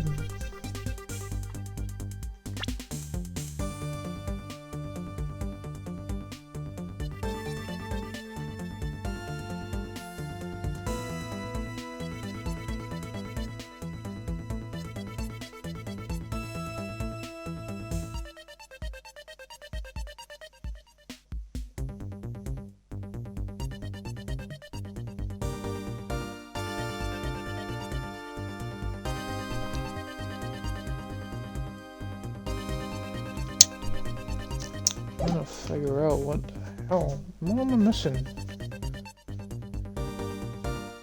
Door handle?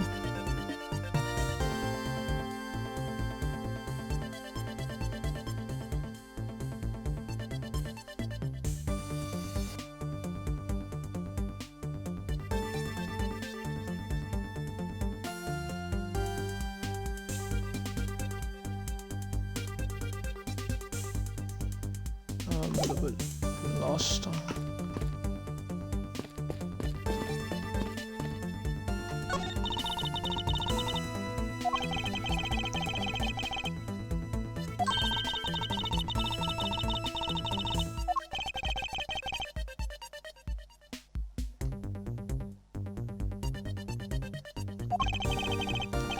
2 women, maybe I should confiscate it after the investigation.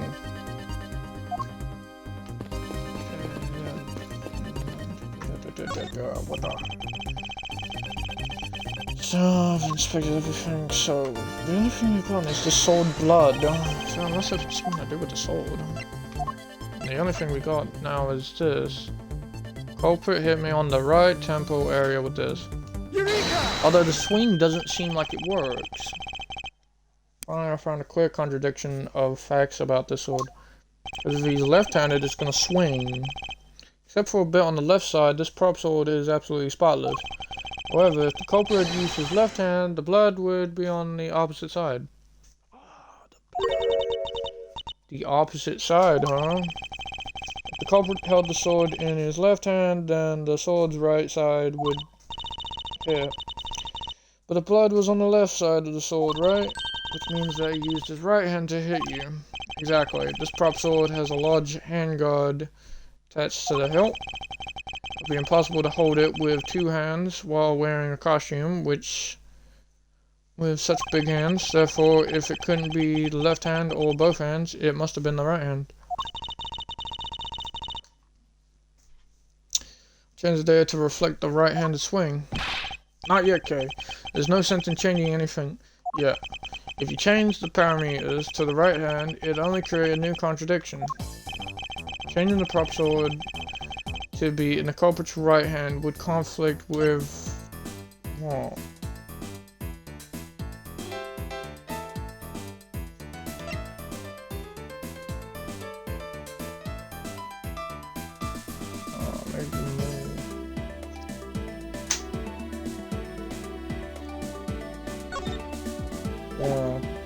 Contradict it. It's a bad. If it was a bad guy, it would have a gun on it, and so he holds a gun in his right hand, so he can't hold a sword in addition. Yeah, that's right. And what now? If it wasn't in his left or his right, it means that the one who struck me could not have been a bad badger. You paying attention, Lance? Mr. Deacon could not have been the one who struck me. Which leaves only you as our primary suspect. Fine, it was me, I hit ya.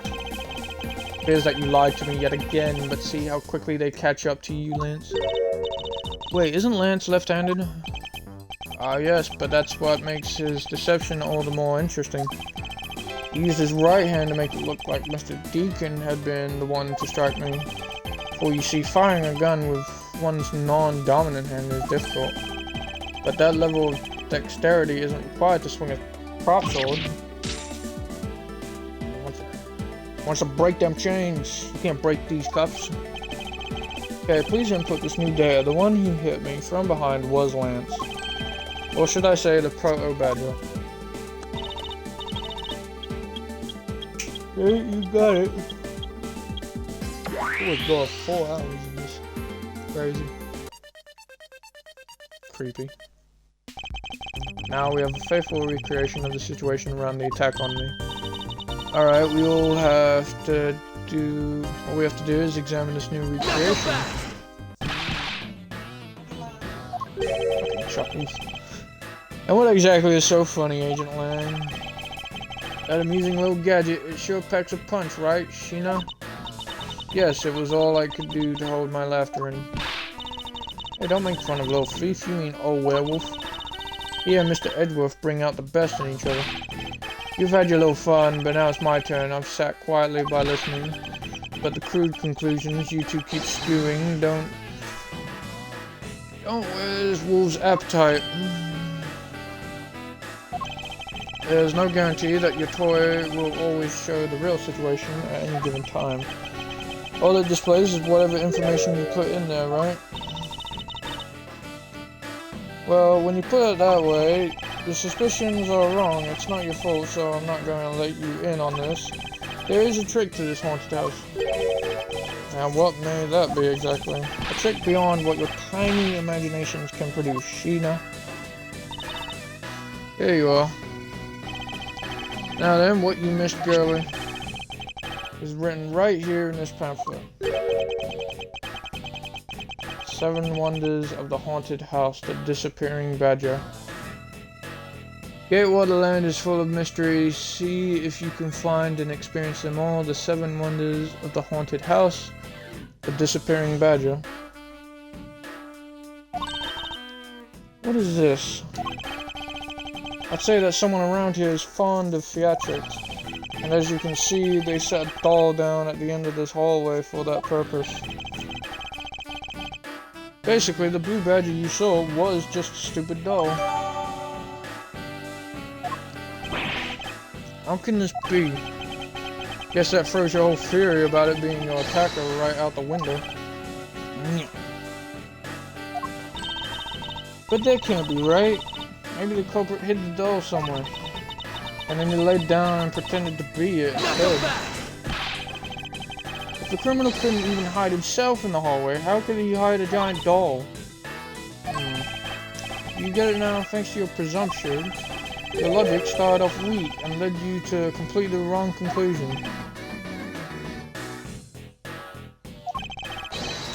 Now get off your high horse. Mr. Edgeworth? Yeah, I wonder if you could please input new information for me. You don't know when to quit, do you? I can't quit, not until I can declare that I've found the truth. Agent Lang, for the additional information you have my thanks. There you go again. We'll see if I care. Okay, I'm updating the recreation now. Okay. What do we got now? So we got an attacker that was behind me. So we got the doll there and the attacker here. That looks really weird. Look at how it changes from blue badger into proto badger all of a sudden. So some type of badger was just a doll. Where was my attacker hiding? That's what we're gonna find out, right? So come on, Mr. Edgeworth, let's go. Yeah, let's. This recreation can't be right, which means there must be a contradiction somewhere. Let's look. A mirror? When you take a look around, it almost feels more like a house of mirrors. Who's ever heard of this many mirrors? Well, at least we know this is a real crime scene thanks to these mirror shards. Yep. These shards, there's something different about them. Oh? The ones we found earlier are thicker than the shards from these mirrors on this wall. And look, there's some sort of design on the back too. The pieces from that costume are certainly different. What does this mean? Could it be that our pieces are not pieces? Different from the mirrors on the wall, very thick and has a design on the back. I put something together? No, I only got mirror shards. Won't rest until I've Window. Yeah, I suppose. Nope, nothing on the window.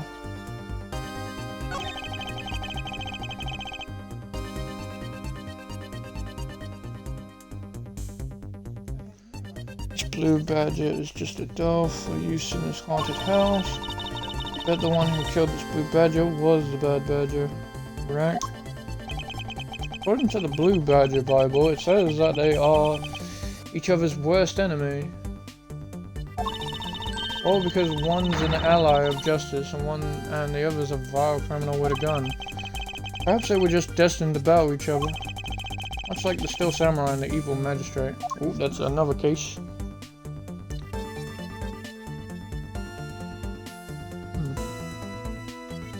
Anything in the evidence?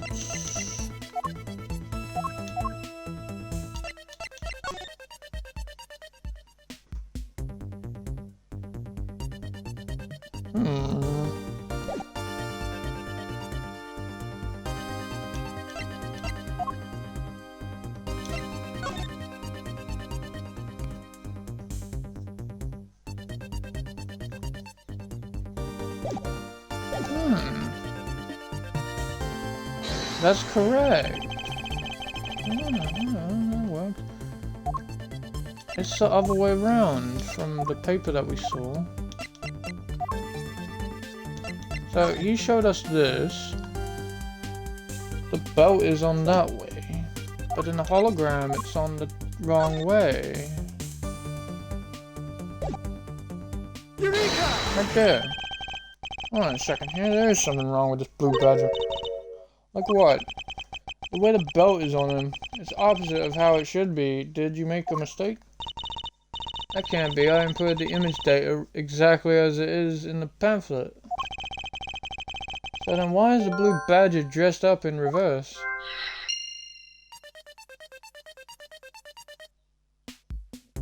Well, we got two things now. We got a piece of glass and a blue badger in reverse. Oh, look! Yeah, do you remember what you said earlier? What I said earlier about what? About how this building might as well have been a house of mirrors. A house of mirrors? Oh, that would explain the reversed or mirrors image. Yes, this blue badger might be nothing more than the reflected image of the real one. And was the blue badger you saw just a reflection? I looked down this hall, I thought it was perfectly straight. However, if there was a mirror, then it would actually form an L shape. Precisely, I was deceived. The hallway was almost pitch black, and there was a beam in the way that obstructed my view of the other hallway. Wait, but why build this place like that? It sounds pretty pointless to me. Okay, this house is just another attraction at an amusement park. They created a mirror wall for a very specific purpose, one I can point out to you. This was the reason they built a mirror.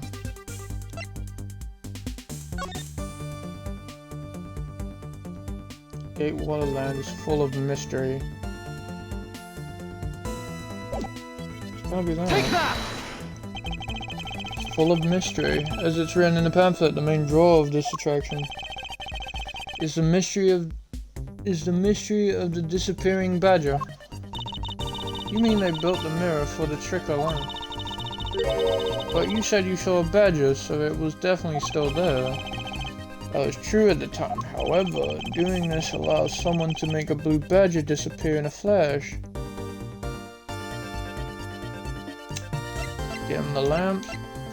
Move the mirror wall. To remove a reflected image, simply move the mirror. First, the mirror was constructed so that it could be moved. Then, beyond where the mirror was, an empty hallway had to be created. Oh, so when they wanted people to see the blue badger, they would open the mirror. Or when they wanted to...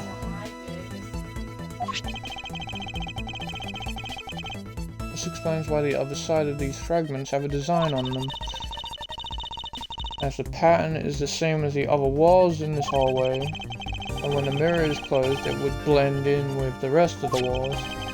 This is the mirror trick that this haunted house employs, and this also proves the existence of a hiding place for the culprit. So, think about it, okay? There was a place that was outside of my field of view. The culprit kept out of sight by hiding here. Take that! There was a very large blind spot, one I could not see beyond, and it was here. If my assailant hid on the other side of the movable mirror, then you wouldn't be able to see him. He didn't even need to do anything to the blue badger doll. All he had to do was wait for me on the other side of the mirror. Wait, hold on, I just thought of something. Yes?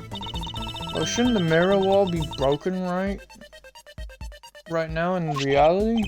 Since we have a few shards of it, we can probably assume it is. Yes, this most definitely is broken. The question is, when was it broken? Since we found these inside the victim's costumes, that would mean that the victim was there when the mirror was broken. Wait, that sound...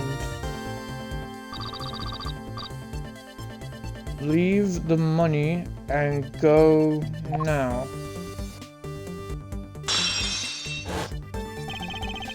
That sound I heard was most definitely the sound of a mirror breaking. Yeah, I'd like you to input some new information. Don't scare me like that. Sorry, but I need you to recreate something for me. Just some good technology. Technology! You could first recreate this hallway just before I entered the dining room. You got it.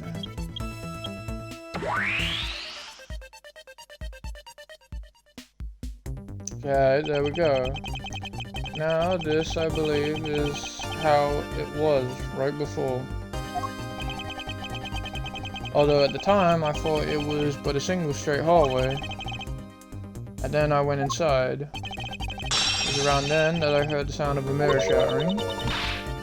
You heard what then? Yes, I believe it was then the mirror was broken.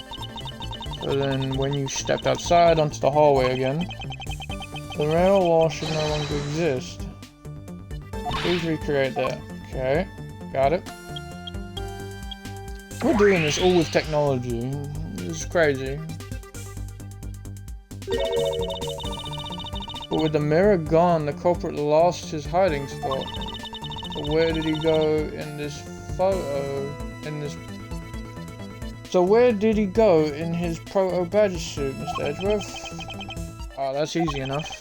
With the mirror gone, he simply hid himself in the branch hallway. I think this about wraps it up. Looks like we finally solved everything. No, not yet. An even larger contradiction has now reared its head. Huh? Perhaps you did not notice, but his recreation contains a very troubling inconsistency. Between what I saw and the recreation lies... in the room?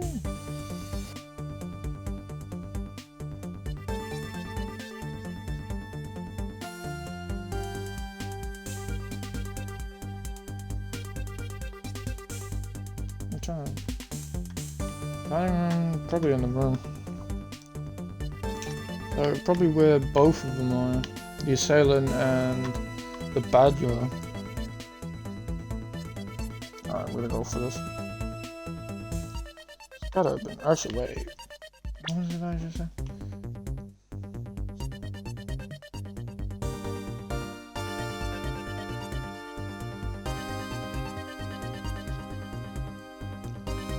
Soul and recreation lies.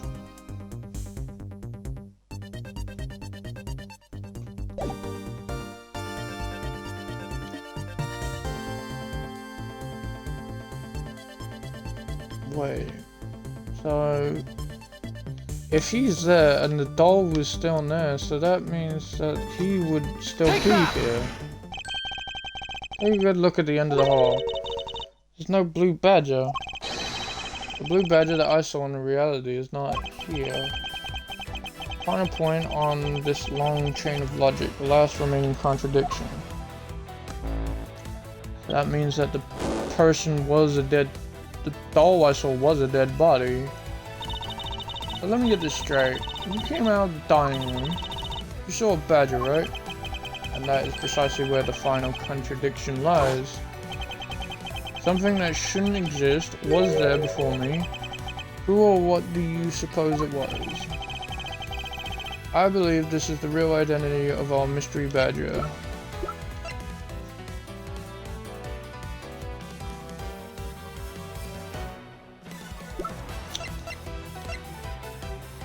Yeah.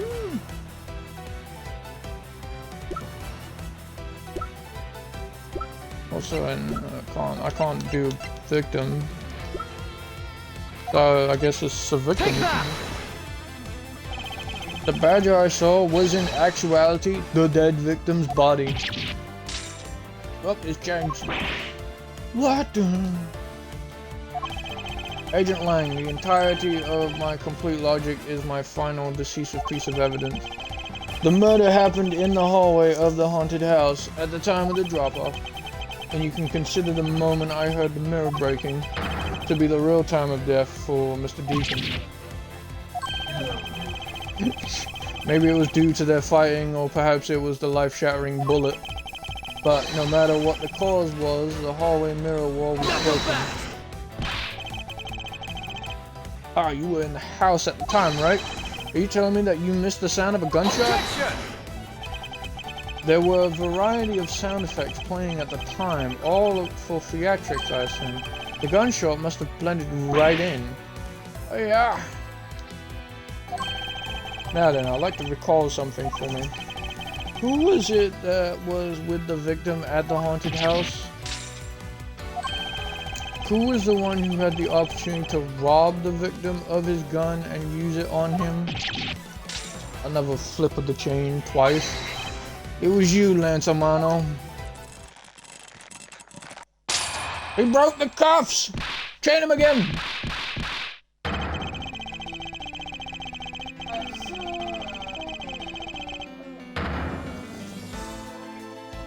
You want to speak into the microphone? I mean, they may hear that. You never know. Just sorry.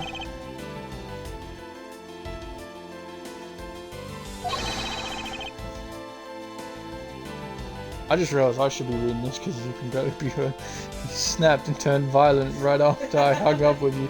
Sorry, I forgot to read. Shoved me to the ground and straddled me. Fought back as hard as I could, grabbed his gun and shot him. The bullet must have went through his body and shattered the mirror. If I had taken his gun and shot him first, I would have been the one you found. He's a hardened criminal. He escaped from jail. See, that's justified self-defense. My boy was only trying to protect himself. That remains to be seen and will have to be resolved in court. Agent Lang, I leave the rest to you. As if you were the one in charge around here. Guys, arrest these two and get them out of my sight. Wait, I had nothing to do with the murder. The only person you should be arresting is Lance. And... Sorry, but you're not slipping away that easy, Mr. Ernest Amano. You tampered with the evidence so that you could cover for your son. What a great dad you are, willing to risk it all, truly touching. By the way, do you know why I'm really here? And how could I possibly know the answer to such an insane question? You wound me. I came all this way from across the sea just to see you, you know? You came to see me? What's that supposed to mean? I have a few things to ask you, Mr. Amano, about a case from 10 years ago. Case from 10 years ago. Oh, what's the name that you use here for that case? Tina. It's known as the KG-8 incident. The KG-8 incident? Oh, so you remember it. Good, then you'll recall that the trigger in that case was the Amano Group scandal. Specifically, the charge of an internal smuggling ring. Smuggling. There's that word again. At the time, the person that was arrested as the ringleader was Mr. Amano's very own secretary, Mr. Colin Deveray. Father? Even though you pushed the crime onto your then secretary, Mr. DeRay, I always suspected that you were involved with the smuggling ring, Mr. Amano.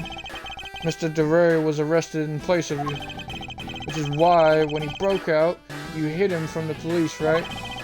You hid him in exchange for his silence on your little dirty secret. Now, please calm down. I have no idea what you're talking about. Now pretend to be ignorant all you want. We're taking you down to the precinct, Annie, for the nice long chat. Hold it. Oh, for God's sakes, another damn hold it. Who the heck was that? Why are you still? Oh God, damn it! I'll take him down to the precinct if you don't mind. You are arrested. Oh, but this is back in the past. Yeah, not the future. And who the heck are you? I don't know what. Oh, that's one. I'm Jake Portsman, and I'm the prosecutor in charge of this case. Oh, Jake, thank goodness you're here. Don't jerk me around here. This is an Interpol case, so keep your paws off my suspect. Sorry, but I can't comply. I've got the backing of the prosecutor's office. See, in this country, we prosecutors work with the police to bring cases to court. So if you could please cooperate with me here, that'd be great. Now, how about a handshake to seal the deal? Sorry, but I hate prosecutors, the whole lot of you. Guys, arrest the 2 suspects. What's that? Oh, I almost forgot. Prosecutor Miles Edgeworth, is it? I'd like to thank you. Thank me? Yeah, for working so hard to fulfill my goal. Hey, is that any way to thank someone? And what the heck is that supposed to mean? You were so relentless with Lance that you forced Ernest to tamper with the evidence. Thanks to that, I finally had a legitimate reason to arrest him. So how does it feel to bite the hand that feeds you? The hand that feeds me? I'm not sure I follow. It's no use pretending with me, you're the one, right? You're the corrupt prosecutor that's working for Mr. Amano and the smuggling ring, right? No, I would never do such a thing. What the heck, our intel's never wrong. In your prosecutor's office, there's definitely someone working with the ring. So Agent Lang suspected my relation to Mr. Amano. That must be the real reason behind his antagonistic attitude. On top of that, your mentor was Manfred von Kalmer, right? There were non-stop rumors flying about forged evidence with that guy. You're not twisting the truth behind those closed courtroom doors too, are you? Courtroom is a place where the truth is revealed. Well, don't worry, it's not only you, the whole lot of you can't be trusted. A prosecutor who never lost in 40 years, every defendant must be found guilty. Fueled by that kind of thinking, is it any wonder that courts produce nothing but falsities and lies? It seems that his disdain extends beyond just me. Prosecutors, the courts, why is this man so angry with us all? Rest assured, the next time we meet, I won't be so forgiving. So don't you forget it. Please wait. Agent Sheena? Why does Agent Lang hate all prosecutors so? Lang is the head of the long-honored House of Lang in Zhengfa. The heads of all police-related divisions is that country where of Lang blood. What do you mean by that? Aren't they still? They were revered, but that was long ago. They don't hold that sort of sway anymore. And it was all because of the courts. How can that be? A prosecutor once withheld and tampered with the evidence of one of the Lang detectives found. Hold up. A prosecutor once withheld and tampered with the evidence one of the Lang detectives found. That evidence's purity was tarnished and cost the Lang family its honor and trust. But not all prosecutors are like that. Even so, Lang will never respect the court again, or any prosecutor.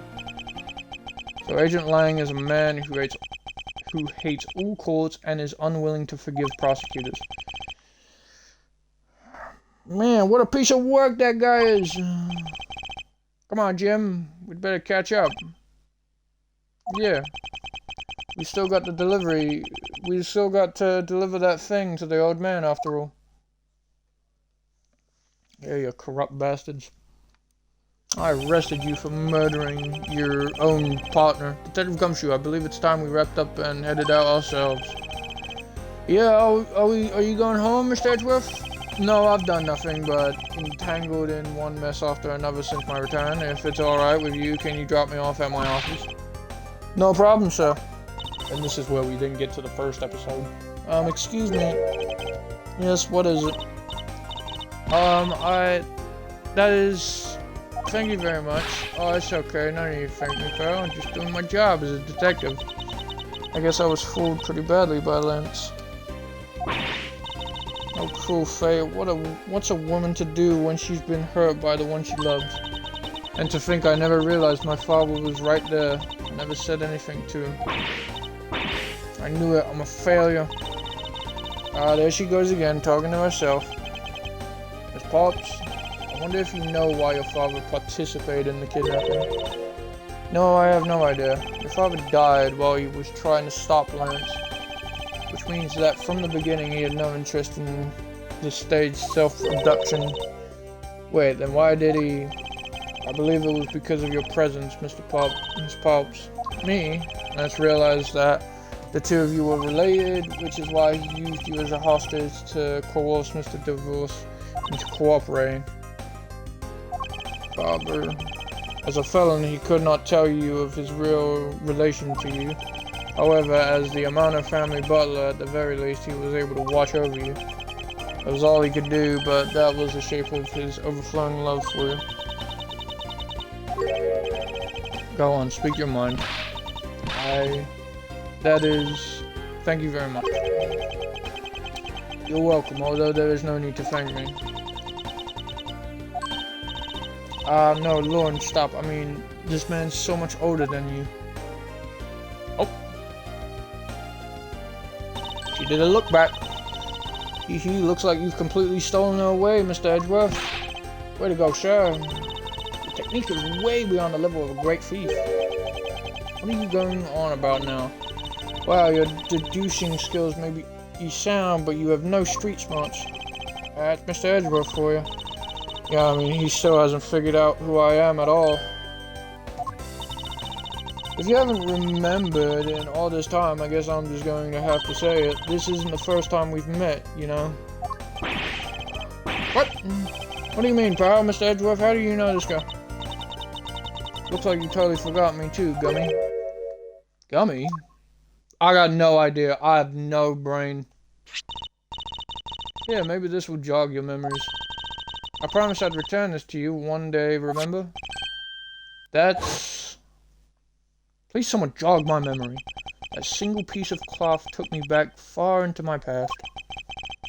To that fateful day 7 years ago when I first met the then child Kay and Detective Gumshoe.